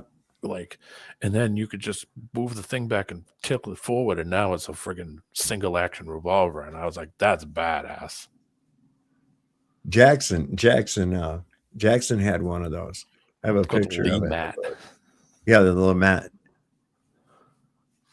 Yeah. How many rounds? Wasn't it 8 rounds in the cylinder? And then there was is it like a I think it was 6 12 in the cylinder or and some shit? Yeah, it was like 6 in the cylinder and like a 16 gauge in the center. Yeah, something like that. It was pretty devastating. And it was like a pepper shot. Like it wasn't like a slug. It was like a shot cup with a with a pepper ball, like a pepper balls. Those little small lead balls that they can fire up close. Jackson was buckshot. He himself was vehemently opposed to the institution of slavery. He believed that it went against God's law, against natural law. He believed that was against God. Slavery was no good. So he wasn't fighting for that. He was fighting for Virginia. He was fighting for the sovereignty of the Commonwealth. He quite plainly stated that. He saw the dictator and the evilness behind what was actually coming about from that. So anyway, what Jackson, as he traveled along, of course, he was killed in May of 1863. And I'll tell you what, had he not been killed, Gettysburg either would have never happened or it would have went completely the other way, and the Confederates would have taken Washington, D.C. Absolutely. Didn't they burn down the first White House?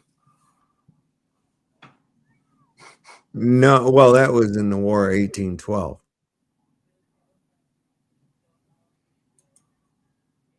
It had been rebuilt. This is 1863.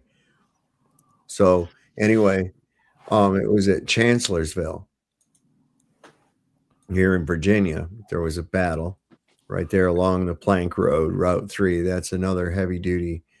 You got Spotsylvania, all that shit's along there. And the other way. No, that's the other way. up along there, you've got that Chancellorsville and Wilderness, Battle of the Wilderness. That was bad. People caught fire and shit because the woods caught fire. It was dry, and those muskets put the forest on fire, and there was wounded people laying in the fire, burning and shit. It was pretty bad. But anyway, Jackson only made it till May of 1863. Anyways, what I wanted to say is, not only was he vehemently opposed to the institution of slavery, he hired his own cook, his own chef, and he hired one of the best chefs in Virginia. It was a chef that worked out of a hotel in Stanton, Virginia, and he was a black guy. Paid him more than any chef or military cook or anything was making at that time. Isn't that crazy? Mm-hmm. And that guy traveled with him until he died, and then that was pretty bad. He ended up dying of pneumonia. He got shot supposedly by his own guys by accident. Okay. I could kind of see it happening, but I kind of think that it was an assassination, because that dude, he had been through 1862, he had been kicking ass up and down the Shenandoah Valley like no tomorrow. This guy, it was amazing. His troops would go 35 miles in a day on foot. Can you imagine that shit? They called them a foot cavalry. They dig in, rest, eat, go the next day. Boom. You know, rest and sleep, get what sleep you can. And if there is anything to eat, but they had plenty at that time. I mean, not plenty, but they weren't starving yet. But yeah, they'd go, I mean, up and down this valley. It was unreal. You go on Route 11 right here, you'll go through all these battlefield markers, battles you've heard of if you know about the Civil War. All over the place. Cross Keys, Port Republic, Harrisonburg. It's a place, and that's mentioned too. That battle from Harrisonburg is mentioned in that movie Shenandoah, which I highly recommend. It's really a good one. You ever see it, D-Man? No. My grandpa used to watch that all the time. Yeah. Yeah, you love that show. Movie. So you remember when those soldiers got killed on the on their property? And they were laying there, and they went over and he says, where's their unit at? And the guy says, Harrisonburg. And he says, right out there and tell them to come get them. Well, listen, if they were close enough, if he was close enough to ride a horse out there and tell them to come get their dead soldiers or whatever, that means that he was probably somewhere pretty close to me. I'm thinking like just a little further south than me, maybe by 20 miles. Because if they were headquartered in Harrisonburg, I know right where they were headquartered at. And if that movie was accurate, that would be.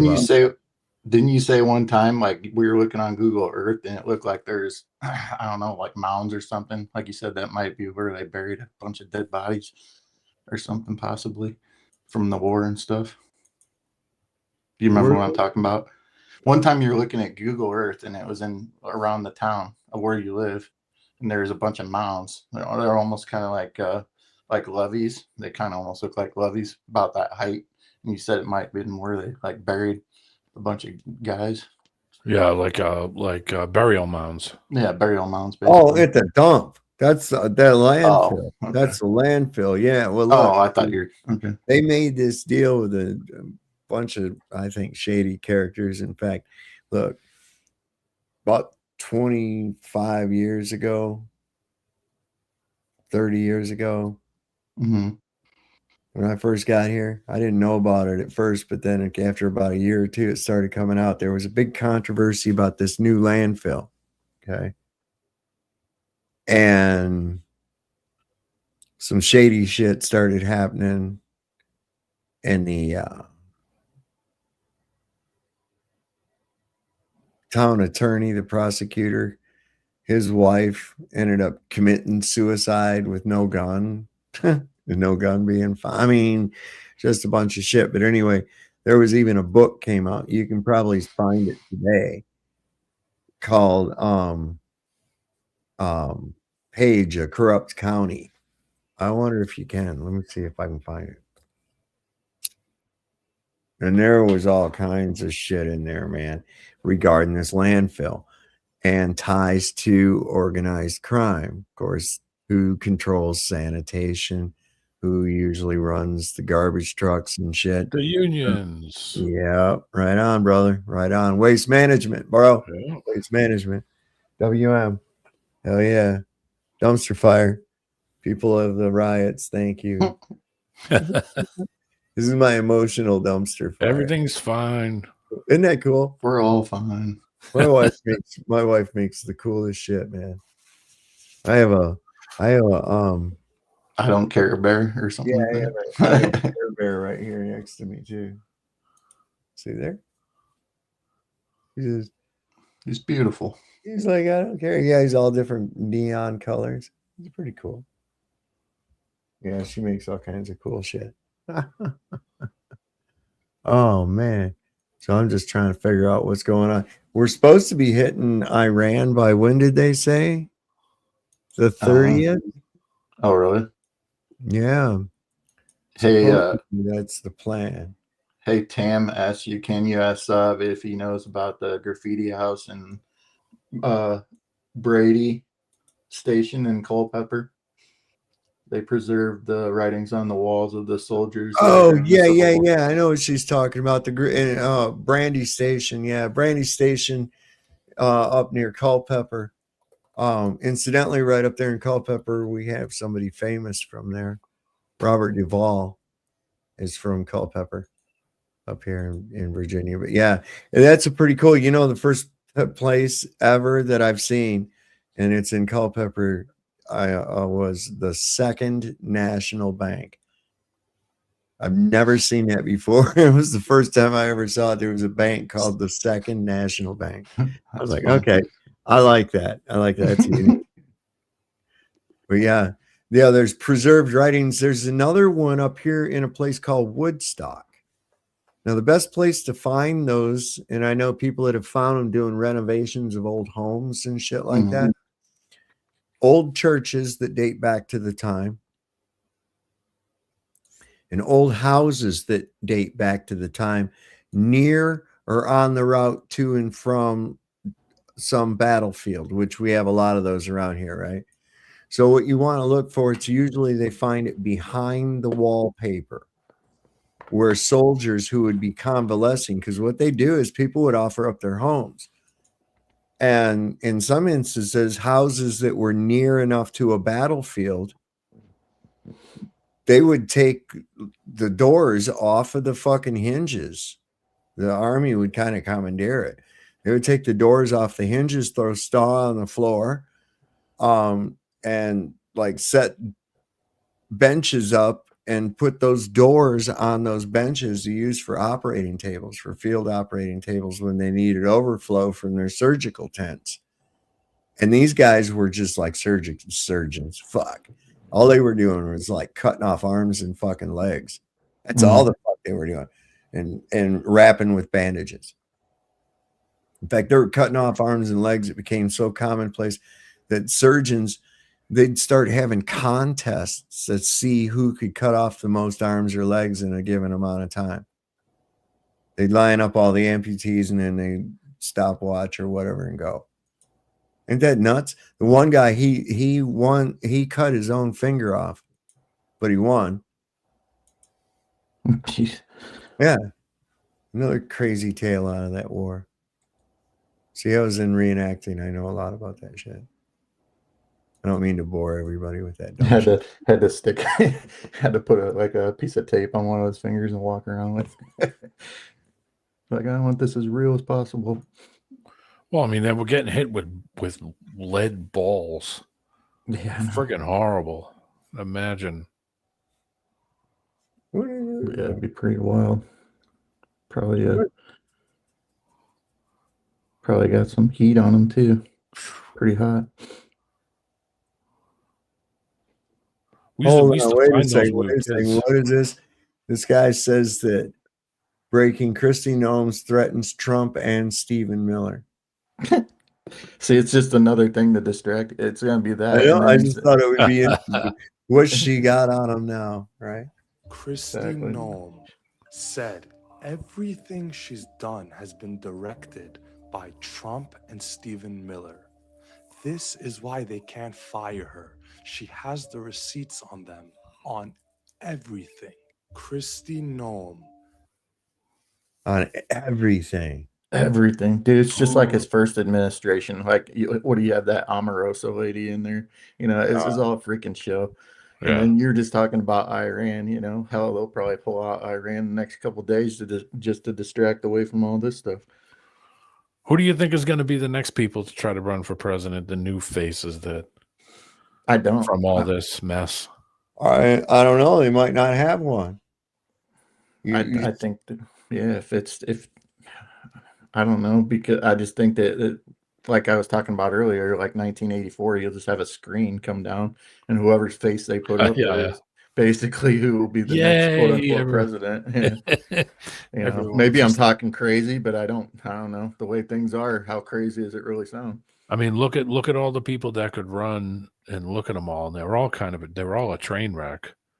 So I mean, who's going to be the one who stands up and besides that JD douche? Cousin Eddie can't do it again. But yeah, and Sav thinks that Trump's gonna go bye-bye, but I happen to think I don't think they can replace him. He's their cash cow, you know what I'm saying? Like he's their media darling, even though he calls them fake news. I mean, who are they gonna talk about? Whether you like him or not, he's polarizing in the way that he acts and all the rhetoric he talks about gets everybody going, whether you like him or not, he gets everybody going, both sides. And well, I mean, it would be if something did happen, and it would be the perfect storm for JD Vance to get in there since he's so connected to Palantir, and that's the only thing that gets me nervous is that if something happens with that, I mean, he's going to get in there anyway. Palantir is going to make sure he gets in there. Yeah, listen, Peter Thiel's already. Yeah, Thiel's already groomed him this far. He's not going to. But you don't even need JD Vance for Palantir to be a thing. No. They're both sides are the same. Like they're both in the Palantir. Well, take a look at what was it just a few years ago? What was it when Hillary was running? You remember? Remember when Hillary ran against Trump? Yeah. Yep. Right. Okay. JD Vance was talking then. He said, "I'd rather vote for Hillary and hold my nose and vote for Hillary than to vote for Donald Trump. He's awful. He's horrible." And throughout all the way up until all of a sudden he's vice president. Now he loves Trump and everything he does is wonderful. It's like, motherfucker, what are you doing? That and uses supposedly this, hillbilly, one of us type of guys, and then he comes out all polished and well polished turd basically, but just speaks eloquently, writes books, has tech connections, but he's a hillbilly. Don't forget. Yeah, he is. Hey, what? Hey, Sol. What? Just since you were talking about Virginia and that, do you know Leesburg? Yeah. Yeah, I used to work over there with a guy called Lyndon LaRouche. I know. I know. You mean the politician? Yeah. Yeah, I've heard of him. Yeah, no, I was over there 3 years in a row. I went over there to help him with his campaigns. I've been a political activist my whole fucking life. Nice. Who pays you? I believe. I'm starting to believe. Go ahead. You're on delay. Sorry. When you were talking about Back to the Future, that I remember a scene where that DeLorean stopped on the street and he went to a garbage bin and he pulled two things out and chucked them in his little machine in the back of his bus. Do you remember that? Oh, wait. Say that one more time. He stopped a DeLorean on the edge of the road and he went to a rubbish bin on the side of the road and he grabbed two things and put them in his machine so he could keep going. Do you remember that? Yeah. Yeah. What were the two things? You don't remember? If I think one was a milk carton or something because he dumped it out first and then dropped it in. Yeah. One was an aluminium can and one was a banana skin. Banana peel, right? Yeah. Yeah. Banana peel is known for its main attribute, magnesium, isn't it? Mm-hmm. And mixing magnesium with aluminium produces HHO, which is hydrogen fuel. I just thought it was a little bit of a slant against the free energy. Might Yeah, be. a little, Might be. Could have been. Anyway, there you go. a little poke Hey, at us. I love when there's like a clip from a famous movie. I see Jews. I can see in too, kid. Your parents forgot to pay the mortgage. This is my house now. Needs more hand wringing. Boy. Dun, da, da, da, da, da, da. Needs more hand wringing. Oh, what is this guy? This is the one. Big bloviating fucking fat toad. Lots of laughing. The golden age is Lucifer's the golden dawn. You know what? This is really crazy, man. All right, so this guy's got this video. Shit, man, I gotta get off here. What time is it? Fuck, we got a few minutes. All right, hang on. All right, no, that's bullshit. It's just no good. It's no good. I think that's all I had. Other than the outrage going on with this other shit, it's crazy. I'm waiting to see what happens what is now today, the 28th? Okay. So we got 2 days till war. Is that for real? Is that what I'm supposed to believe? What war? Who this time? Iran. Hmm. Yeah, we've been deploying ships in the Strait of Hormuz and shit. All up in there. All up in there. What's up, Andrew? Andrew B. Andrew B chilling, yo. What up? Just got off work, so just got home. Anyways, What's about fucking time, man? God. I know, it's just that I've been tracked by the fucking small hats for all night. I was trying to evade them, and finally I got home. They were like out there. Somebody, all you have to do is you got some spare pennies, just throw those the other way. They'll take them. I did. And run. They didn't want to, so I just threw like hundreds of dollars of bills out. Oh, they weren't their true small hats then. They didn't want to. Throwing biscuits at him as he was running. I've got I don't want to interrupt because I've been listening the entire time, but I know Dave. What are you going on right now? It's like fucking how many hours? 4 hours and 37 9 minutes. hours and 37 minutes. We're on a marathon. Trooper. Yeah, right. I'm getting ready. I was getting ready to get off here, man. All right. So what you got though? I ain't gonna. Don't be no rush. It's just a hypothetical question. You don't have to give an actual answer to it, but I've been thinking about this for a while. Hypographical question. Yeah. If you were able to force the government to disclose any information at all, but you only had one thing, like factually, provably force them to do it, what would it be? Flat Earth. No, because I already know that. I don't need their confirmation. No, you don't need it, but all the other people do. It's an open-ended question. I know it's not necessarily the thing you want to end with, but still, I've been thinking about it for a while, and I don't have an answer yet. Yeah, I don't know, man. I don't know. So much. It's all connected, though, see? Because one thing leads to another. One thing leads to another. Yeah, and one thing leads to another doesn't mean there's going to get some fucking honey on your biscuit. So. Oh, there he goes. There Look he at that. goes That's again. where he's There we been. go. He's thinking about the biscuits. He's got that. It's been stirring in his mind since he's been Yeah, gone. all day long. Look at there. He probably passed by a Popeyes or a KFC and so he thought about it. He was like, No, I don't eat fast food. That's not really fast food, though, is it? Just a biscuit. The biscuits are always fast, no matter where you go. You can make your own biscuits, but if you do that too often, you'll go blind. Well, that goes into that old joke people used to use back in, I don't know, junior high and high school. Like, if you jack off more than 3 times per week, you start growing small, like hairs on your palms. Grow hair on your hands, kid. Yeah, everyone looks and like, oh. I know, right? You can tell. You so they just blew their own fucking thing right there. Harry and the Hendersons. Oh my god, man! I'll tell you what. Some of the shit we used to do back then, man, you can't do today.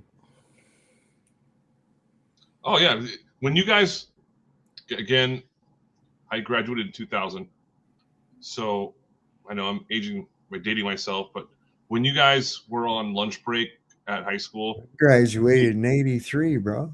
I was born in fucking '83. Fuck. Yeah. You just dated yourself, Sav. No, I know how old it is. I have I'm a social good. security I'm good. I'm one good. I time. like it. But were you guys allowed to just walk off campus and then go to like wherever you want for lunch break? Dude, we skipped school like constantly. Nobody even cared. Nowadays, they're all locked down. Yeah, I know. It's crazy.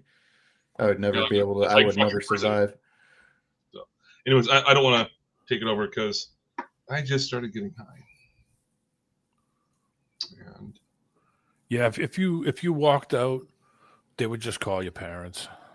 That's all. And if you showed up the next day, they would just grab you when you were walking in the door. Principal would stand there and wait for you and just say, "Hey, you out of line, go in the office." And then yeah, my parents. I got home from school. My parents were like, "Yeah, we're at work. Study, watch TV, and clean up until we get home." That was fucking school. Nowadays, it's like, make sure you check your YouTube subscriptions and your Twitter notifications. Now they'll try and lock your parents up if you skip school. Oh, I know, right? Oh yeah. Dude, I used to skip when I was in high school. I skipped school all the fucking time. I did. I skipped more school than I went to, I think. Yeah, same here, bro. Same here. I actually am going to be doing a presentation against the students' will, because I'm just going to be doing the same thing they're doing. When someone has I don't know where my fucking phone is. They're just walking through the hallways with their phone in their face, and I'm going to do the same thing, and then I'm going to record it. I'll have to blur out their face and stuff, but you'd be surprised at how many people just fall down the stairs or walk into fucking walls and stuff. And I'm like, I don't know if I would trust you to fucking like drive me down the street, much less like get hired as an electrician or something.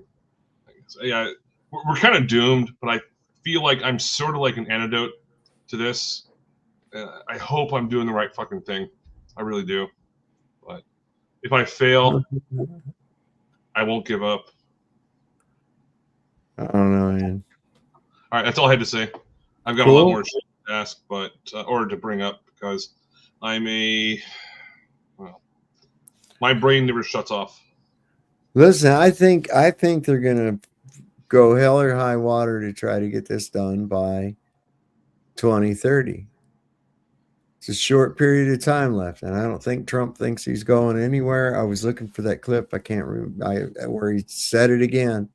Maybe I should run a fourth time, he said. I'm like, hey, what was it you were saying about Trump? How you can see like the veins in his hands or something like that? Bruising on the backs of his hands. Right. Big, unsightly purple bruising.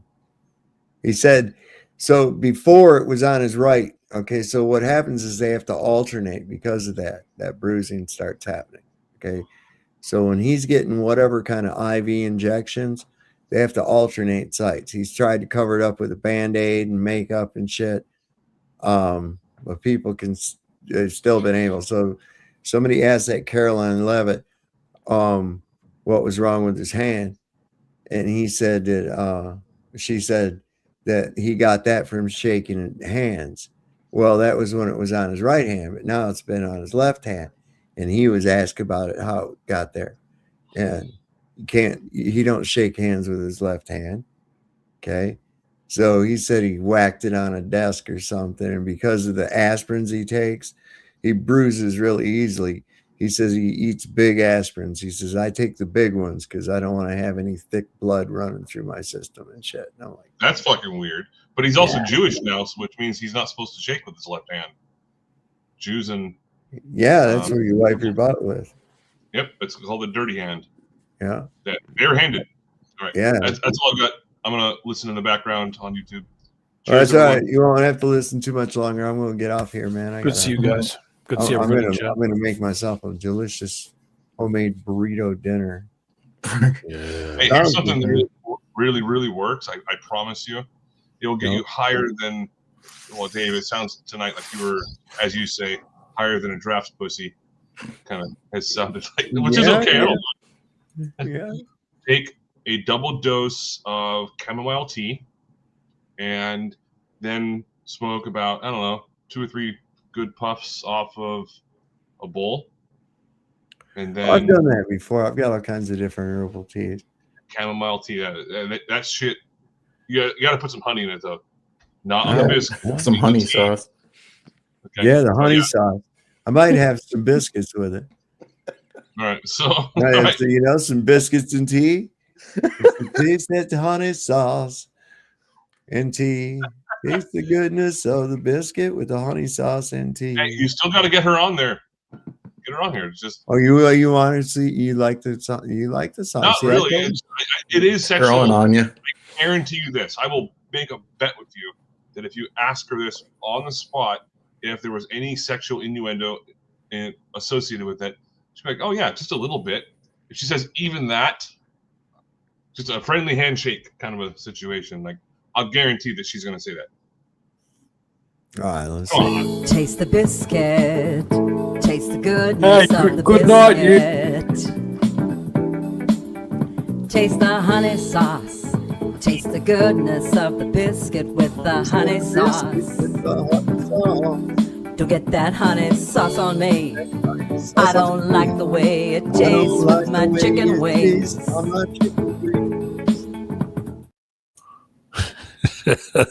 So what do you think the chicken wings referring to? I don't know. You wouldn't even tell us what the biscuits. I don't know. I mean, he's bashful. It's all right. It's all right. He's a good boy.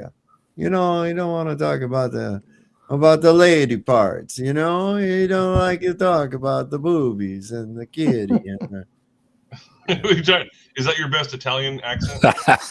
No, it ain't my best one, but it's gonna do. Who said it was fucking Italian? Who said it was? The hell? Squeeze me. Look at you, Mr. Smarty Pants, Mr. Big Shot, eh? Huh? Oh, boy, vey. That sounded. That sounded Jewish. Oh, you come on there and you want to talk to me like this. I don't know. Where's it come from? I'm just trying to sit here and have a good show. But no, you come on here and you try to insult me. I don't know why you want to try to insult me. Hey, so last thing I'm going to say, swear to God, is that in my class today, whenever I'm going to tell like profane jokes or something like that, in the class. What kind of class do you got? That came way too natural for me. I'm gonna have to do the 23andMe. I'm gonna do the 23andMe test. I knew you had some in you. Well, I want to see if it comes back at least 46% lizard. Then I'll know. Yeah, lizard blood. That's gonna be Saab's new catch line. He's like, you got any Jew in you? Like you want some? You want some? So the joke I told, I was like, is anyone here Jewish? And it was like 2 black guys, like 2 Asians, 2 white guys, and everyone else is fucking Mexican. It's like 18 students or something. And it's like, do you guys get offended by racial jokes? What's a fucking Mexican? They're like, no, fucking do it. I was like, all right. And that's the joke. I said, child walks up to a Jewish child walks up to his Jewish father and says, Dad, can I have $20? The dad responds by saying, $10? What do you want $5 for? I know that one. Sounds might have used that one before. How about the old guy?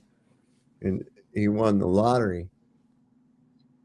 The old guy, like 80 something, in his 90s, he was really old. They asked him in the newspaper. I mean, it was a big cash. He said, Mr. Goldstein, they said, what are you going to do with the money? He said, the first thing I'm going to do with the money, I'm going to put up a 50-foot bronze statue of Adolf Hitler. So, Mr. Goldstein, why would you do that? He eliminated, all your own people. And he says, oh, I know, but yeah, he gave me the winning number, huh? What the fuck? Yeah, it's amazing how many times people will get offended by something until they just realize it's a fucking joke. You know what? I don't care if people. I want to stand for the right of people to be offended. I respect that. I'm not going to do anything about it, or anything like that. If it makes you happy to be offended, I stand for your right to be offended. Okay. And I hope I can accommodate you in that right as much as I possibly can. I'm offended by your offense. I'm offended by my offense to your offense. Offense of. If you want to see some really offensive shit, Doug Stanhope, he just gets buzzed and he's just like chain smoking cigarettes the entire time, just trying to offend people. Yeah, Doug Stanhope. Oh, yeah, I know who that is. I know who you're talking about. Yeah, I watched one the other night with him talking about meth heads. Did you mean that pun on purpose, Soph? What are you going to do about it? Did you mean that pun on purpose when you said, what are you going to do about it? Or is that an accident? Well, hey, gentlemen, it's been fun. I'll be in the background on YouTube until it shuts down. So, cheers. All right, brother. Have a good one. Well, that's interesting. We're going to have to. Yeah, I think so too. Look, do you guys think that Trump wants ICE agents to get shot? Maybe. Well, to me, it looks like they're trying to kick off a civil war, bro. But why would they have to do that? They could just make it up. Yeah, they could just say an ICE really have to. You know what? They probably will. But I think what they're trying to do is to get it to pop off organically. Now, that other attempt they had, remember the guy with the tattoo on his face and shit? And he was trying to get people to form up at such and such a block. And I showed him on here. He said, it's go time now. Well, now he's in hiding. He put a video out, which I thought, how do you put a video out and you're in hiding and you don't think they can trace that? You know, I mean, just come on, man. Yeah. But anyway, I think he was like one of those. It was out there to agitate shit, or to try to get something to pop off. That's what they're wanting to happen. I think they're trying to get it to happen organically. I don't know, man. Seems like it. I mean, they've already done. I think it's possible that they've already done 2 staged attempts at getting it to pop off. By first the mother of the that they always make it at a point to let you know she was a mother, and then this other guy who is a nurse. They are really exemplifying how good of people they were and everything like that. They're trying to play on your emotions, get somebody enraged enough to go, fuck this, enough is enough. Yeah. Mm-hmm. Yeah, they try to push people over the edge. They know some people are a little off. So I don't know. In answer to the question, how long do we have? I think that we already aren't what we ever were. You know what I'm saying? I mean, this is a new level right now. This is actually what's going on with that bullshit is a new level. The craziness coming out. I mean, that's unreal that nothing's being done. Here's this guy. Everybody went, oh, I love this guy, man. You know, he's the best president. He's going to make America great and everything's going to be wonderful. And then he fucking totally reneges on every fucking campaign promise he put out. Every single one. Every fucking thing. He didn't know how important to people it was that he released those fucking files. That he, you know, and I'm like, wait a second. He don't have to give permission to release the files or anything else like that. Just declassify them and put them out there. Yep. That's all it is. Let the chips fall where they may. They are what they are. Ain't no protecting nobody. Fuck all that. Well, there's lots of money to be lost. That's why. We got less time than we got more. I'm pretty sure of that. What's that? So we got less time than we got more of. I know that much. Oh, I know. Yeah, I would say that. I have an appropriate avatar where it has the banner. It says, "It's still time." Yeah, it might be. But the beginning is near. Don't you realize? Yeah. Uh-huh. It's the end of the beginning. You know what? It's coming a time. If we don't stand up and resist, there's going to be problems. That's why I'm gonna interpretive dance. That'll fix it. I'm looking forward to that. You know, I found that I can take care of, thanks to Kevin Bacon, I now resolve my issues through angry warehouse dancing. Yes. Yes. It could be banned soon, though, so enjoy it while you can. Yeah. I tell you, that's a great way. That was a great lesson that people were taught in that movie right there. Push it to the limit. Yeah.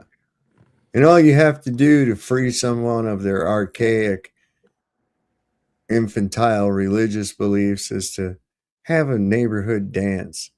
Dance it out. Yeah, dance it out and let the parents see how fun it is and everything. And then life in the town will be even better. Right? And wasn't that John Lithgow?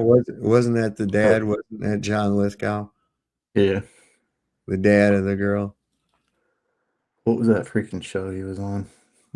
Out of This World or something like that? No, the one where they were like from aliens or something. Yeah. Third Rock. Third Rock. Yeah, it was I never funny. watched it, man. It had what's his name French in there too. Yeah. Jane Curtin. Yeah. Had Jane Curtin on there. She was funny on Saturday Night Live. Her and Dan Aykroyd when they do Jane, you ignorant slut. Yeah, Jane, you ignorant slut. Emily Lutella, the old lady. Did you ever see when they do Gilda Radner would do that? Let me see if I can find that. I didn't like her. I'll find the one. I'll find the ignorant slut one. Some people say that was kind of a Jewish show, but what the hell was the name of it? What did I say? What did I just say that woman's name was? Gilda Radner. It was Gilda Radner, but what was her name? The character's name? I can't remember now either. Not Jane. Emily Latella. Oh yeah. There it is. Huh.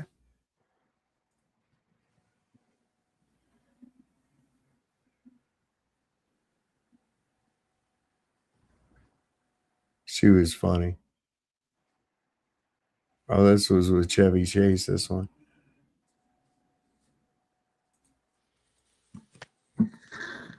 There you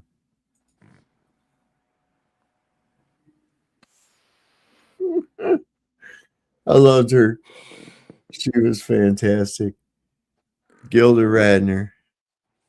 Gotta love her. All right, guys, I'm going to get off here, man. It's 5 hours on the dot. That's I gotta go train. You gotta go train. Yeah.